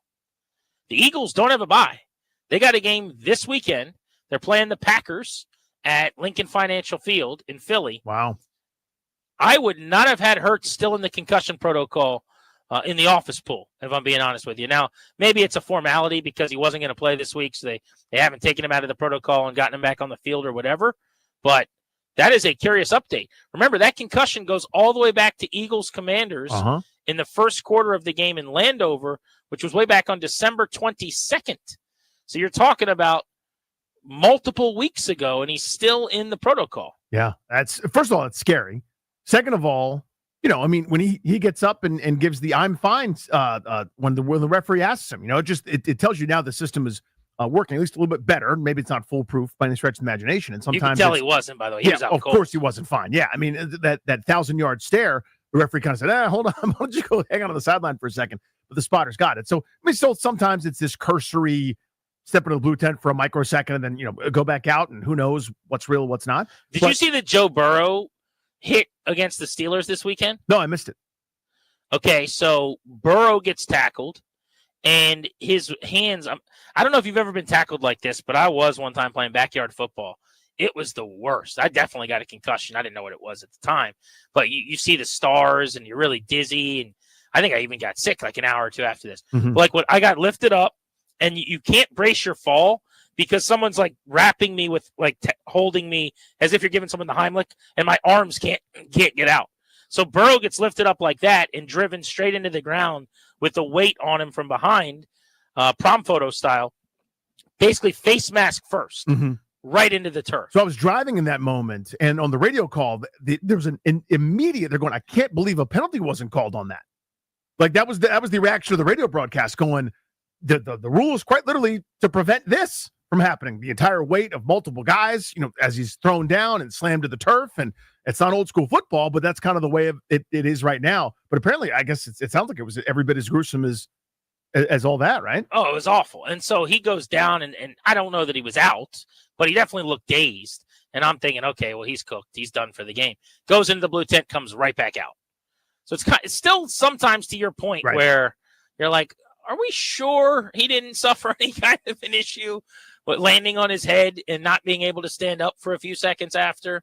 Now, he was also kind of creaking his neck as if maybe his neck got jammed, and maybe that was the bigger issue for him. But anyway, you're right. I mean, it's still not a foolproof system, but to see that he's still in the protocol, really, really big deal. Speaking of which, let's take our first look at the slate for this weekend and the opening round of the playoffs here for postseason week number 1. It starts off on Saturday with a doubleheader of AFC games. Is there a rule that if the Texans make the playoffs, they've got to play the early Saturday window? I think so. And TJ Yates has to start it. I think that's how it's written. Chargers, Texans, 5 versus a 4. LA's on the road as a favorite. Who's the worst playoff team on paper? Is it the Texans or is it the Steelers, who have lost 4 straight and can't move the ball right now? It's the Steelers. They just look broken, don't they? You think if they played the Texans this week, they would lose? I think Texans are worse, actually. Just maybe on paper, certainly they are. But I'm just the operation right now for Pittsburgh. I know they've lost to some good teams, so it's not as if they're losing to Jacksonville 6 times out of that. But just they don't look right. And there's this weird Pickens thing where he's pouting and nobody can figure out what'll make him happy. Even targets isn't working. That's usually the medicine for an angry wide receiver. You throw him the ball, he doesn't even want that now. So I don't know. They just seem so damaged to me at this point. But maybe I'm overreacting. Kenny Pickens went into the game this weekend, Saturday, needing 99 yards to get to 1,000 for the season. I called him Kenny Pickens. I was going to say, Kenny did you combine Kenny Pickett and George Pickens? Yeah, George Pickens. Kenny Loggins. Went into the game Saturday. Darius told me in my earphones, George Pickens, and I'm like, yeah, we're talking about him right now. That's who we're talking about. What's the problem? Darius, why are you? And then I realized I called him Kenny Pickett. Yeah. George Pickens went into the game Saturday needing 99 yards to get to 1,000 for the season. And at the end of the game, he needed 101 yards to get to 1,000 for the season. Like, that is not a very good game. This is one catch, made him annoyed somehow. Like, I don't know. I don't know what that dude was doing. Yeah, I'm out on that guy, by the way, forever. Like, he could be your problem. Really talented. You can have him. But I do love Steelers-Ravens. I love watching those games. I love everything about that rivalry. The 2 longest tenured coaches in the league who have gone head-to-head. They've had more head-to-head meetings than any other 2 coaches in league history, I believe. Harbaugh and Tomlin. That's crazy. And 6-3 matchup. A lot of pressure on Baltimore at home. Like, there's no reason not to win. Lamar's kind of in, hey, man, like, at some point, whenever you're ready, you're about to win your 3rd MVP award, potentially. It would be nice if you could get to a Super Bowl. I mean, can you imagine if the Steelers beat them? Yeah. Which is doable. They're 9-point dogs or whatever. But it's a rivalry game. Like, these 2 teams, every single time they play, it's a 1-possession game. Yeah.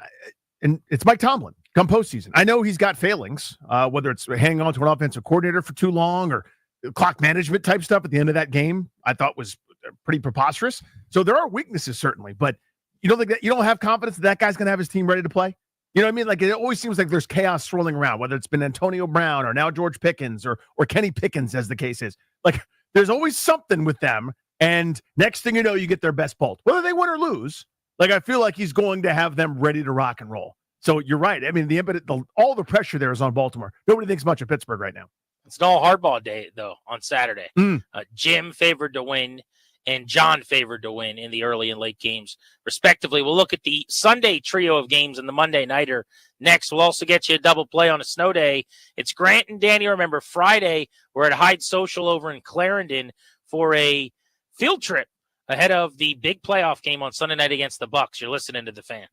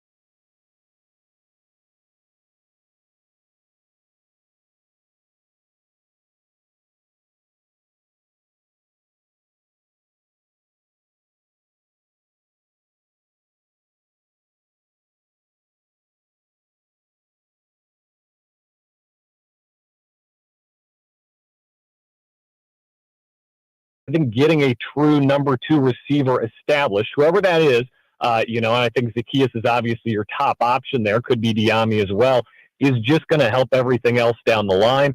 Getting Zach Ertz rolling, all those things, the little things that matter that maybe give B-Rob just that extra split second of time to hit the hole to do what he needs to do.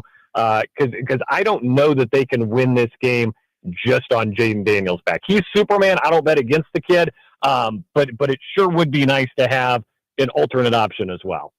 They're only a 3-point underdog. It's going to be a pretty close game. How much of a chance do you give them? Oh, big time. I consider it a toss-up game. I don't know. I think the line's probably more or less accurate, but I think you can make a very legitimate case this is a toss-up football game. Tampa is hardly coming in hot. You look at their game. I mean, they needed to fight and claw to the last second against a Saints team that has not been impressing anybody recently. These are two flawed football teams. Big picture, NFC, I think there's two really good teams, the Lions and the Eagles. I think anybody else could win on any given day. Throw those other 5 in a hat and draw numbers. I think they're all pretty good football teams with some flaws. To me, this offense, talking about Tampa's, they 4th in the league in points, scored over 500 for the year with Mayfield having a career season. You added Mike Evans and Bucky Irving. I'm terrified of them, but I guess I'm scared of everybody at this stage because nobody's bad. But to me, this is, as you kind of alluded to it, I want to drill down here, Miguel. This is about Lattimore because their pass defense, it's wherever Benjamin St. Juste is or Michael Davis or whoever else they tried out there, that guy's open every time. That's got to change. And I don't know how much Lattimore we can count on, even if he is healthy, even if he does play. He's in the Curtis Samuel tier for me where I don't trust it until he's through, weeks and weeks and weeks. My fear/odd hope is that he's going to be out there to play a mental game with Evans more so than a physical game, right? That maybe he's not 100%, but he knows he can get in the kid's head and maybe he can do it. And maybe that'd be the kind of thing that can make a difference, get a personal foul, get him out of his game, get him ejected, whatever it is. It's not unprecedented. We've seen it before when these two play. I think that's one of the most intriguing subplots of the week for sure. You tell me how much Lattimore I get, and I tell you how confident I am in this game. We've seen, I call back to the Cincy game where the defense wasn't able to stop Joe Burrow, and number 5 just matched him throw for throw. Maybe Jaden does that again this week. He's certainly, 4 wins in a row happening in the last 6 seconds of the game. He's got a flair for the dramatic. If you can just keep him in the game, get him the ball, I like his chances. Michael, thank you, buddy. We appreciate you. Take care, guys. See you, bud. All right, let's keep the blitz moving. Talk to our guy, Earl Forsey. He's keeping you up to date every 30 or so. Earl, we appreciate you hopping aboard. Why don't we start with just big picture? 12 wins. Hadn't happened since 91. They are on to the playoffs as a 6 seed, trying to break a drought that's 20 seasons old. What do you make of the year that we just watched? It's about damn time is what I make of it, because that's what I got used to, Grant. Growing up a Commander fan, Washington fan, whatever. I started, Super Bowls in the 70s when they started going, and then Gibbs takes over, and every other year they were there. So it's about time. 30 years later is way too long a wait. So I know a lot of folks and fans are not used to this yet. It's stunning that they won 12 games. Look, we know that. The factor there was, and my theory on that I gave like 1 or 2 wins probably for coaching and 1 or 2 wins for a better roster and probably 1 or 2 wins because you had a decent quarterback. Jaden Daniels was worth more than 1 or 2. He was worth 3 or 4, and everything was the upper end of that. And you end up with 8 wins more. And you talked about what they did with him in Dallas with leaving a lot of the starters in, but kind of being cautious with Jaden Daniels. Yeah. Because he's the reason they're here. He's the reason they won 12 games. And not to disparage anybody else, but there's a lot of guys on that team, and Terry McLaurin, great season and a career year included. They've been here for 6 years. What have they done? Nothing. What's the difference? Number 5. And you do everything you can to protect him and get him ready and get him right for this game in Tampa, which, guys, is a soft landing spot in the playoffs. They don't have to go to Lambeau and watch all the fans shovel the stands for 2 days up there and play in 1-degree weather. It's 63 on Sunday, mid-50s Sunday night against a team that won 10 games. I know they lost the season opener, but that was, Five's first start. I can't wait to see him get a mulligan against a team he has seen already this year. Let's get to it. So, Earl, you already said this, and I want to offer my caveat first. I am not complaining. They're so ahead of schedule. Usually the first year of everything being new, it's basically you're stuck with a roster you don't want. You win 5 or 6 games, and then you kind of get this thing rolling as you bring in your own guys. The fact that they won 12 games is incredible. I guess here's the question, though. I know what the record is. This isn't really a 12-win team, though, right? You see what I'm saying? Like, when you think about in history, teams that win 12, 13 games, et cetera, I know. It's not what it looks like. It's not just a guy bailing you out when you have a 10 penalty first half where you can't move the ball or, Danny, but or whatever, right? You see what I'm saying? Well, they have a top 10 quarterback, maybe a top 5 guy. You can make a case for it, certain areas. They have a top 5 offense, and, even though they can't stop the run, I don't know why, they're basically a top 10 defense. Mm-hmm. Is that a fraud? I don't know. I mean, is Minnesota really a 14-win team? I mean, they kind of got run over, by Detroit last night. So it's the NFL, man. And as long as you got that guy, and they have the guy at quarterback, the most important. I mean, I'm oversimplifying it, but that's what it is. It's a QB league. And honestly, Baker Mayfield sometimes can be Baker Mayfield. He can got to get impatient and force something, and that's a difference in a playoff game, right?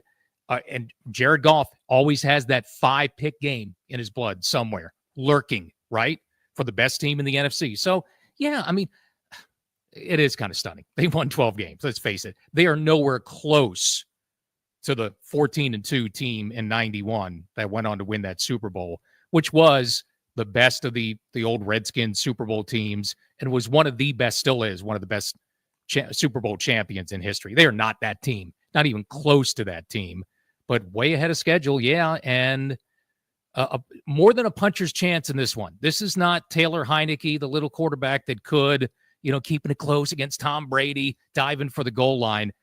This is a legit playmaker, difference maker at quarterback that suddenly whoever they play now in the NFL, I mean, this season and now in the playoffs, how long this goes and into the future now, whoever they play, you've got a team now. The other guys have to worry about your guy.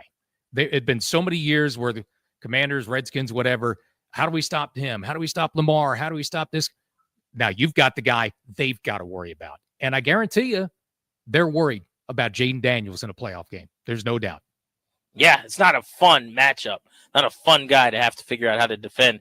Hey, Earl, before we let you go, broadening this out to the NFL, outside of Commanders Bucks for the 8 o'clock kick on Sunday, what's your favorite round 1 matchup? You got Chargers, Texans, Steelers, Ravens, Broncos, Bills, Packers, Eagles, and Vikings, Rams. Packers, Eagles, probably, because I can't stand Philadelphia, and I'd like to see Green Bay, advance, because here's the reason you get this 6th seed, right? You've got a potential. Who knows the way things work out? You could have a home playoff game to go to the Super Bowl. So I can't. Grant, I couldn't care less about the Ravens, certainly, and the Steelers. I mean, pathetic. Russell Wilson's not going to take you anywhere anymore. These Saturday featured games, I brought this up on Countdown to Kickoff. I'm so tired of seeing the Steelers, the Browns, and the Ravens. Please get them off my television. I won't even pay attention to that one. And by the way, a little side on that. Do you know what the NFL has done here with that? With the in-season Hard Knocks featuring that division. And somebody was thinking in the NFL offices, because they had these featured round-robin games with those teams on Saturday late in the season. Right. Can you – I said on the show Sunday, the NFC East, watch out for that one. Wouldn't they love Philly, New York, Dallas, Jaden Daniels, Washington, in that featured Hard Knocks in season, and have those teams play round-robin, national TV, feature games, Saturday late in the season? I smell that coming soon. Awesome as always, Earl. We're talking about a playoff team in here in D.C. Just normal stuff, buddy. Thank you. What we do, right? It's what we've been doing throughout our entire time together, Danny and I, dating back to 11 years ago today when this show got started. Let's next hear what Dan Quinn said very specifically about Marshawn Lattimore. We got that audio for you. You'll hear the full Dan Quinn presser before we get out of here at about 6 o'clock on G&D. We got Jay Gruden in about 40 minutes right at 5. But Quinn saying the arrow's trending up on Lattimore. How sure is he that he's going to go? You guys will be the judge. You'll listen to the audio next on G&D.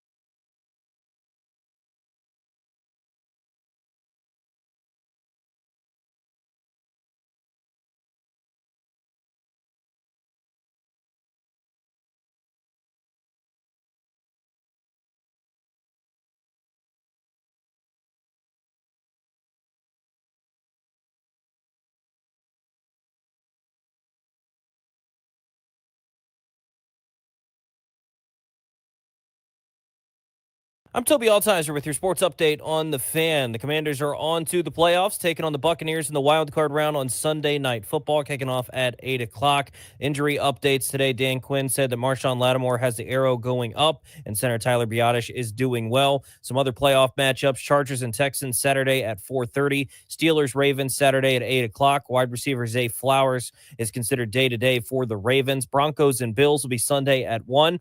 Packers and Eagles Sunday at 4:30. Packers wide receiver Christian Watson done for the year with a torn ACL. Eagles quarterback Jalen Hurts is still in concussion protocol. The final wild card game is going to be Vikings and Rams Monday at 8:30. Some coaching changes in the NFL. The Patriots fired head coach Gerard Mayo. The Jaguars fired head coach Doug Peterson. The Bengals fired defensive coordinator Lou Anarumo, and the Seahawks fired offensive coordinator Ryan Grubb.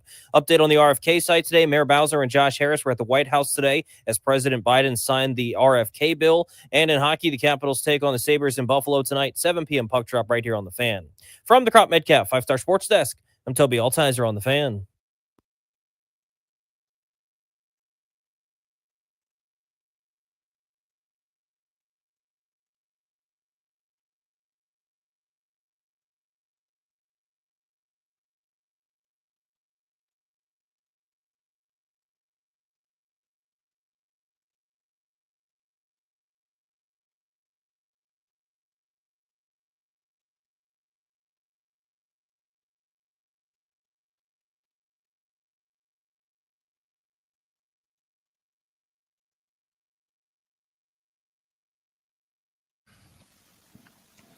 Back live on Grant and Danny on the Fan. Welcome back. Thanks for making the show part of your snow day. Hopefully you got some time out and about. If the kids wanted to go play and do the snowman stuff, hopefully they'll let you get back in and get warm pretty quickly. Jay Gruden is on the program in 35 minutes, right at 5 o'clock. But we wanted to get to what Dan Quinn said today when asked about Tyler Biotish, didn't play yesterday, and maybe more importantly, or just as importantly, Marshawn Lattimore, who did not play this past week, hasn't played in either of the last couple of games now for the Commanders. But they need him back to help defend Mike Evans, to help slow down Tampa Bay after a monster 40-touchdown season for Baker Mayfield. This is what Dan Quinn said about those injuries today. Biotish doing good, coming back next on that.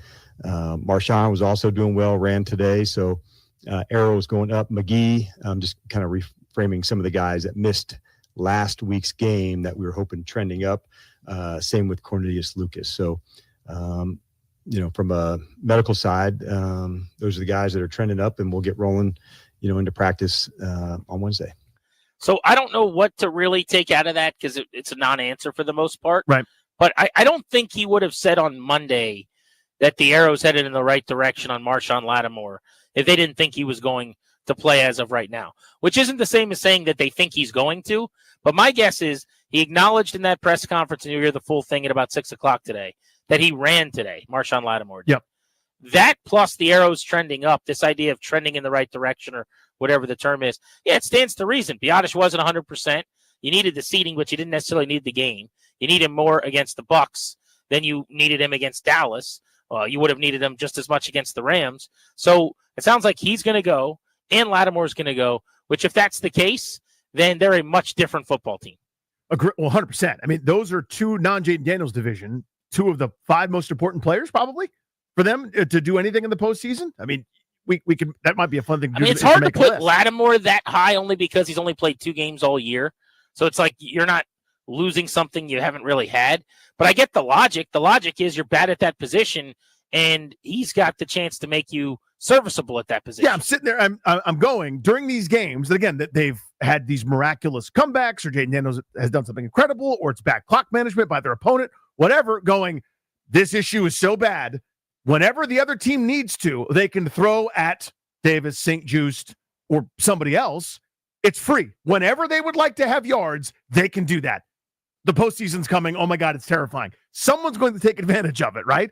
And, you saw Atlanta do it, and then, of course, they couldn't manage the clock. But so to me, it's probably not fair to put that much import on Lattimore. But to me, if they're about to do something this postseason, everything's so tight now, right? Every possession, every play, so much more is into it. This is not just and I know every week is a major story in the NFL, but again, this is whatever that is ramped up to 11.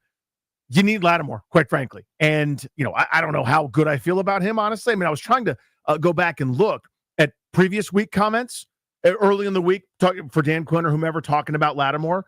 And I couldn't find everything, to a T, but it was a similar sentiment, right? Where it's, he's ramping up, he's on track, and then of course you get later in the week and he's not practicing. So, who knows where it's going to actually be and how much you could trust him in game, if he's not going to re-aggravate anything or otherwise, or how significant this one is compared to the one before. I don't know, but man, they could really use him. I mean, but Biotish is the guy to me, like just kind of given how they've gotten to this point this year.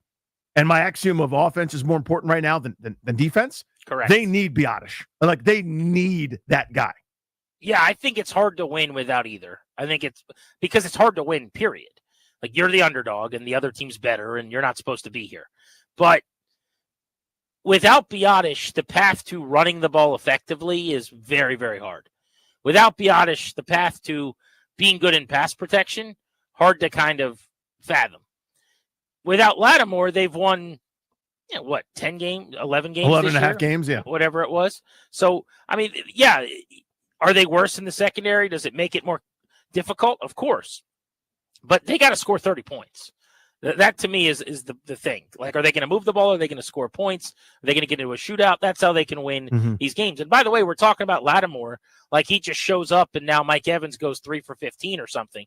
Lattimore played in a game against a really good receiver a few weeks ago, and the guy went for 150 yards if you count the PI penalties on Lattimore. So I know that was a Hall of Famer in A.J. Brown, but Evans is also a Hall of Famer, not quite the same caliber. My point is just, it's not like we know he's 100%. He's playing at a really high level, and he is in a groove and comfortable in this scheme. Like, we don't even know what you're really getting out of Lattimore. It's just that we assume, and I think we're pretty confident in this, that whatever you get is a lot better than if he's not on the field, where then your rookie nickel that you just drafted, Mikey Sanderstil, Mikey becomes your outside boundary corner and your number one. And then on the other side, your I guess it's BSJ now. It was Davis last week, then it was BSJ this week. I think BSJ's better, but I don't know that it matters. Like, they're putting those dudes in a blender. By the way, did you think the Benjamin St. Juste penalty, the PI on him in the end zone, did you like that call? I thought it was a bad call. It was tough.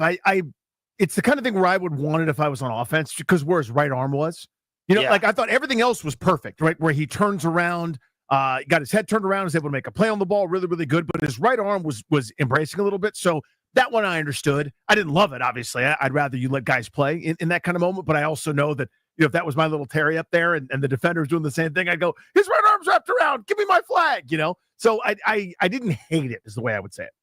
Yeah, I thought it was bad. I didn't think it was egregious or anything, but it's the kind of call that I wish they didn't make, like, in the league. But it was a 20-yard penalty. Yeah, it was instead of 3rd and 13 from the 21 with 8:25 to play, it set up a 1st and goal from the 1 and completely changed the ball game and essentially gave Dallas the lead. But it's one of those things where St. Juste just can't catch a break either.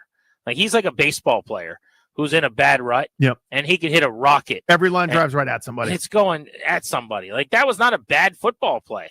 If you want to say he's a little too handsy or whatever, okay, but I think some of these are reputational too, where the refs have scouting reports. They know who commits a lot of penalties and who doesn't. So you got a bang-bang play where he's got his hands up on someone. Maybe it gets called, whereas if that's Lattimore next week, maybe it doesn't. But I just think that getting both back is huge. If we're going to go one or the other, maybe we could do a call topic on that later in the week. I'd probably rather have Biotish because it directly affects Jaden Daniels. And Daniels' excellence is probably the most important thing, not just Sunday in Tampa, but in any playoff game. Without a doubt. I mean, and again, this is an offensive league. I know defenses have kind of made a renaissance, and running backs have had a renaissance year this year when we start to break some of the stuff down. There are more teams with double-digit wins, I think, than there've ever been before. And there's a whole other, kind of series of themes to this year that have kind of been unique. And we're sort of figuring out what the trends are over maybe a larger sample of a couple of seasons. But it's going to come down to who has the football last a lot of times. It's still do you have the quarterback that can do the Superman thing in those moments? And I'm going to do whatever I can to facilitate that in terms of what's the most important. So for me, it's Biotish back because they got to this point despite having a leaky defense, despite not being able to stop runs at times, not being able to defend the pass nearly at all when another team decides to commit to it. They've still won double-digit games because they've got Daniels. And in order to have, quote-unquote, have Daniels, he's got to be healthy and fully operational, which you would think he has been here over these last 5 weeks. But I think that also they need to run the football, and they need to have Tyler Biotish to do that.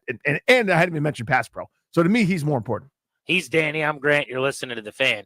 3.5-point underdogs when the line opened. It's now down to 3-point underdogs for Washington in Tampa on Sunday. We're going to be previewing the game on the station all week long. Has been a long time since we've gotten to do this, by the way. Obviously, the Commanders played the Bucs as the Washington football team in the playoffs. Going back to 2020, that was at home. There was no crowd there. Brady and the Bucs get a win and go on to obviously make their run to the Super Bowl. But this feels very, very different now going to Tampa with the more dangerous, dynamic quarterback, I would say. Although Baker Mayfield as a passer, certainly a more prolific season than Jaden Daniels. But we haven't opened up the phone at all today. We could do that right now at 800-636-1067 on the phone lines, on the MGM National Harbor listener lines for you at 800-636-1067. Danny, how much of a chance do you give Washington first blush? Like, do you see this as a toss-up type game, a game that the Bucs should win, but the Commanders have a chance in? Like, how do you view this game? I do view it as a toss-up. And they're so not even like the Bucs should win, but Washington's going to have a chance. You think it's like a play it 10 times? It's a 5-5 kind of series. I do. And that may be naive. That may be, Pollyannish. But to me, the equalizer, I've just watched it for the last 5 weeks. Now, again, I know yesterday's a little bit different. I don't know what to make yesterday yet. I'm still processing what I saw. I don't know, who cared about what. I don't know what the plan was. I don't know if they were determined not to show anything. I don't know. And so that's kind of, dampening my spirits a little bit, because if that was, all right, we're going for it, and then they were that bad on offense and Daniels looked that lost, then I don't know. Then this kind of doesn't hold as much water. But to me, I've just watched them be so flawed, be the most penalized team, be the team that couldn't stop the run early, then the pass late, and be the team that benefited from all sorts of breaks. But they've got this guy. They've got the special thing that I always say I've wanted for decades. I've got it now. I'm not going to spit in its face. I'm not going to tell you that it's not going to do these superhuman things where he leads the universe in touchdown passes in the last 2 minutes of football games more than anybody's ever had. I'm not going to tell you that the guy that's delivered these insane things in these most winning time moments is immune from doing that one more time. I've just watched it. I've just seen it. They should have lost a bunch of these games that they're 5-0 in. So that's what this is to me. Tampa's not so good that they're not beatable. There are a couple teams that would have felt if you played this game 10 times, you're losing 8 or 9. This is not one of them. Tampa's good, don't get me wrong. And they should be favored in this game, especially because it's in their building. But I don't see this as some insurmountable task. Completely agree, specifically because of how Tampa played this past week. And maybe that's silly because Washington also played badly this past week. And That's not how the league works. Like, it's not a linear thing week to week. Each week's its own story, yeah. The last game doesn't matter. I always compare the National Football League to a TV show where you don't have to watch the previous episode. They're standalone. I mean, as an example, the Bucs beat the Panthers 2 games ago, going back like 8 days ago. 42-14, I think the score was. 48-14, yeah. 48-14.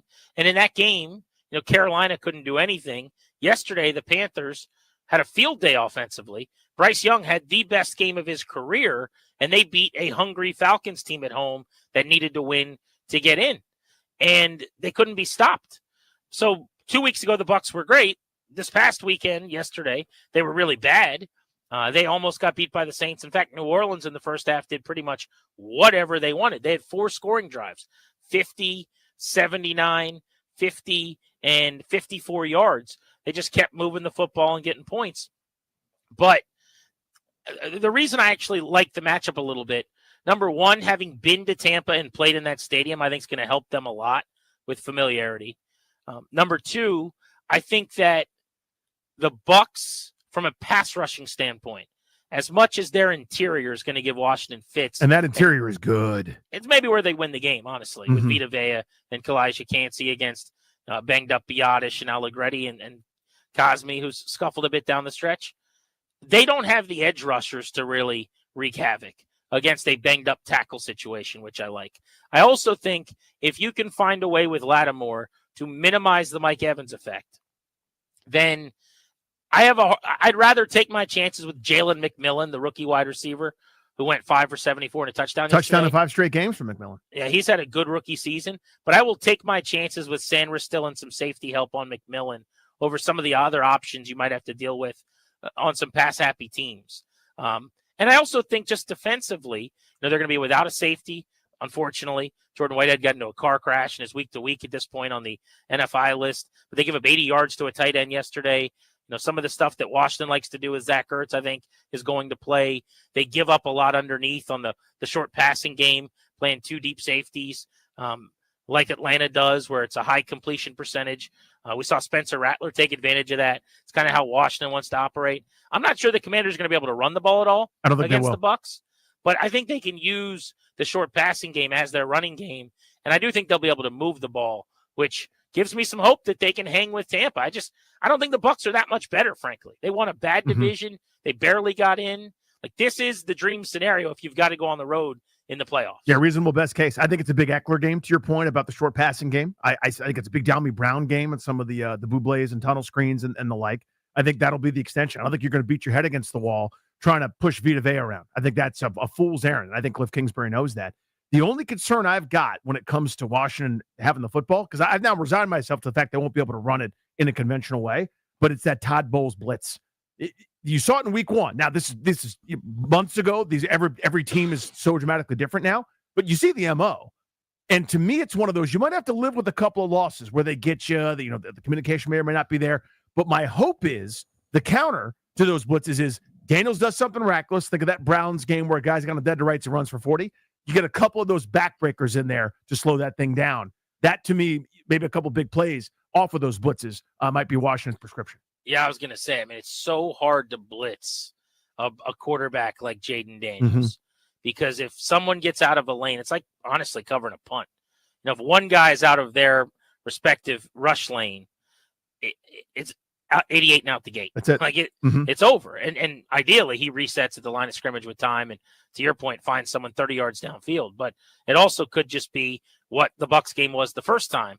Not that they got blown out as a result, but where Jaden Daniels ran for almost 90 yards because he had no interest really in standing in the pocket with that blitz coming. If you mix some of those in and you actually now as a comfortable passer who can read things out a little better, mix some of that in, maybe they can have a much better offensive performance. But we'll take some of your thoughts on this next. We'll open up the phones for the first time today at 800-636-1067. How do you feel about the matchup with Tampa? First look at this thing now 6 days out. Jay Gruden will join us to discuss the playoff bracket and Washington's chances at Raymond James Stadium coming up in 20 minutes on Grant and Danny.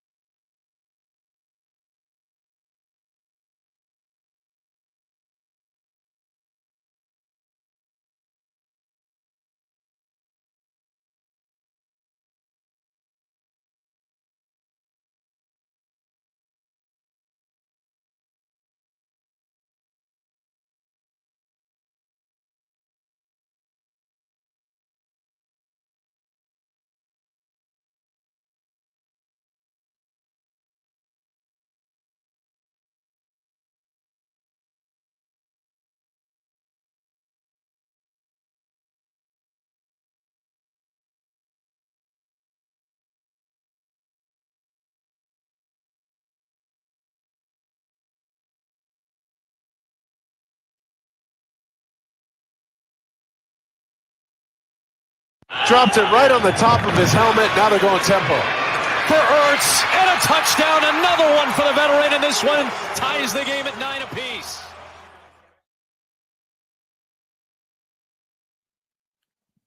Zach Ertz, a nose for the goal line down the stretch this season. Caught 3 touchdown passes in the final 2 games, and in fact, 6 touchdowns for him over the final 7 games of the season. That was Adam Amin and Mark Sanchez on the call on Fox yesterday of a Commanders thrilling win over the Cowboys. Come from behind fashion. They beat Dallas on the road 23-19, punched their playoff ticket as the 6th seed. Welcome back, Grant and Danny on the Fan. Danny, how does anyone drink hot liquids? I'll just never understand it. I want to be good at it. 2025 is my year for hot liquids. I'm trying to drink this hot tea to get through the show. Mm-hmm. I'm over at Monumental. I got the alt cast tonight. So we're on till 6:30. Then I'm doing 3+ hours of TV tonight. So I'm just trying to make sure the voice holds up. Sure, yeah, of course. Trying to get a little hot tea in me. I got my hot tea right here. Let me take a little sip here. Oh, so refreshing and good. Yep. I need it so much. I love it. But what's the temperature? Hot. It's hot tea. I mean, mine is like 200 degrees. So I can't really drink it. Mm-hmm. So then I was like, you know what? You just got to, what are you doing? You're being a baby. And then I sip it and it burns every taste bud in my body. So now I'm not going to be able to eat or taste anything for a week. I got that weird tongue thing going on. I just can't do it. Yeah, this is a you problem. Generations of people for billions of years since human beings have existed have consumed hot things. You've consumed hot food, I'm sure. Do you let it sit longer and drink it at a cooler temperature than I do? Do I not understand how to let it sit? Like, what is the issue? I wish I could tell you, but this has long been a thing since I've gotten to know you over the years, since like late 2009, where every idiosyncrasy I find out about, I'm like, wait, what? Yeah, but this is one of them. It's in there. Where you can't seem to handle it. I don't know what and what's amazing is, and you can attest to this for people. I eat things that are hotter than anyone will ever eat ever. I know. You don't. So like when buffalo wings come to the table, piping hot, and everyone else picks them up and like they burn their fingers, the little tips of their fingers, and they drop them back on the plate and like shake their hand. I've eaten 2 down the hatch. Yeah, you burn your fingertips like John Doe in 7, and it's like somehow it's fine for you, but the rest of us are like injured by it. Doesn't bother you, but you cannot do even a lukewarm beverage is too much for you. Do you know what my hypothesis is? I think that my drinking execution or like how I drink is not correct somehow. Like, does the liquid pass over the top of your tongue to burn taste buds? All right, let me try. Here we go. Because I got my hot tea. I'm actually think about what I'm doing. Or you kind of like pour it into the back of your throat, or like, what am I doing wrong? No, it goes over everything. You can't just mainline it. You can't just sort of chug the damn thing like you're doing a beer funnel. So when you pour it in, it touches the front and the top, and like just goes down your tongue all the way to the back. Yep, it's a normal drink. Now you don't do a huge volume of it, because if you start trying to again chug a hot liquid, you're gonna be in trouble. You're gonna have an issue. You got to kind of do the sip and savor type deal, which your mouth will naturally cool it down. Air gets to it. There's some flow going there. But I don't know, man. So your drink has to be cooler than mine. No. Is steam coming off of yours right now? 100%, yeah. Wow. Yeah. So there are 2 things that I think are connected. I can't prove it. But again, we're just spitballing here at 4:52 p.m. The way you take pills and hot liquid, to me, have to be connected. Ooh. Now you're going to say why, and I'm going to go, I don't know, but I've never seen it. I don't understand it. And I think there's some sort of deal there, right? Where it's like somebody that's smarter than me, that has a medical degree, that studies whatever this is, could write a report about you and the way you take pills. So for folks who don't know, most people, like, you put the pill in your mouth and you drink some water or drink whatever, and you help wash it down. Grant has to put water in first and build a reservoir that's got to be just so the pill can't touch anything at any time. Otherwise, we have to start the whole process over again. Right. It is the biggest to-do I've ever seen. And I'm not great at taking swallowing pills, but I've never seen anything like what you do. I got to believe those are connected. Yeah, you build a reservoir, but it's like a little pool of water. And then you drop a pill in, You got to like hear a splash. It's a whole thing. Like a kerplunk, and then you can drink it. Sam's in Gainesville on Grant and Danny. Sam, how you feeling about Commanders Bucks on Sunday? Gentlemen, happy snow day. Super excited. I give them a 40% chance to win. 2 reasons. We still have a rookie quarterback. I mean, I understand he's special. He really is. But the playoffs are a whole new level, and we're on the road, right? So 40% there. But, guys, listen, I asked the gentleman who answered the phone, I've got a really interesting question about something that happened in the game Sunday. I'd really love to ask it to you and see if you guys can give me an answer, if I may. We had, I think it was on Deron Payne, we had a penalty, a personal foul penalty, 15 yards, right, that they assessed on the kickoff. So Dallas got an additional 15 yards. Well, then they kicked it out of bounds, and instead of giving us the ball on the 40, they assessed that 15-yard penalty again, and we got it on the 25. So it's like they double dipped on that penalty. Am I missing something with that? Appreciate the phone call, dude. So, Grant, I actually noticed this too, and they kind of glossed over it on the broadcast, as if, of course, this is where the ball lines up. I didn't feel like the explanation was particularly good as to why it wasn't on the 40. They did not talk about it on the broadcast. I got a million tweets about this, and I just kept saying it was based on the Deron Payne penalty. And everyone was saying the same thing, which was, yeah, but they kicked off at the 50, which is fine and true. I wonder if with the new kickoff rules, even if you move up on a 15-yard penalty, if there's some type of rule where, you still get tagged 15 yards on the back end. I don't know. I guess it's possible that they double legislated. If it was asked of Dan Quinn, we'll hear that when we play that interview with him and the compressor with him at 6:00. But yeah, I'm looking at it. They kicked off from the 50. Yep. It went out of bounds. Instead of giving Washington the ball at the 40, they placed it at the 25. So I just had to assume it was procedural based on the new kickoff rules was my assumption. But I don't have a good answer. It's a fair enough question. Yeah, it felt to me it's based on the new rules, and they kind of waved their hands as if let's not talk about that anymore. Well, I mean, I don't even think they brought it up on the broadcast in terms of the spot and the penalty that I remember to the caller's point. But Darius, you got something? Yeah, so our guy Babe Laufenberg, who does the Cowboys radio network broadcast, he actually tweeted earlier today, said the kickoff by Aubrey was intentional. It was intentionally kicked out of bounds. Because the ball was kicked from the 50 after the personal foul, the kickoff out of bounds was not placed at the 40. It's placed at the 25-yard line. So kick it through the end zone, and it puts the ball at the 30. So instead, they kicked it out of bounds, so they get it to 25. So basically, they stole 5 yards by not kicking it out of the back of the end zone, and instead kicking it out of bounds. How about that? So that's awesome knowing the rules, number one. I love when teams are smart and do that. But number two, they got to change that then, right? I mean, if you're kicking it, like they benefited from, I guess the double jeopardy on a stupid play by Deron Payne. But I don't know why, if you're kicking off from the 50 and you kick it out of bounds, it shouldn't matter. I guess because you're just making sure that, Payne feels it, like the team that the team with the infraction gets stung. So you want to make sure that even if it goes out of bounds, it's like, we're not giving you great field position. You're still paying your pittance. I'm not sure, but that's a good nugget. Yeah. All right, Jay Gruden joins us next. We can ask him about this. He was a head coach. We'll see if the rules were the same when he was coaching. You're listening to Grant and Danny on the Fan.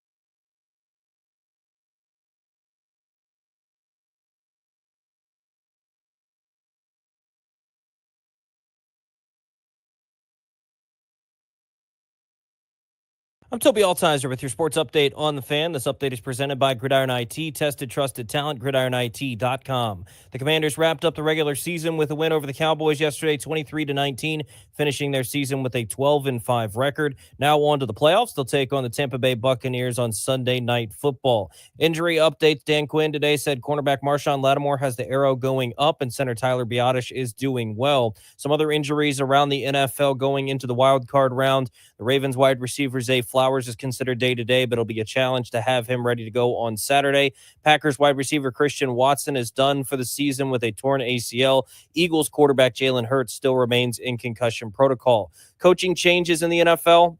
The Patriots fired head coach Gerard Mayo. The Jaguars fired head coach Doug Peterson. The Bengals fired defensive coordinator Lou Anarumo. And the Seahawks fired offensive coordinator Ryan Grubb. Today, an update with the RFK site. Mayor Bowser, as well as Josh Harris, were at the White House as President Biden signed the RFK bill. And the Capitals take on the Sabres tonight in Buffalo. Puck drop at 7 o'clock, presented by Zips Dry Cleaners. Zips is teaming up with the Caps for a legendary game day giveaway, 2 lower-level tickets to a Caps game, plus a prize package full of merch. Visit zipscleaners.com/Capitals for details. Caps and Sabres, 7 o'clock tonight, right here on the Fan. Federal Integrators, you looking to beef up that roster? Gridiron IT, the leading provider of IT talent across the country, can help. You know the game, they know the players. Choose Gridiron IT as your trusted partner and build your winning team together. Tested, trusted talent, gridironit.com. From the Crop Metcalf 5-Star Sports Desk, I'm Toby Altizer on the Fan.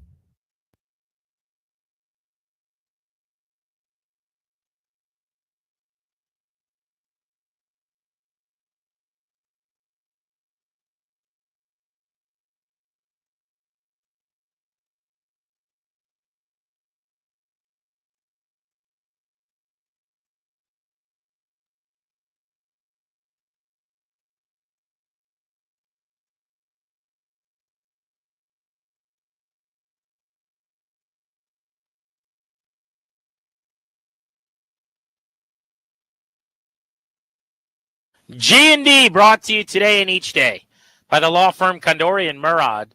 They're helping you to update your last will and testament, setting up a trust for you and your family. Schedule a free consultation with their estate planning attorneys by visiting kmlawyers.com. Be sure to tell them we sent you so you can get a discount. That's kmlawyers.com. It was 11 years ago today that we did our first ever show together. We kicked off the original Grant and Danny in middays. One of our main topics was a coaching search for Washington that ended with the team hiring Jay Gruden at that time. On our first rundown ever, we were discussing the merits of all of the different candidates, including Jay. And here we are now in 2025, still doing this show together, and very happy to be having Jay Gruden on the air with us on G&D, who's on the hotline. On air and on the road, Jay Gruden is driven by the Ted Britt Automotive Group, Ted Britt Ford and Chantilly in Fairfax, your F-150 headquarters, Ted Britt Chantilly Lincoln, and Ted Britt Chevrolet in Sterling, home of Ted Britt for Life, lifetime vehicle coverage, and see and shop them all at tedbritt.com. Jay, I'd imagine that you are in Florida and it's warm, not here in the area where it's snowing. You would be correct. You did it right today. Yeah, that's smart. How close are you in Tampa? Where are you? I'm in Atlantic Beach, Florida. That's outside of Jacksonville. So that's not close to Tampa. It's about a 3-hour drive. My dad and brother still live there. My son lives there. So, yeah, we go there quite a bit. All right. Well, that's a little far. I was going to crash at your place instead of getting a hotel. But I won't. Okay, good. You won't invite it. Okay, good. Oh, well. Who's this guy knocking at the door? Why is he here? What'd you think of the Commanders yesterday? And let's start with the first half. Jaden, 6 of 12, sub 40 yards passing, not on the same page with Terry. They couldn't run the ball. It's kind of an ugly first 2 quarters for them. Yeah, it wasn't pretty. It was not pretty. Yeah, they started out trying to throw the ball. First play, I think he got sacked. And it just kind of never really – he missed a couple throws uncharacteristic-like. He missed a comeback to Terry on the second drive, and then Zimmer heated him up a couple times. Got sacked, and they really couldn't get anything going. And then Mariota came in, and they got the win. You know, sometimes good teams win ugly games, and that's what they did yesterday. So, Jay, help me understand from a coach's perspective. I totally get letting Jane Daniels rest, put his feet up in a game that, meant maybe more to fans maybe than it did them. Again, I'm not quite sure what was going on there. They didn't rest anybody else, though, right? It wasn't as if they sat Terry because he catches the touchdown to win the game. They didn't sit, Wagner or Louvu or some of the offensive linemen or Eckler, but they sat Daniels. Walk me through that approach. What do you think it was all about? I think he took some shots early, took a couple sacks, and then he got twisted up in a pile one time. And maybe, Coach Quinn's like, you know what, this isn't worth it. We need him next week. And let's let everybody else play because it's an important game, like you mentioned, to the fans, the organization, but more important to make sure our quarterback stays healthy because he did take a couple shots early. And let's let Marcus Mariota get some reps in here. He had a good week of practice and go from there. What do you make, by the way, of Mariota? He played against Carolina. They scored 40. And then they scored on all but one drive in this game, and he put on a second-half clinic. Yeah, no, I like Marcus. He's been a good player for a long time. He's just been hurt a lot and missed a lot of time with injuries. And every time he's had an opportunity to start, he's had some kind of injury he's dealt with. So I think, he's in a great place right now, backing up Jaden Daniels. If Jaden Daniels goes down or what have you, he's got the same skill set as Jaden. They don't have to change much in their offense. He's a great kid. He's smart. And he's really reliable when it comes to coming in and knowing what the offense is all about, knowing who to get the ball to, can run when he has to run. His durability factor has been an issue his whole career. Jay Gruden with us here on G&D. So I wanted to ask you about that specific part, Jay, when it comes to the offense. Do you notice any subtle differences, or is it just, we almost have Jaden Daniels, so we're just going to run anything the same? Do they call anything different that you notice? I don't think so, no. I don't think they call anything different. Now, what happens in the night before a game is you go through the playbook or the game plan with each quarterback, and hey, what do you like on third down? And Jaden may like something, but Marcus may like something different. So you have two highlighters out, and if Marcus is in the game, you call the yellow highlighted play because that's what he likes and what he's comfortable with or what he repped in practice. So they may have different likes as far as what is in the game plan, but they have similar skill set, and the plays will be similar. Jay, let's talk about their inability to run the ball. I mean, traditionally with RBs, right? Because quarterbacks have run it well. In fact, the last 4 weeks now, the quarterback position has run for 357 yards, running backs for 206 yards. They're averaging 3.1 yards per carry over 4 games from all their RBs, 2.8 from Brian Robinson. They just can't seem to get anything going. What do you think is the issue?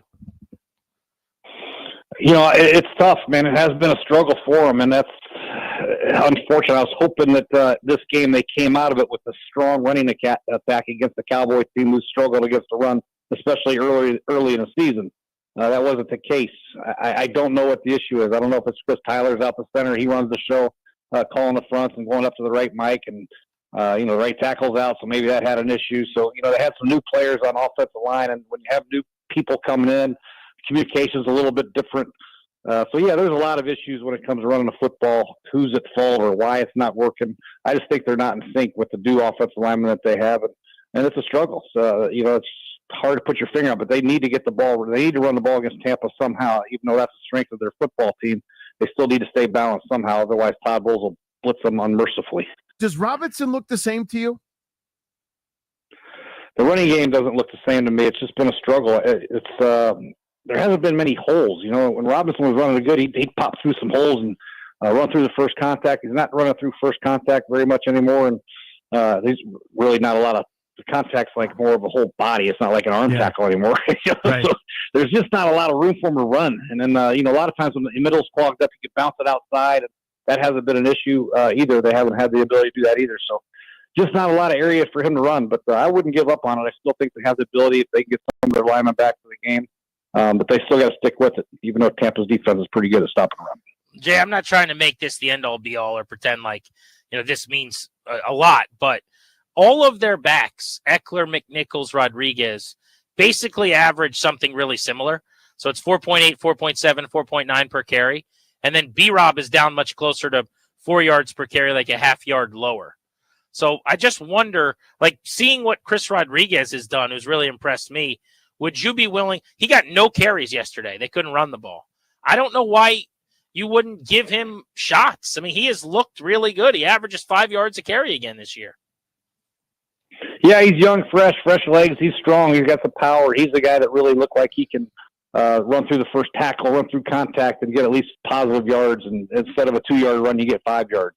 Back, So you got to have that. You got to have that ability to keep yourself manageable 2nd and 5, 2nd and 4, 2nd and 6. If you get 2nd and 10 and 2nd and 9, Cliff's not going to call the runs anymore. He's going to call bubble screens and then some extensions of the run, maybe some zone reads, direct quarterback runs for Jaden. But, I think maybe they should explore that. The issue is you don't want to dress two guys that are similar at the running back position. They're both big, powerful between the tackle runners.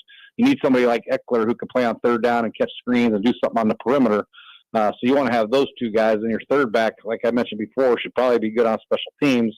So it's tough to have 2 first down plotters. You got to have somebody with some kind of different pace and change of direction. So Jay, if you're game planning for this one, looking at Tampa, you mentioned Todd Bowles and all the blitzes. How soon would you? And I hate this phrase, abandon the run. I think it's just there's things that Neanderthals just yell because they want 70 attempts. They think that's the way you win games. But how soon would you go, you know what, this ain't working, I got to go to that plan B, those tunnel screens, those bubbles, those different looks as an extension of the run game? Like, we all like to run it. That'd be nice. How soon into this game would you go, okay, this isn't happening, I've got to do something else? Well, I think that was one of my biggest faults as a play caller is I would abandon it quick. We'd have these cool run plays and motions and outside zones and nice and maybe a misdirection type play. And you lose 3 yards, you get a holding play. I'm like, screw this. I ain't calling these goddamn runs anymore. I got too many good passes to get off my sheet.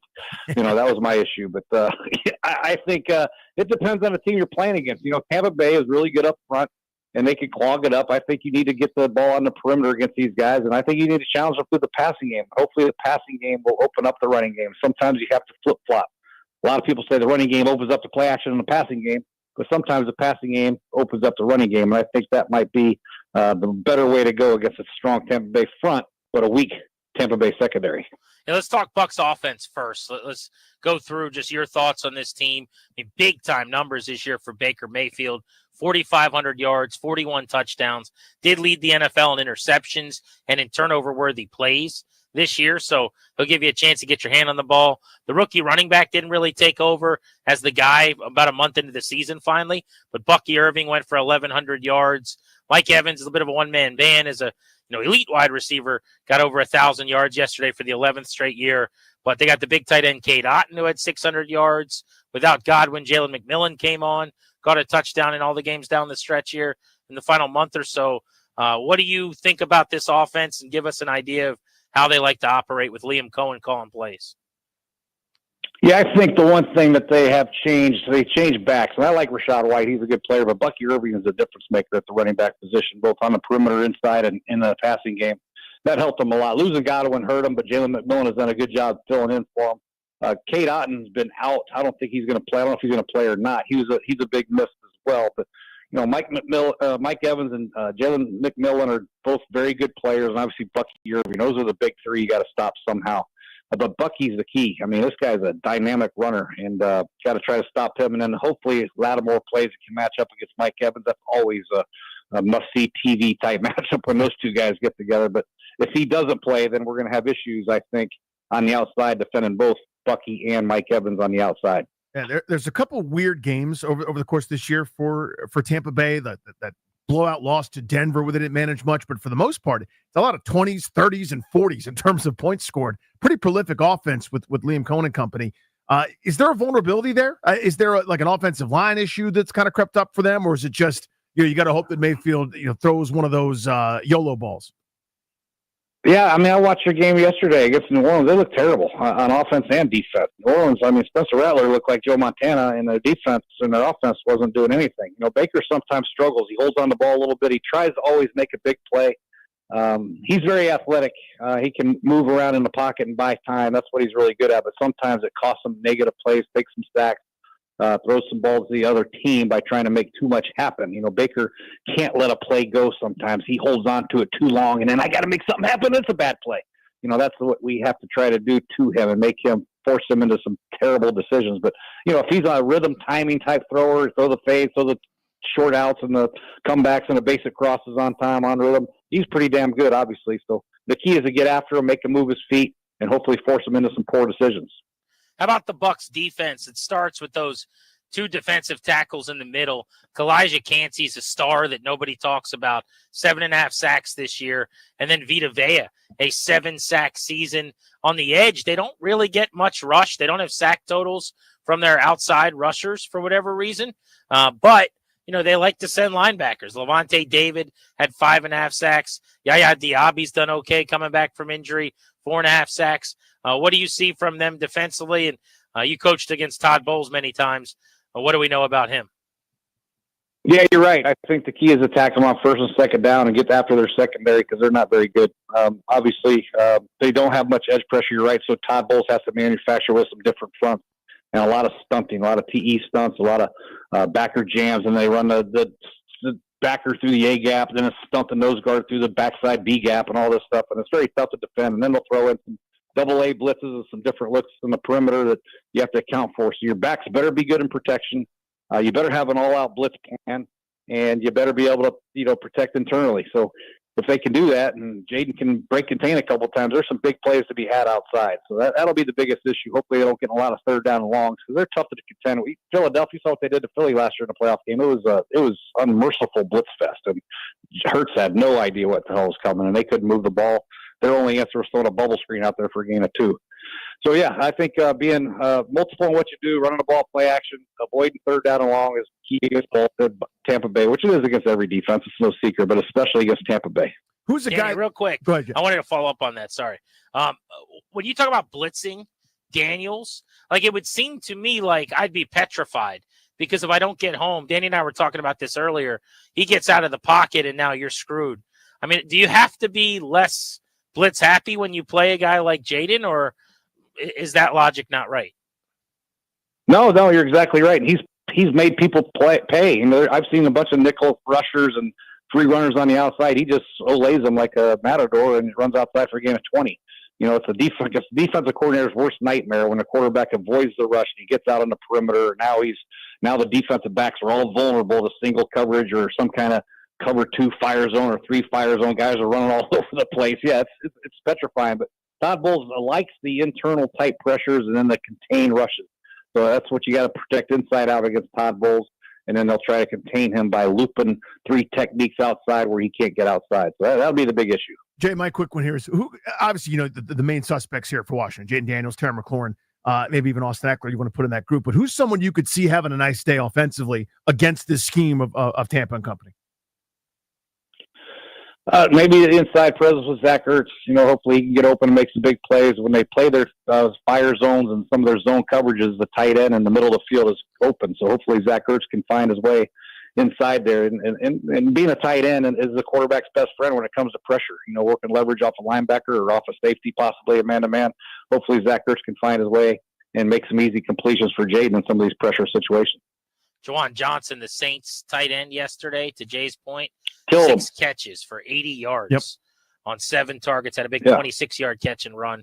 There was a lot of running in the middle of the field for him.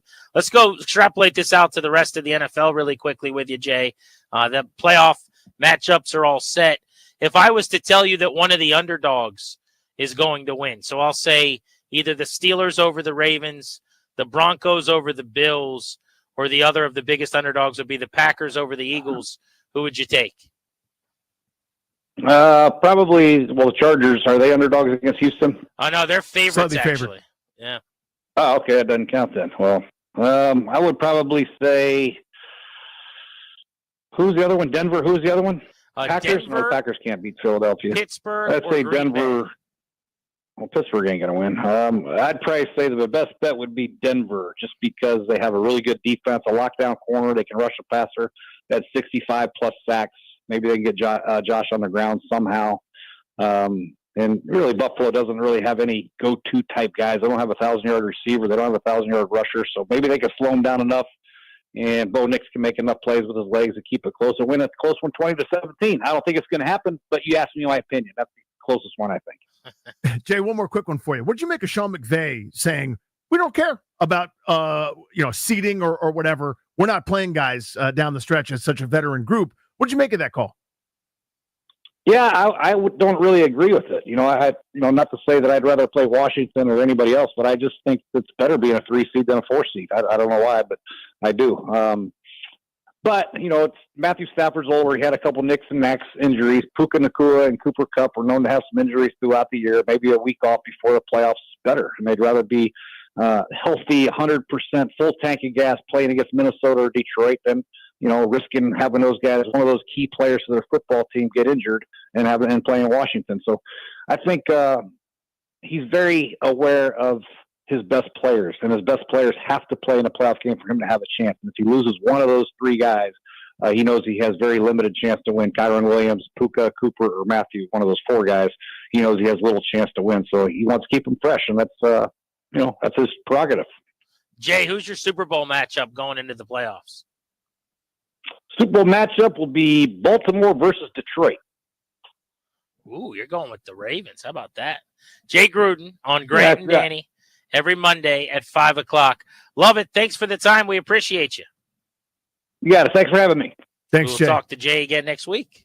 On air and on the road, Jay Gruden is driven by the Ted Britt Automotive Group, Ted Britt Ford and Chantilly in Fairfax, your F-150 headquarters, Ted Britt, Chantilly Lincoln, and Ted Britt Chevrolet in Sterling, home of Ted Britt for life, lifetime vehicle coverage. See and shop them all at tedbritt.com. This time tomorrow, we'll be talking to Austin Eckler, presented by our friends at IT Cadre. Make sure you're listening to the Austin Eckler segment tomorrow. If you have a question for Austin, we take listener questions. You'll be able to potentially hear his answer to your question on this show. That's 5 o'clock on Tuesday. Of course, we are ramping up toward our big pep rally. It's a Friday field trip from Hyde Social Bar out in Arlington in Clarendon this week from 2 to 6:30. So hopefully we'll see you guys out there. Next, we'll go around the NFL. Among these storylines to cover on this Black Monday, you got a head coach who, despite maybe ending up the coach of the year this season, there was a rumor could be traded, which seemed like it made no sense. Plus a quarterback with an injury setback already one day into the offseason, and Tyreek Hill once out in Miami, all coming up on Grant and Danny.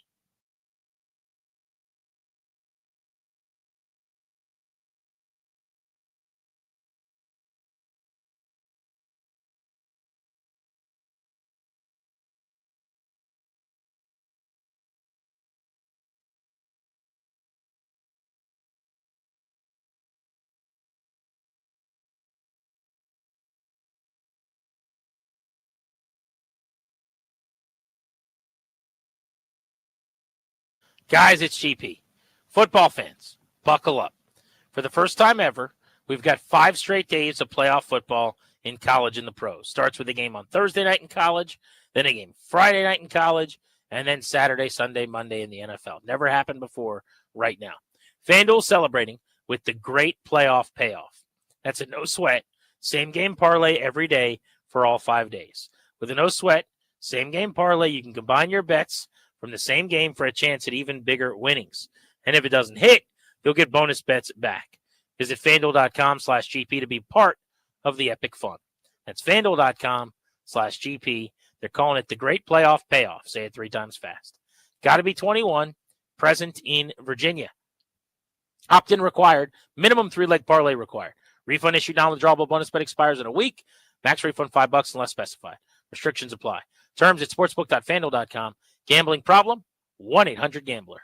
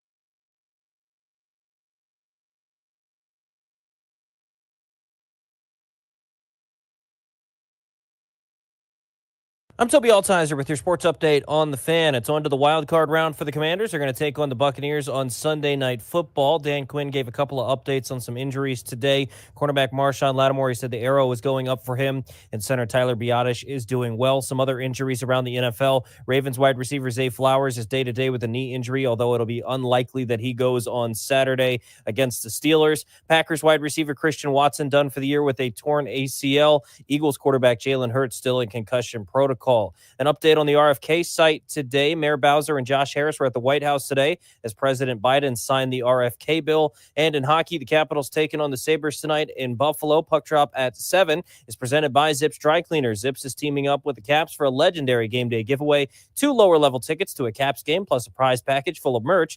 Visit zipscleaners.com/Capitals for details. Caps and Sabres tonight right here on The Fan. From the Crop Medcalf 5-Star Sports Desk, I'm Toby Altizer on The Fan.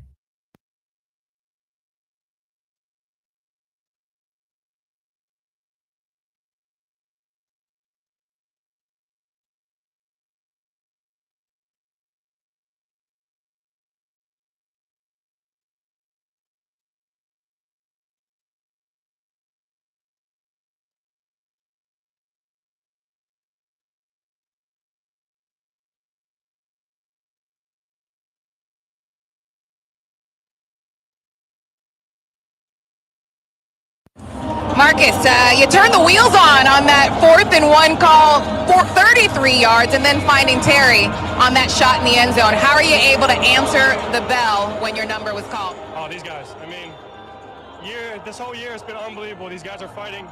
Doesn't matter what the score is. These guys are giving it their all. I just went in there and did my job.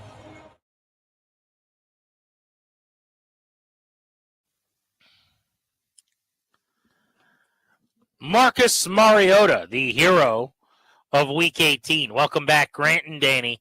On the Fan, it's on to the playoffs. Next stop, Tampa Bay for Washington. A Sunday night tilt, 8 o'clock kickoff. You will be able to hear all of our coverage all weekend long on 106.7 The Fan. And then, of course, Monday, you're home for the game breakdown. One way or the other is going to be right here on The Fan. Danny, I'm looking at the pictures right now of Joe Biden sitting at his desk in the Oval Office, signing into law this RFK bill to give the land back to D.C., where RFK is. And in that picture is Josh Harris, Mitchell Rales, Mark Hine, and Muriel Bowser. It is becoming a reality, man. That land will be D.C.'s.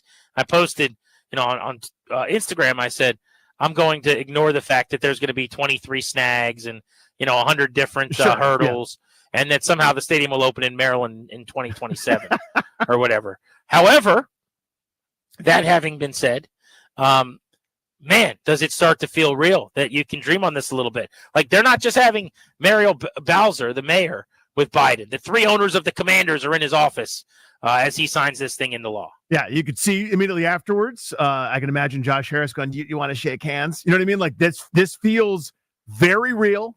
Very big. This was the biggest hurdle. Now, again, as you said, there's going to be a billion things that happen between now and then where it's like, it's not done, it's done, it's not done, it's done. This one council member goes, but wait, it's going to be so annoying. But the most important thing, we can't have any of those discussions without this one. And this one happened. This is actually a great topic. I think it'll be fun. We should not do it this week because there's a playoff game. Right. You know how we cover playoff football around here? Sure, always. We've got to be very serious and wear a shirt and tie and talk about the playoffs. But Darius, jot this down in your little topic notebook that you keep in your back pocket. I want to do this at some point. Predict the wildest, stupidest thing that gets in the way of a stadium in D.C. Like, the example I'll give you, Danny, is like Georgia decides that they want a rocket ship. And somehow that becomes our problem. Yes. And because Georgia wants the rocket ship, like or like the password to the rocket ship factory, then somehow we can't get a stadium. Now, you know what I mean? Can y'all give us some salt in exchange for like some kind of weird, bizarre? Because Maryland wanted jets, so I'm thinking like maybe it's maybe in Nevada they want all the evidence of aliens, right? And somehow like we can't get a stadium because of that. Right. Like to turn over all information to Area 51 about Area 51 or like any kind of nuclear testing site back in the 1940s. Something weird's going to happen. But Utah wants toll relief. Dude, you know what I mean? Yes, I do. That's a good bit, by the way. I don't want you to think it went unnoticed by me. I noticed it. But it's going to, I think you sleep on the fact that it's going to be a DC council thing where someone's going to be like, it turns out today that massive corruption charges where a no bid contract was awarded to some guy's buddy who's going to dig a hole. Like it's going to be something absurd. Like, it's going to be bad. Those are the bits that are going to be annoying. Yeah, there will be screaming. I'm going to be annoyed. It's just so hard to land this proverbial plane. The stadium. It's just a jet plane that Maryland wants, I suppose, right? Mm-hmm. Right, it's one of those. But it's very, very difficult to land, apparently, over at Andrews Air Force Base in this case. G&D on the Fan. We are taking you up to 6:30 tonight on this snowy evening in the nation's capital, keeping you warm indoors here. If you stayed home, you're listening on a smart device or watching us on 106.7 The Fan's YouTube page, we appreciate that. Let's hop around the NFL. A few things we didn't get to earlier because there's so much going on. So rapid fire here, just to go through the biggest news of the day. Gerard Mayo fired by the New England Patriots after one season, 4-13. Mike Vrabel is the favorite to land that job, the longtime Patriots player, out of work this season. He's already got multiple interviews. He is very sought after. He will get a job in this cycle. The Jaguars dismissed head coach Doug Peterson. 3 years for him. Danny, he went 9-8, 9-8, 4-13. I really don't know what went wrong there because it seemed like he and Lawrence were a good fit initially. It did not end that way. Well, it began as this renaissance because they were the joke. They were Houston. They were Washington. And he turned it around with a 9-8 season that was totally unexpected with a playoff win, etc. And then it all came crashing down. Just shows you how quick this league can turn on a dime. The Giants are not making a coaching change or a change in their front office. Their head of the operation, owner John Mara, saying that Joe Shane, GM, Brian Dable, head coach, will both be back. He was asked how quickly he thinks Shane and Dable can get things turned around. He said, it better be quick because I've run out of patience, which is pretty telling that this is the end of the road for those guys. We don't yet know what's going to happen with Antonio Pierce and the Raiders, although he did do a press conference today. He was asked about his future, and he said he has not been told of anything other than that he's going to be coaching the team. Now, you would think that would mean he's not going to get fired, but then again, you're using logic for the illogical Raiders. They could absolutely, that'd be a Raiders thing to do. Let him do the presser, let him say he's still the coach, and then they could fire him after. That would not be that stunning for that organization. Yeah, like a month into their offseason program, they're like, you know what, that's enough. I mean, so it stands to reason they might give Pierce at least one more season, and here's where I'm going with this. They did fire a bunch of coordinators and assistant coaches during the middle of the season, right? And it may be one of those, okay, you don't do that unless you're going, we sort of believe in the top of the operation. We'll give that guy a chance to pull one more lever at some point to kind of figure this thing out and try to right the ship. Maybe that's kind of the writing on the wall there. I don't know. But again, your point is well seen. It's the Raiders. They're going to do something Raidersy at some point. I also have an owner that's kind of known as being cheap. And I know this is silly to say, but in terms of comparing wealth to other owners, like one of the lowest ranking owners financially in Mark Davis. And so it also stands to reason he may not want to be paying like three coaches. I'm pretty sure there's still some McDaniels money on the books. You're going to blow out That's a good point. Pierce, and then you're going to pay him for a few seasons on the back end, and then you got to go hire another coach. So at some point, it gets hard to keep firing guys year after year, and the one-off coach becomes complicated financially. All right, let's get to the other news we have not yet hit on. How about Tyreek Hill winning out in Miami? This was a little bit surprising, although with him, I don't know that anything really ever stuns you.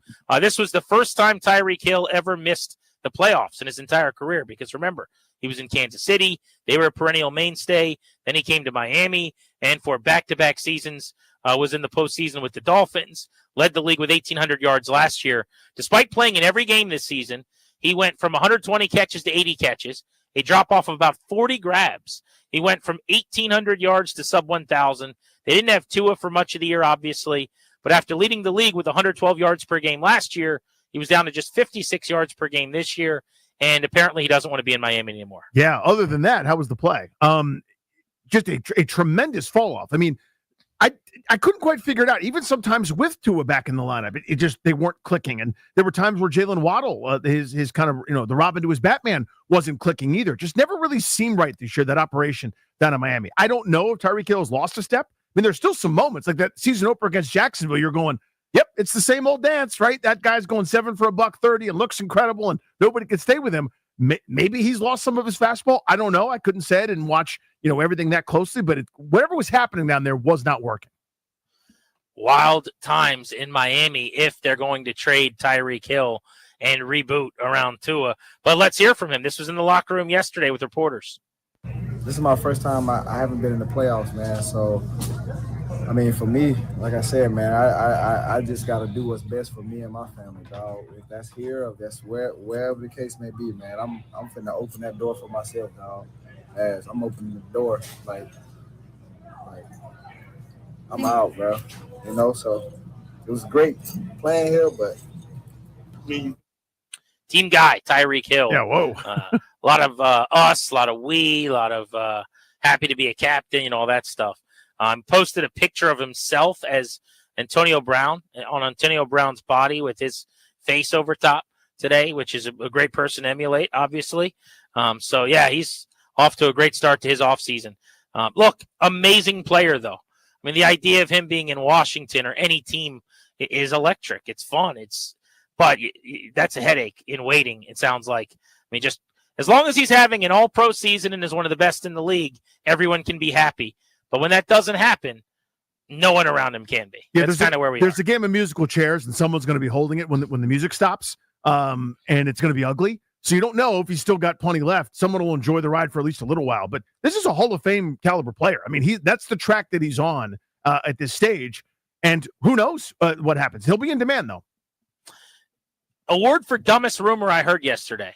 It's a report/rumor, whatever you want to call it. To me, it seems like an agent trying to get someone to say something on national TV.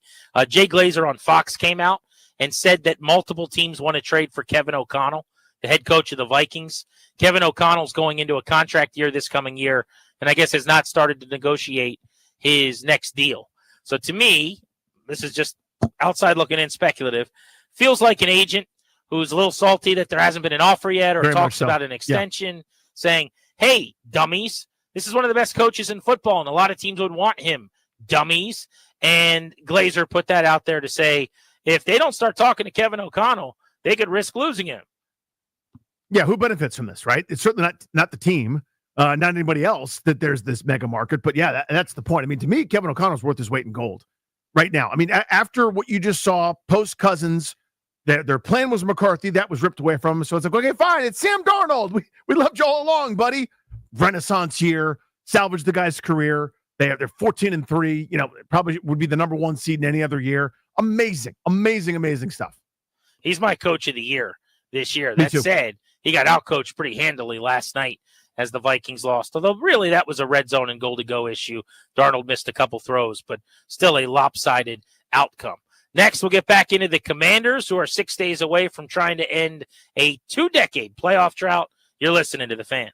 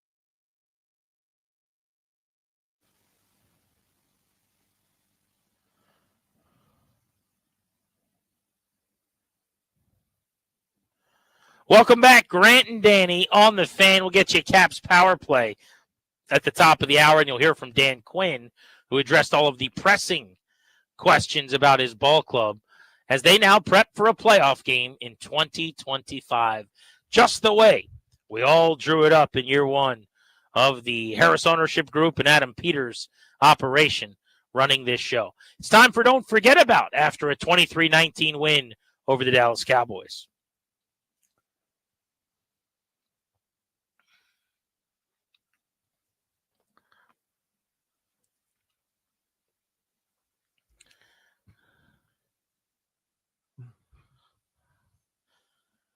Don't forget about Terry McLaurin's 82-catch, 1,096-yard season, even though cooled off in those final 3 games, 60 or fewer yards basically over the last 3 weeks.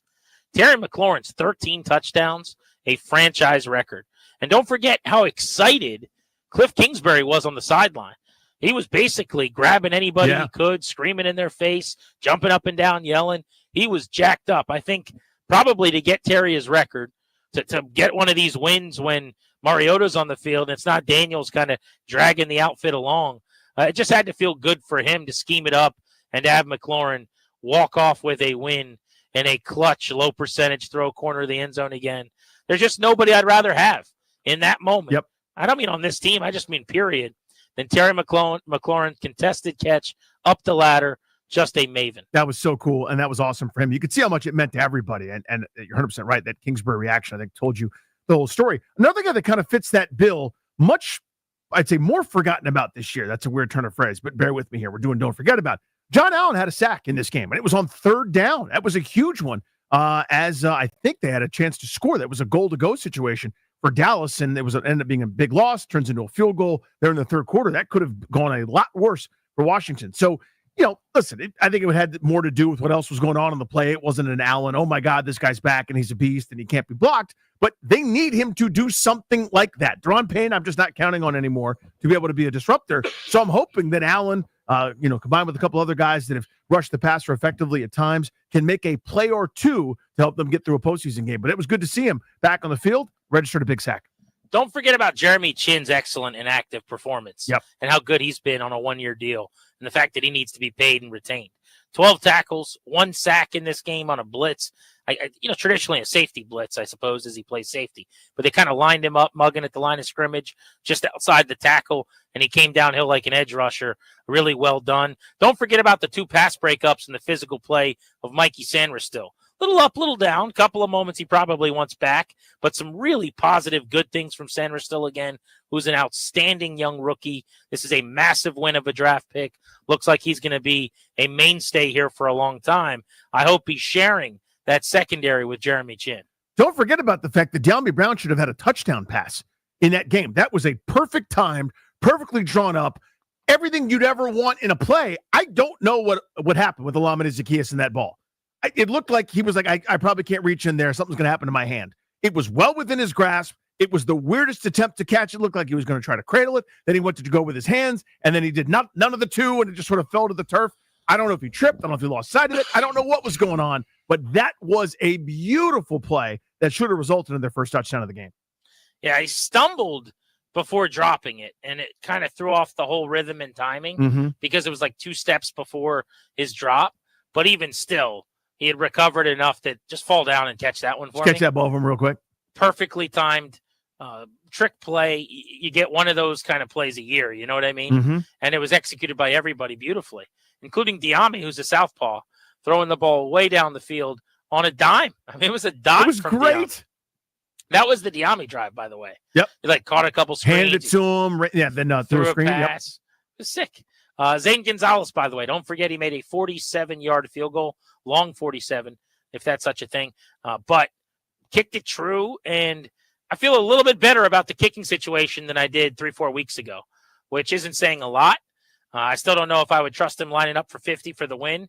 I guess I would take my chances in that situation, sight unseen, in Tampa Bay, but I thought the clean 47-yarder was a good confidence booster going into the playoffs. Don't forget about the fact that Washington had the ball for 15 minutes less than Dallas in this game. That tells you really the story of how bad that first half was, where Tressway punted more in that first half than he did for a month early on this season. Just a very different story. Again, second half was different, but Washington was still outgained by more than 100 yards in this one to a Dallas team, frankly, playing its third-string quarterback with a number of other guys out, and still a pretty big disparity in a game that they probably shouldn't have won. But here they are with 12 wins. Don't forget about on Grant and Danny. Don't forget that you're going to hear from Dan Quinn right at the top of the hour. We've got a Caps Power Play coming your way on G&D in moments.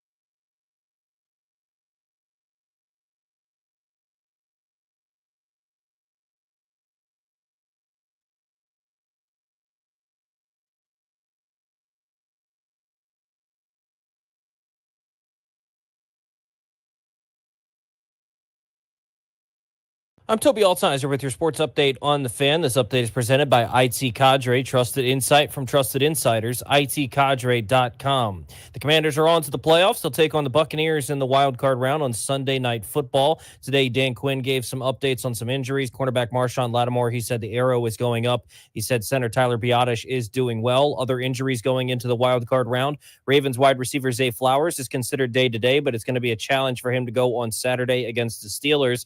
Packers wide receiver Christian Watson is done for the season with a torn ACL, and Eagles quarterback Jalen Hurts is still in concussion protocol. Coaching changes in the NFL. The Patriots fired their head coach Gerard Mayo. The Jaguars fired their head coach Doug Peterson. The Bengals fired defensive coordinator Lou Anarumo, and the Seahawks fired offensive coordinator Ryan Grubb. An update on the RFK site today. President Biden signed the RFK bill. Mayor Bowser, Josh Harris, Mark Ina, Mitchell Rales were at the White House for that today. And in hockey, the Capitals take on the Sabres tonight in Buffalo. Puck drop at 7 is presented by Zips Dry Cleaners. Zips is teaming up with the Caps for a legendary game day giveaway. 2 lower-level tickets to a Caps game plus a prize package full of merch. Visit zipscleaners.com/Capitals for details. Capitals and Sabres in Buffalo tonight right here on The Fan. IT Cadre's trusted insight, helping leaders of the nation's most important organizations understand complexity, align efforts, and make the best data-driven decisions to achieve success. IT Cadre, your vision, our purpose. To learn more, visit itcadre.com. That's itcadre.com.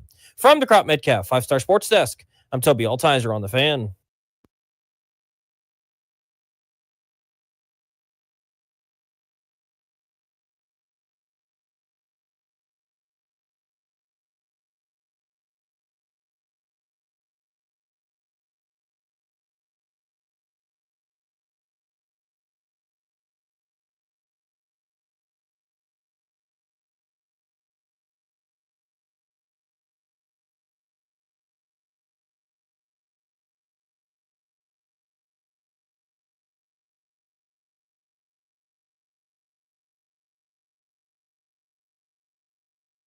Final few minutes of Grant and Danny, brought to you by Condori and Murrah. That's the law firm who sponsors this show. They're our good buddies. They are giddy about a playoff appearance for Washington, like the rest of us. They're going to help you update your last will and testament, set up a revocable trust for you and your family. Schedule a free consultation with their estate planning attorneys today at kmlawyers.com. Tell them we sent you. You'll get a discount. kmlawyers.com. Local guys, Lake Braddock High School, George Mason University. Huge DC sports fans who are elated about the Commanders making the playoffs. Danny, we got to get people a Caps power play, set the table for hockey tonight before they hear Dan Quinn addressing the media. So let's do that now.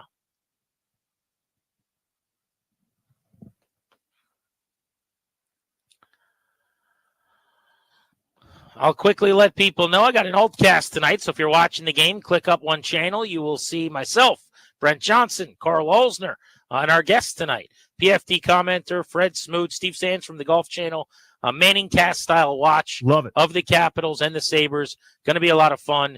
The storyline on the ice, Danny, Alex Ovechkin has scored in 4 of 5 games since coming back from a broken leg, 2 straight. He's got 3 points in those 2 games. How about 19 goals and 23 on the year? He's incredible. There's no superlative that frankly is enough for how unbelievable this all is. Father Time affects people, except for him, apparently. They're playing Buffalo, who's got the third fewest points in the NHL. These are those kind of games where I need you to whoop their ass. I need you just to beat up on them in regulation. And the other times they played some bad teams, Detroit is barely above them in the standings. They had to play them like 15 minutes after their previous game ended with some weird travel stuff. You should be fresh. You should be clean and crisp. Just beat the brakes off the bad team because there's plenty of hard games. This one shouldn't be. I know it's an NHL team they get paid to play too, but go ahead and take care of business in regulation, por favor. Yeah, it's been interesting because, and I don't need to tell you this, I think this is why you bring it up. I mean, they've kind of played down a couple of times here recently to teams that are worse. And then they get really up for the good teams. Mm-hmm. You know, they whooped up on Toronto as an example, leading the Atlantic. But when they played Detroit, who's in the basement with Buffalo in that division, they gave up 4 goals in the first period. So I'm with you. You want to see them come out and play a strong game. They are 4 points in the clear in the Metro, by the way, despite 3 games in hand over the New Jersey Devils. That's wild. Not quite running away with it, but comfortably in the lead in the division.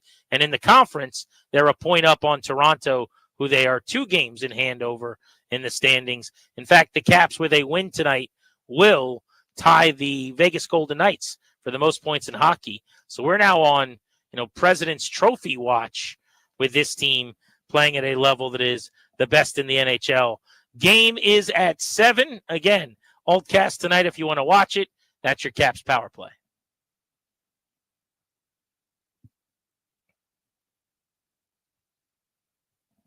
All right, let's get you to Dan Quinn, the head coach of the Commanders from this afternoon, meeting with the media. All right, good to see everybody.